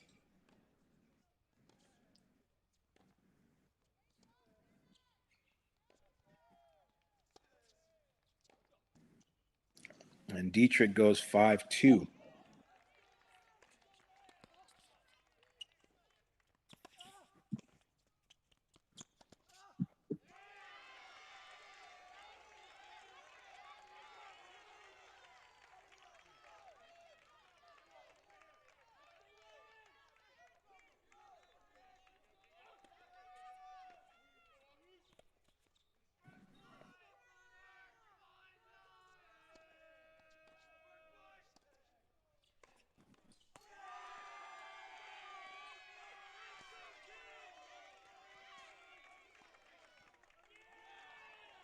Okay. We have ourselves a match, ladies and gentlemen. Here come the Wahoos. Split sets at 3 and 4. Keegan Rice now at closing time. Let's go back to 2. For sure, Zing and Dietrich look like they're going 3. Let's go back to 2 for the conclusion of Keegan Rice.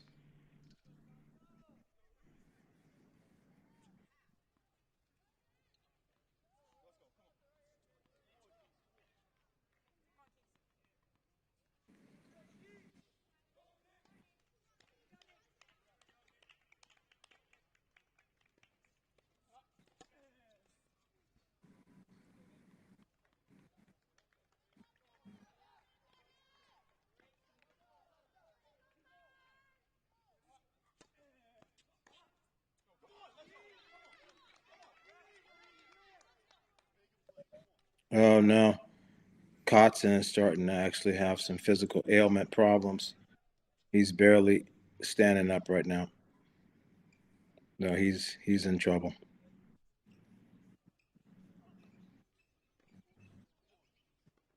He's cramping up.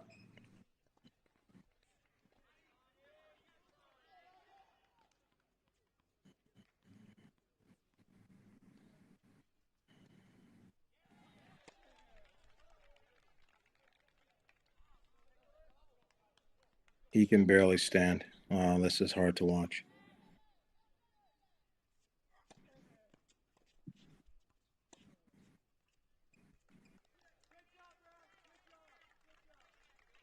Good show of sportsmanship. Keegan Rice running over to shake his hand, and the coach is helping him up. That's too bad. Very sad to see that. Nick Kotzen's a great guy, great competitor. Body just didn't hold up today. Sometimes on the cool days, you don't think you can get dehydrated or cramp up, but it is possible. Well, Keegan Rice gets Virginia on the board. It's now 2-1, but it looks like we're going 3 sets on 1, 2, 3, possibly every court remaining. First match was to Thorad in straights. Second match was to Rice in straights. So it's 2-1 Columbia, but it looks like we're going 3 sets everywhere else.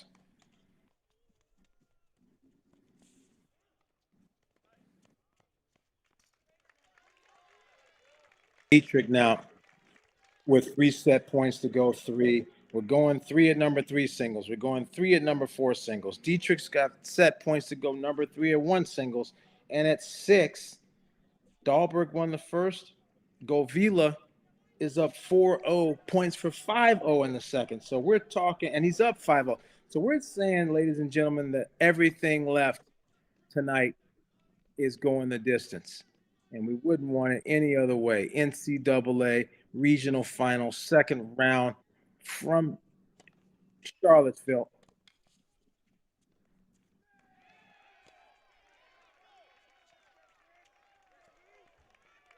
Under the lights, crowd going crazy. Marquee matchup at 1.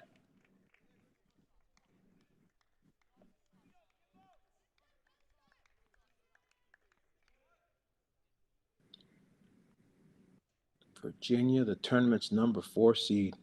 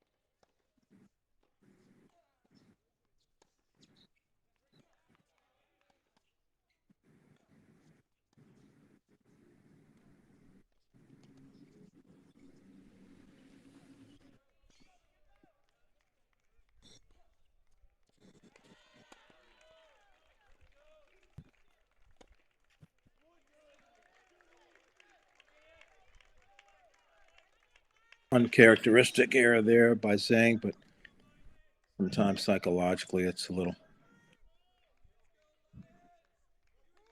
tricky to play from a position like that.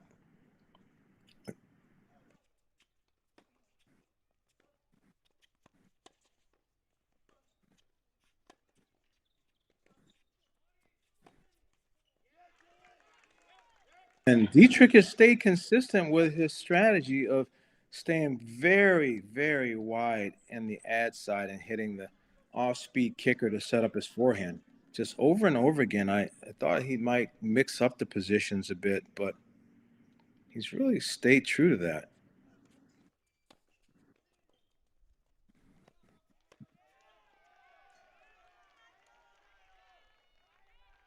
Backhand by Zing. These two teams did play earlier in the season.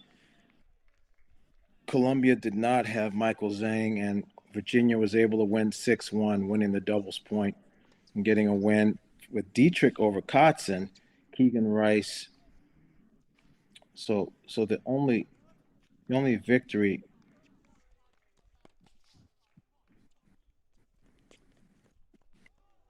for Columbia in that match was Basara Wongsi 7-5 in the third at 3. So Virginia definitely, minus saying, was dominant in that match back in January.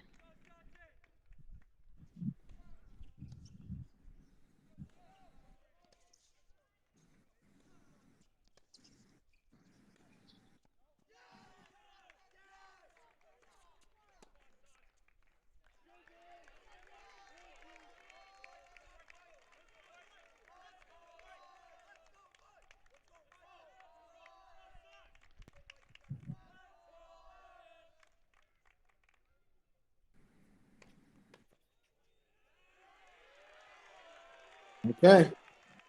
Well, this is what they come to see.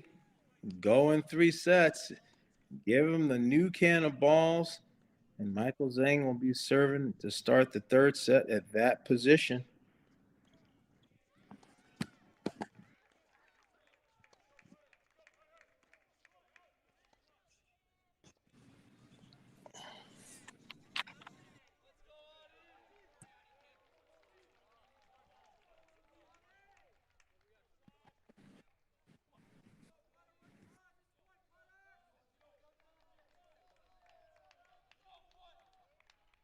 I'm already up a break here in the third, and that is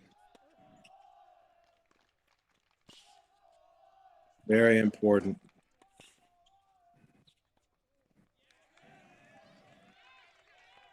Yeah, he's done an excellent job. He's found the range on his inside out forehand. Basara Wongsi is playing very a little flat out of the backhand corner. And as he gets pushed back a little bit more, he starts getting completely out of the position and out of court. So that's really the key to this matchup. That inside out forehand that gets him pushed into that corner. Now Kim is starting to finish and go forward. It has been a recipe, and he has been just starting to connect to it over and over and over again, whether it be serve or return games. That is the problem Colombia is going to have to solve if they want to win at position 4 tonight.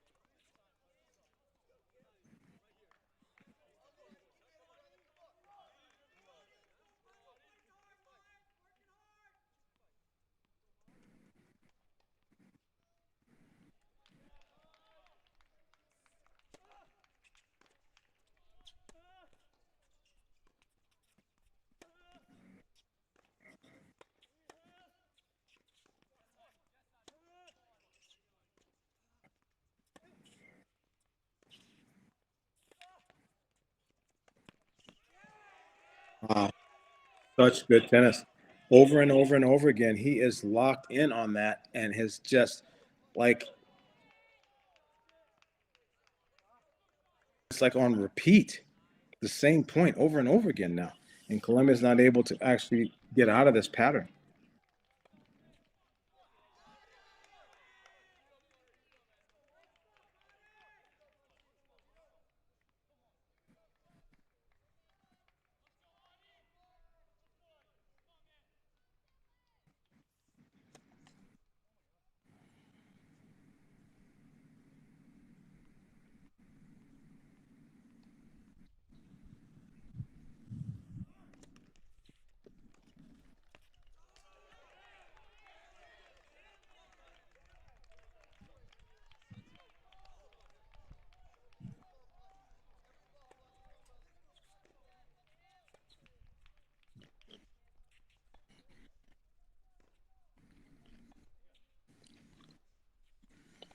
Let's check in at court number 6. Looks like there's a possibility we may get a split there.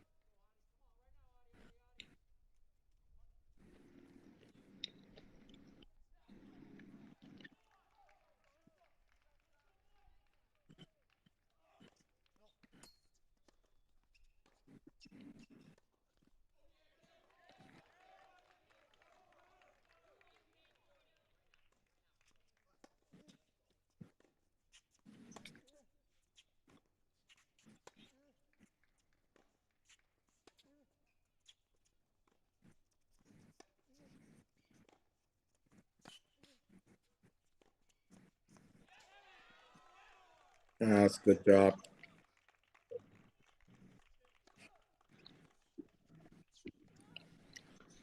Nice hold by Dahlberg. So there, depending on how this shakes out, it could end up coming down to number 6 singles because they're the last match to start the third set. Feels like Kim is doing such a great job with his patterns at number 4. You feel like Virginia's going to get that one. Could Columbia win at 1 and win at 3? Could they be done by winning at 1 and 3, or is this going to go all the way down to number 6 singles whenever they're done? Well, I've got plenty of drinks and snacks, so I'm ready to go the distance.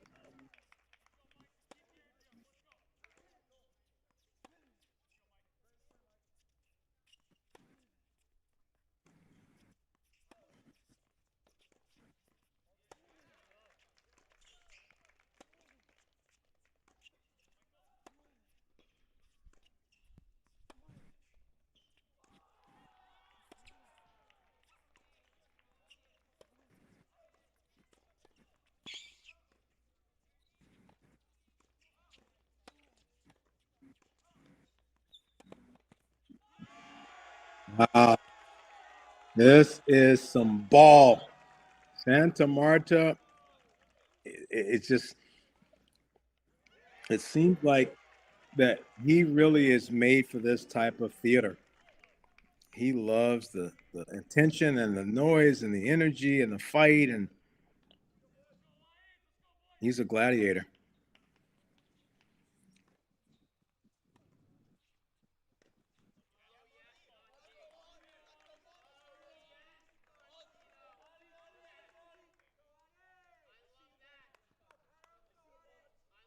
Coach Pedroso, he's been in the situation before. He has been in some sticky matches. He's seen some major comeback.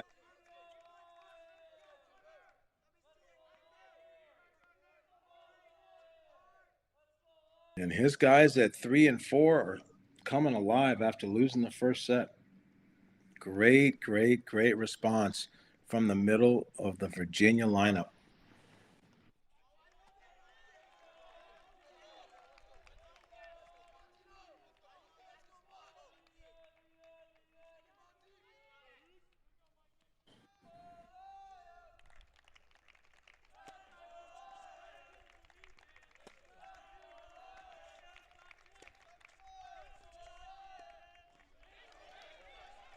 Wow. Yeah, Kim is just like a machine right now. Both of his players at positions 3 and 4 are not just up a break in the third, but they're up a break in the third and playing well. Look at Santa Marta flexing to the crowd. Like he really relishes this.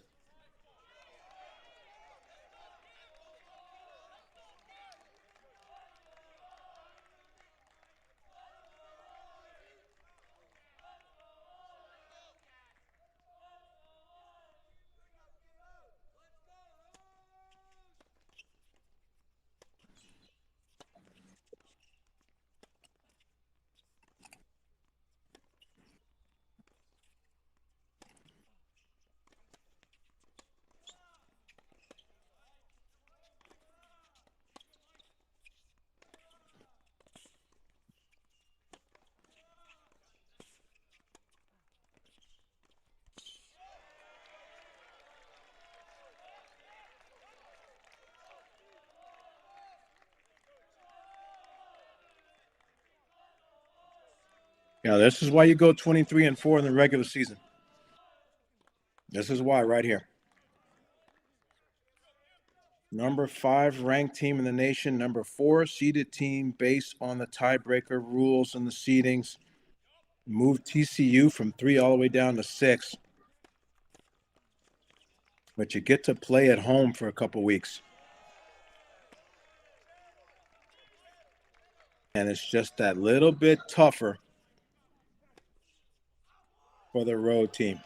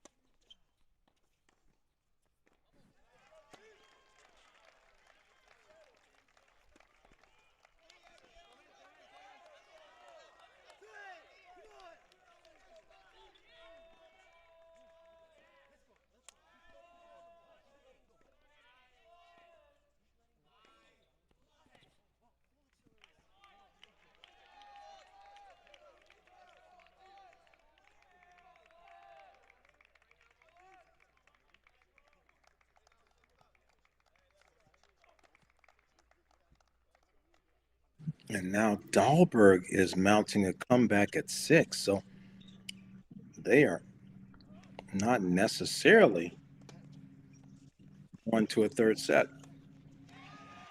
after 5-love lead.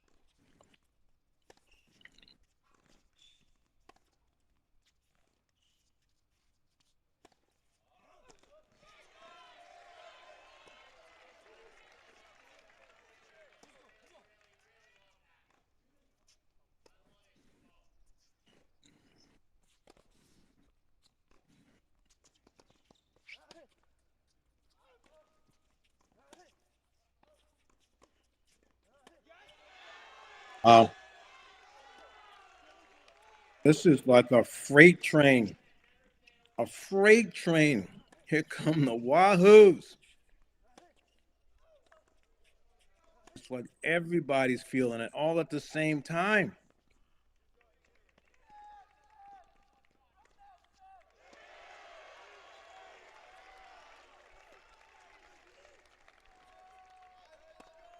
If I kept track of all of the points that have been played across the courts in the last 10 minutes, I would bet the score is like 23-6 for Virginia, just in the last 10 or 12 minutes. This is really taking a turn.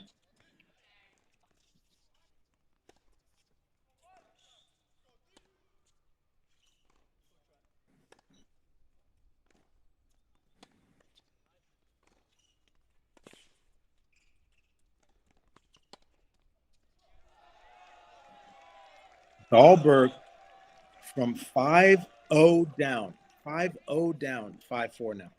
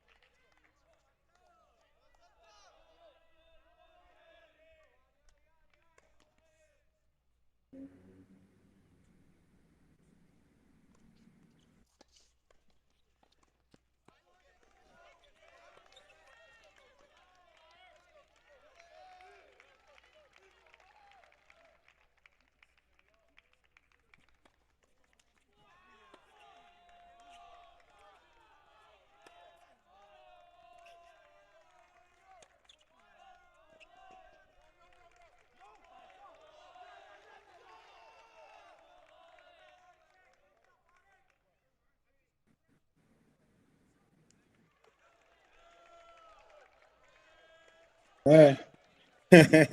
This guy has got a lot of personality. Huh?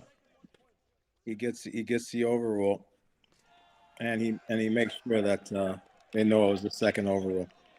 So Santa Marta goes up 4-1 with that overrule in the third and takes a commanding lead. And he has not looked back from 4-all. It's been dominant performance. He's won 5 out of 6 games and he's played a great level.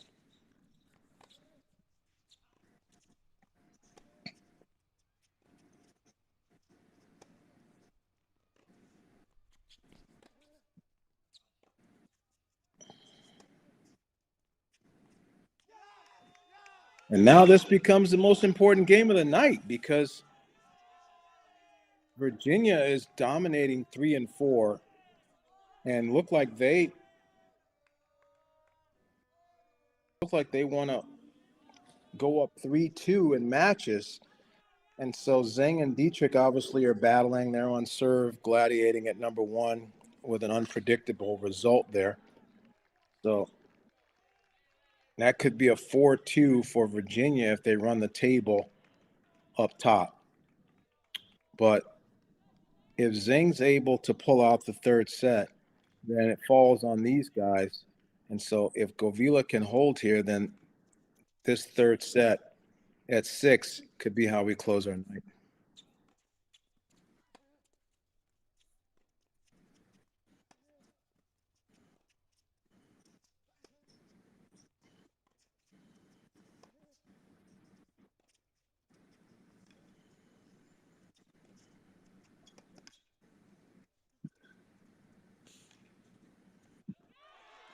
That tennis is just too good. Dahlberg just really understands his game, and you have to give him credit for maybe not liking when he comes over the backhand. The slice that he hits is so nasty. That slice that set that point up was almost Federer like. It stayed down and skidded and got Govila completely off balance, and that opened up the court for him to sneak in and open up the court for him to drop Govila and then pass. So this is this is a compelling couple of points right here at 6. Yeah, that's helpful for Govila to just not even have to play a point. To get a free point right there is an enormous boost for that young.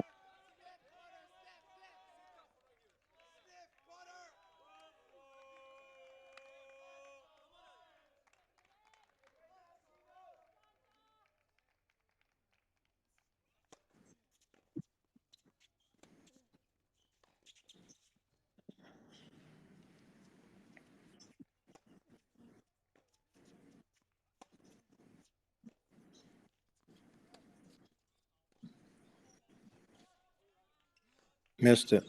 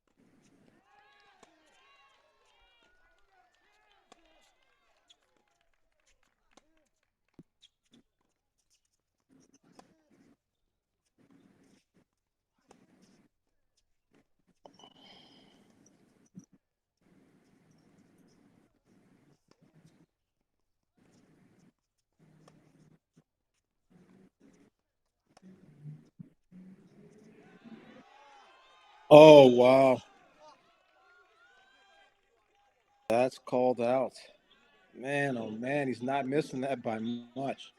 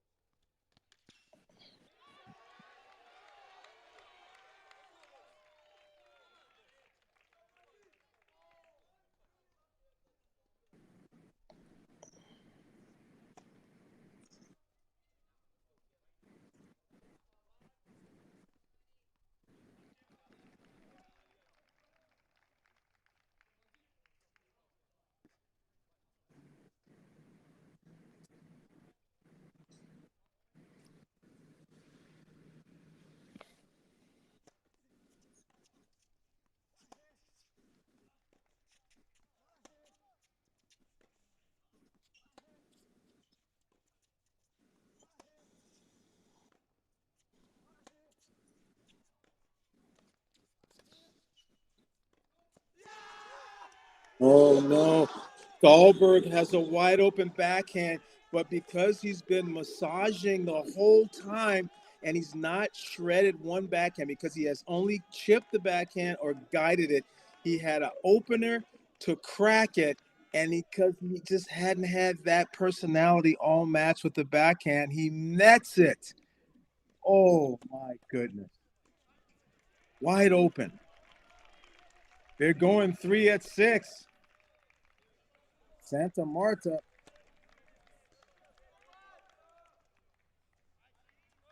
Santa Marta is 7 out of the last 8 games, like a freight train.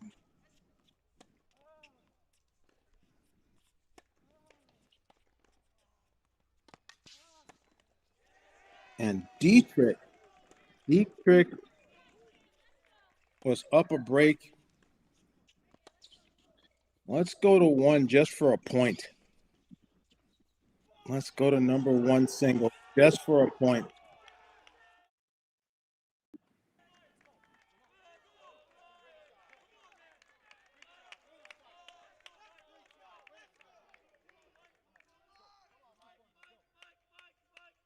Oh, we missed it. We missed the point. Oh, I'm sorry, ladies and gentlemen. I was trying to get you there for it. Michael Zhang was down a break. Dietrich serving, deciding point, and Zhang broke him. So now it is 3-all at number 1. And this one's on pins and needles. Dietrich with the new balls has just done a great job in the second and the third set getting a lead, but here he just gave the break back. Zhang, uncomfortable, didn't get dirty and low for that volley and missed it, but Santa Marta 5-2. Kim 4-2-30 love. Number 6 singles is going 3. Most like Virginia's about to go up 3-2. And this Dietrich forehand has been, he's probably mid-20s on forehand winners if we were just focusing on this one match. Obviously, it's a duel. It's college. We've got to bounce around and show everything.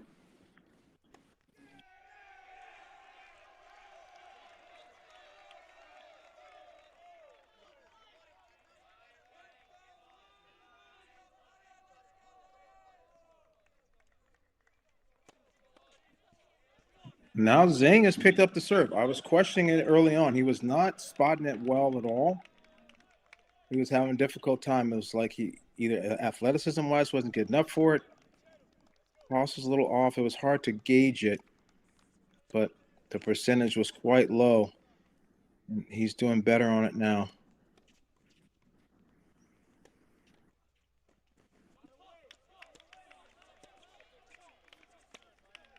I don't really think that Zhang has a choice. I think Zhang has to play a little bit more aggressive right now because when given time, Dietrich has just been outstanding. I think Zhang's going to have to outplay him. He's going to have to take it to him. 5-2 at 3 and at 4. Pedroso and Tread Huey.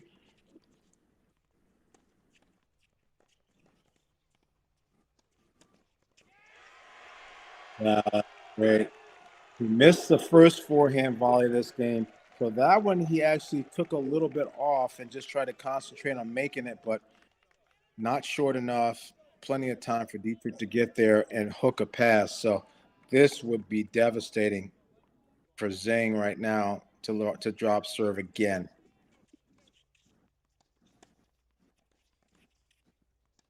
30-40.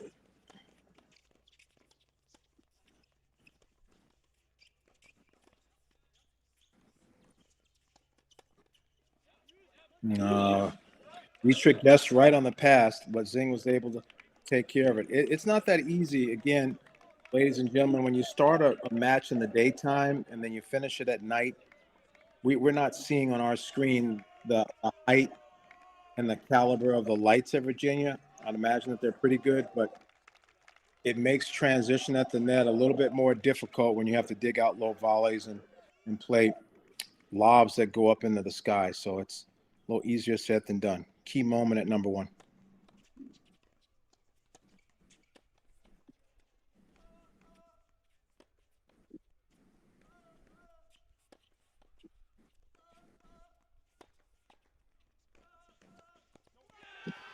Just out. Just out. That's a great inside in forehand by Michael Zhang. And Dietrich on the run just overplays it enough. Zhang keeps his nose out in front in the battle of the top players. The champion versus the current number one in the nation has not disappointed at number one. Let's shift over to 3 full screen. See if Santa Marta can close the deal.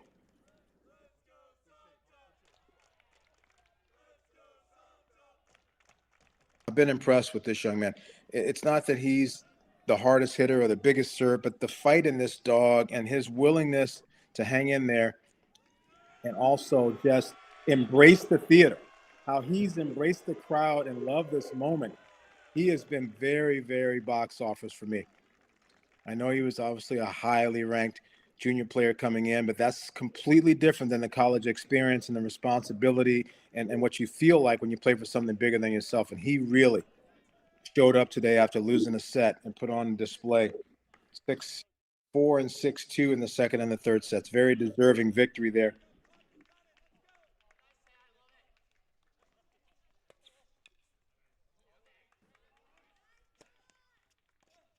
For the freshman from Spain.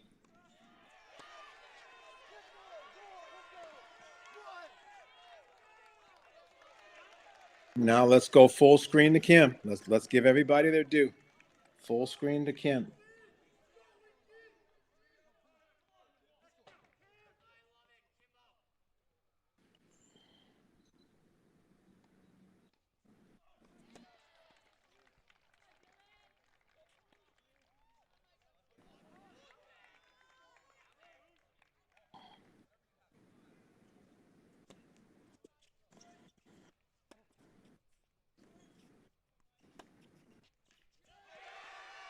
Wow.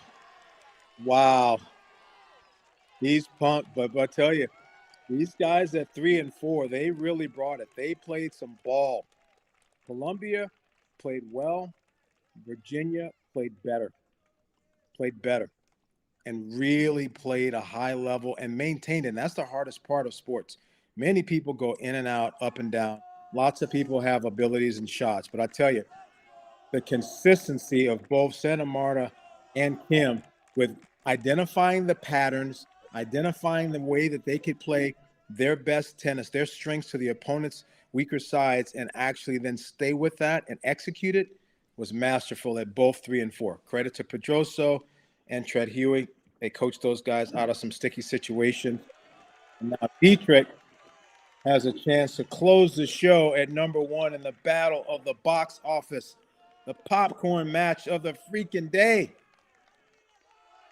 Dietrich and Zhang. And just in case you're wondering, Dahlberg held at number 6 already to start the third. So we can concentrate here at 1, see what happens here, and if necessary, close the show at 6.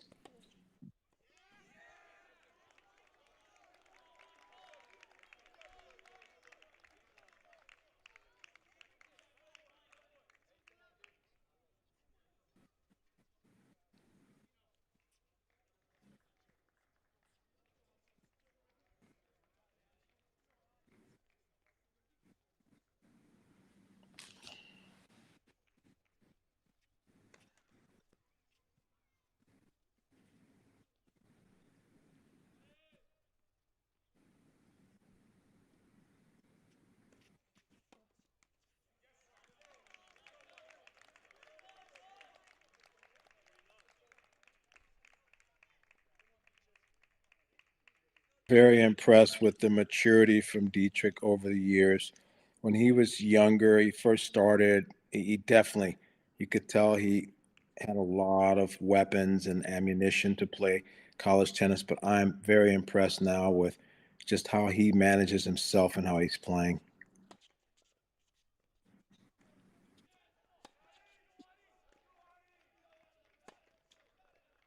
Yeah, that's ATP.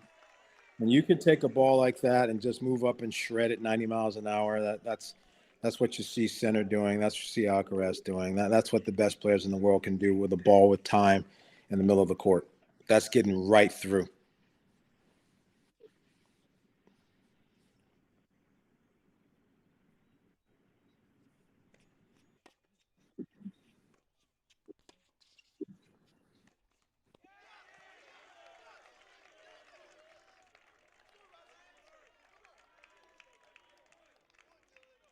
A little tense there for Zhang. That's a ball he normally takes care of. But again, I just think that instead of him thinking that he needs to play solid and hope that Dietrich may overplay, I think Zhang is forced to play a little bit bigger now. I think that Dietrich has earned the respect now and has executed well enough where Zhang's going to have to take some risk. And it's been tough. The last game that he struggled in, he was missing some volleys. And now again, if he misses the serves and Dietrich gets a chance to take a forehand strike, and just every little bit of this starts putting more and more pressure on the NCAA champion.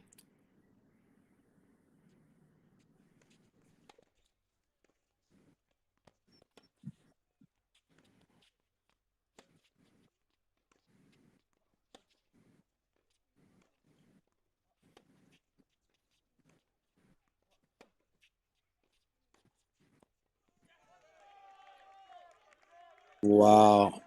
I I think I don't want I don't want to say anything that would sound inappropriate, but I think Zane got a little bit tangled up there. I think he got caught.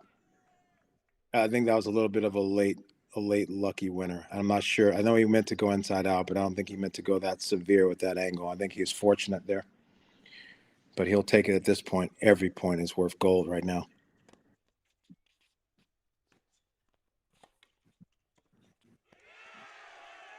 And that looks better. That was a better inside out forehand, but then because he's struggled so far on this forehand volley in recent minutes, he just didn't commit to that.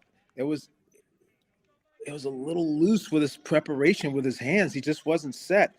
And I don't think I don't know if he took his eye off the ball to look at where he wanted to go, or he's just been so worried because Dietrich's been winning some of his transition, but there was not full commitment on that volley.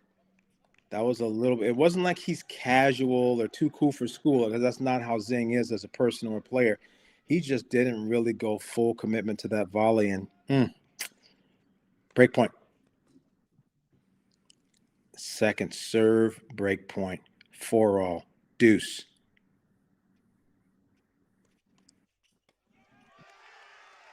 Yeah, that's just the culmination of a whole bunch of other things that happened.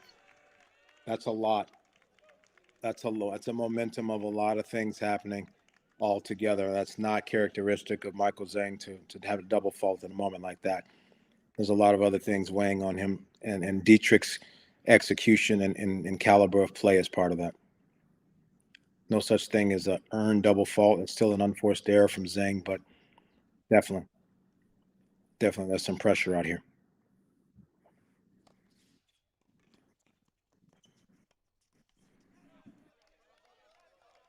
And just for insurance, Dahlberg, the veteran, is already up a break in the third, just in case.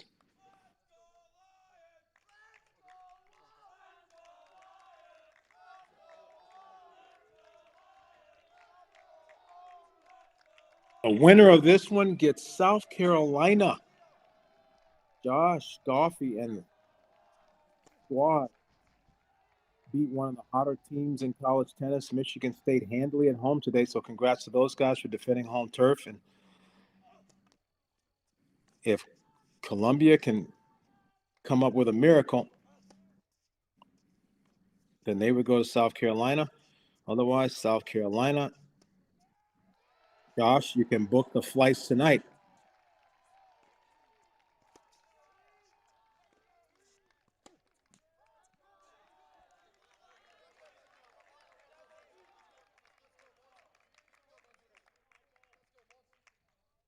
Let's go back to one for the conclusion.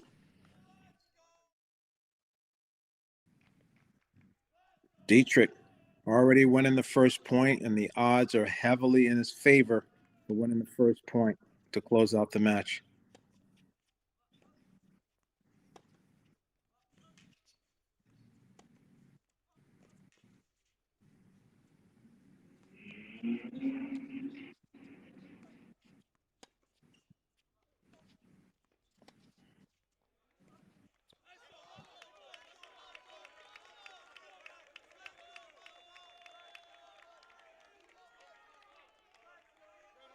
Yeah, Colombia most certainly they need Michael Zhang to dig deep here just to give Govila a chance.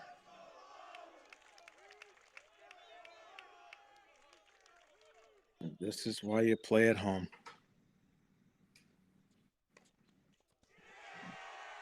Here comes the heat.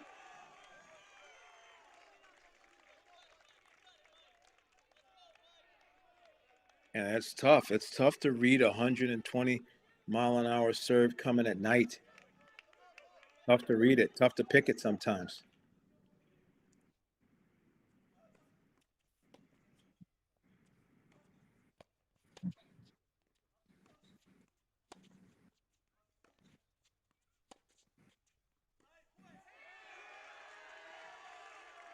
Just deep. Zhang's forehand lands long, and now Dylan Dietrich.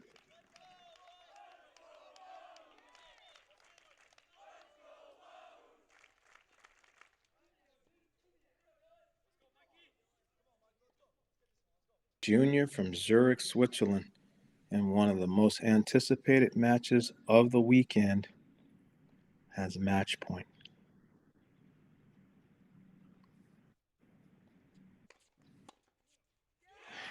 Game, set, match. Dylan Dietrich, 6'7", 6'3", 6'4". Virginia, you have to give them a ton of credit. Wow. They came from the depths, losing the doubles point and then a point from Thorat, which seems like days ago. Columbia went up 2-love, and Virginia claws back and runs the table at the top of the lineup. Dahlberg was up 2-love in the third unfinished, but they get a win from Keegan Rice that started the train, and then came Santa Marta, and then came Kim, and the closer, Dietrich, in three setters, sweep the three setters to get the job done. 4-2 over Columbia, defend the home court, and have Josh Goffey in South Carolina buying airline tickets to Charlottesville for next weekend's round of 16 clash, the SEC versus the ACC. I tell you, ladies and gentlemen, I came excited. I wasn't disappointed. I have a lot of respect for Coach Howie and Columbia.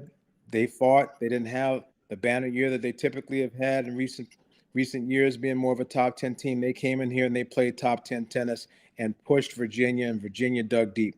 Virginia was at a moment here down a bunch of first sets across all the positions. Virginia lost 1, 2, 3, 4 first sets and the doubles point and was down 2-love and finish up 4-2. That is obviously big time credit to Coach Pedroso and the staff and just handling the moment. College tennis obviously has a lot of ups and downs, but it's supposed to be strength in numbers. That's what it was for Virginia today. I'm impressed and not surprised, but definitely impressed. It was a pleasure calling this match. It was an honor to do it. Thank you for all the support, everyone that's been watching across all the different streams. And on behalf of myself, Chrissy Holioris, Westoff, Alexander Great Gruskin, Dalton, and the whole team, thanks for tuning in. If you still want to watch some more tennis, I'm sure there's some more going on in the other streams. Check it out. Obviously, there's going to be some more on Sunday. Thank you so much for being involved. Looking forward to another weekend of tennis next weekend. But this has been great. Your final score here: Virginia 4, Columbia 2. Coach Mark Bey signing off. Good night.